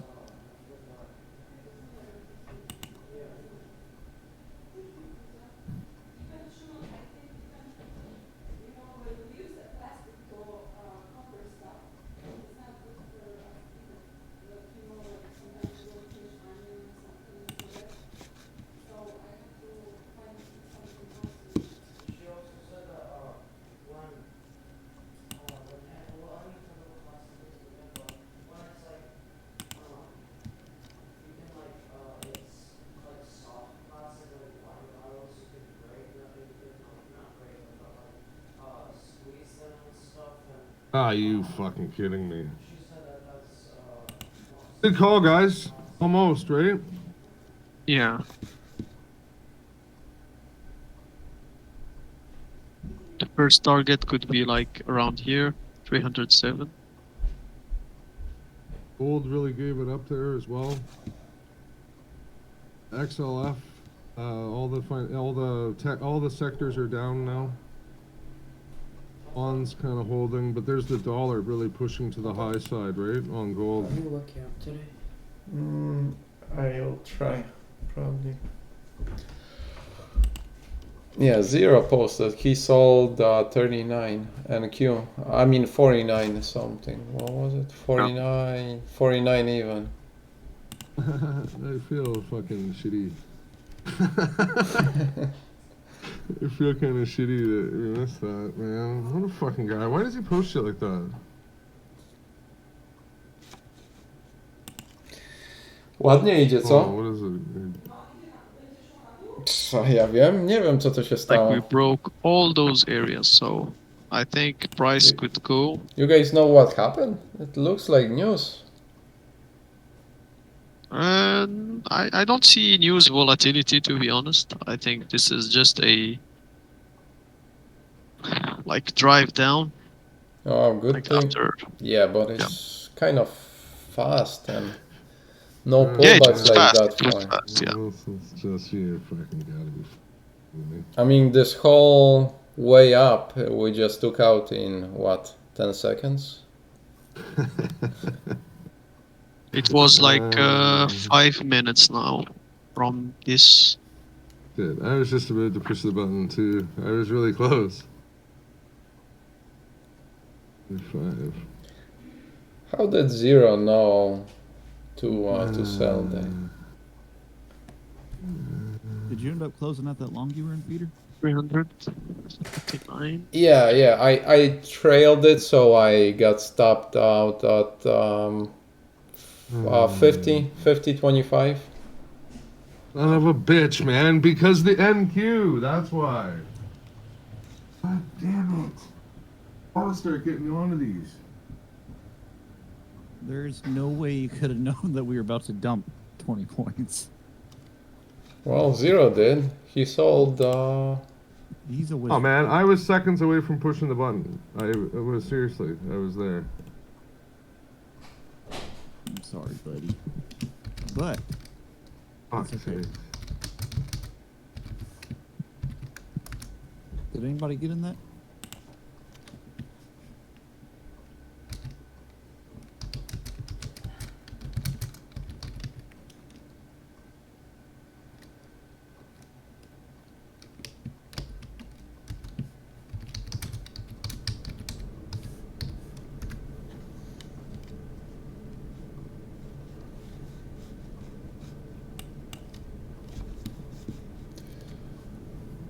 I think Zero's other group tipped him off.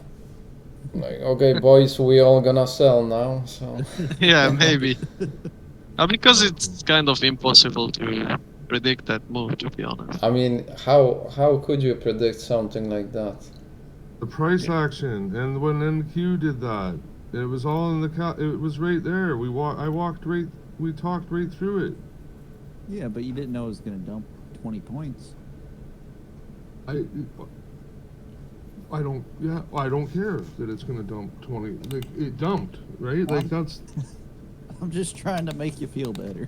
No, but Harvey, I mean, like, how could you know? Okay, so let's just say you did, like, right now it's starting to build one reason why you should get out of this short. Right now, like, so any other point, yeah, I don't know it's gonna dump 20 points, but I also know that the price action didn't tell me, right? So at least we would have got X amount before, like, right now I'd be like, oh fuck, we should probably close this. But then it always shakes me out and I do something stupid. But, like, yeah, I'm just saying, this was such a fast move, you never even would have gotten any price action to get out. You would have got at least some of this. Like, so, on the ES, that's 30 ticks right now, right? Harvey, walk me through what tipped you off to that trade? NQ, right? Right. On yesterday's level, I said if it can't break this level, This one's going to lead everything and reject everything, right? Which exactly what happened. And then we had a break his structure to the downside, and it was off after that. That was it. Okay. Well, really quite simple, really, if you were. It's not... Hey, like you said, it's like you said before. Short-lived here, too, right? Look at it pulling it all back. Yeah. Who knows? What was there a news or anything, or does anybody? I have no idea. I think it's short. I'm looking for a short around this area, around 13,333. Are you thinking for a pullback here to? Yeah, I pull back for like back to value. You know, this is Back to value value area there? high. This is value area low. Pull back to retest this low here. Because it gave no like price action wise, there was nothing showing that this is gonna happen. 30 minutes early. Timing is just 30 minutes prior. Timing was too early. Yes, exactly.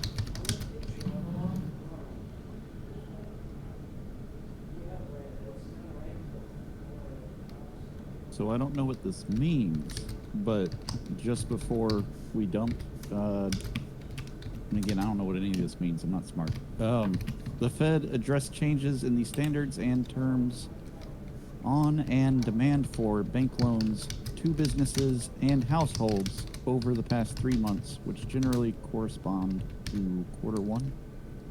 I don't know. I'm sorry. Hey, do you have turn up your mic a bit if you can? Is this the new one? Yeah. I actually haven't tried it out yet. Just turn it up a bit if you can.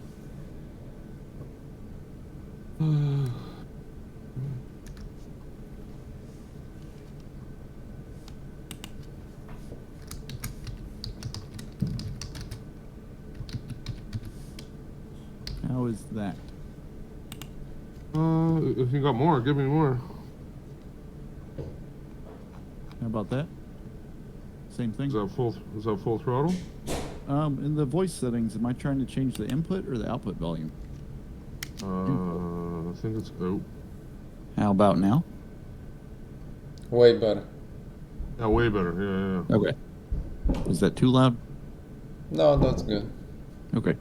No, I can always turn you down, right? Like that's the way I always look at everything. If it's not, yeah, right, I can turn you down. I don't have. Yeah, I go full tilt.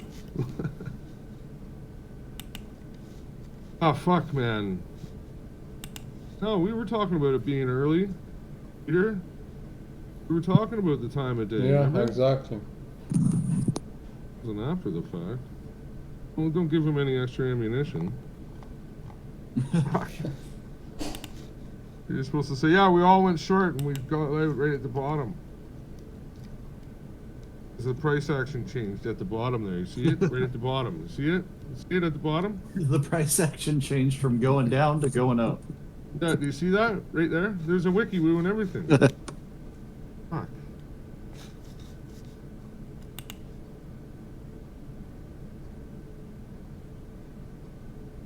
If we get a little pop up higher, Cosmo, I might be in agreement with you. Yeah, that's what I'm waiting for, to be honest. Like a retest of this, like this high, or at least this above it a little bit around here to see.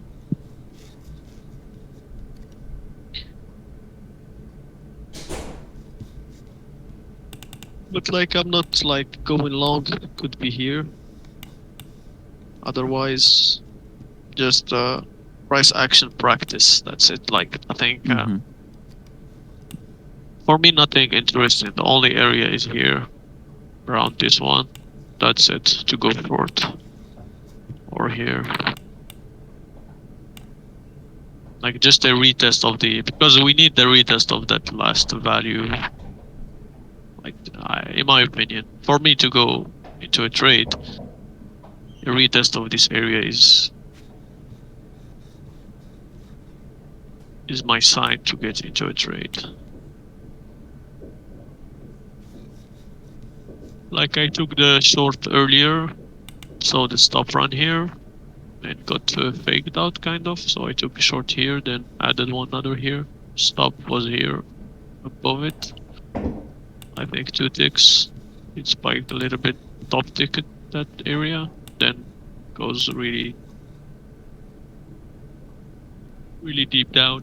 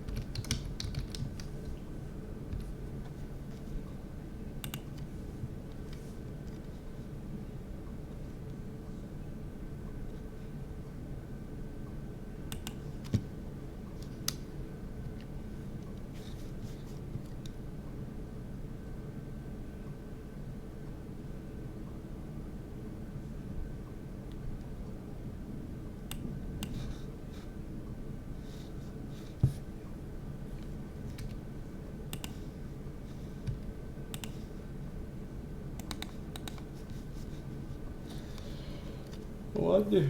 16 punktów spadło. Nie wyrzuciło z tej trade sobie.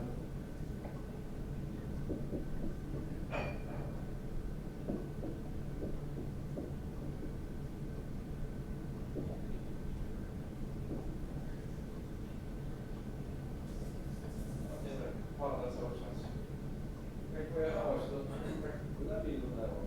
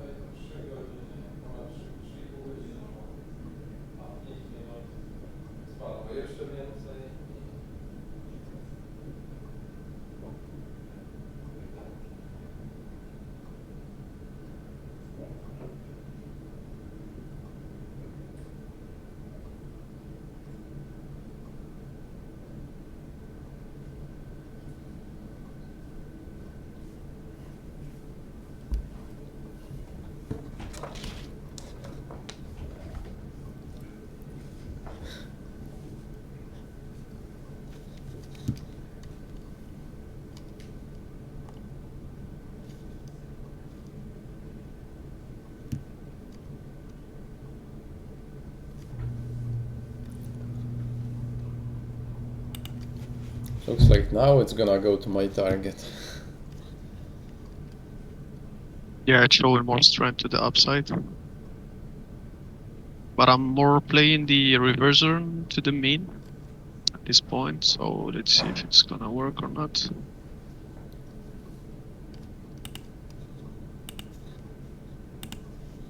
Too much absorption on ES, around 53.50.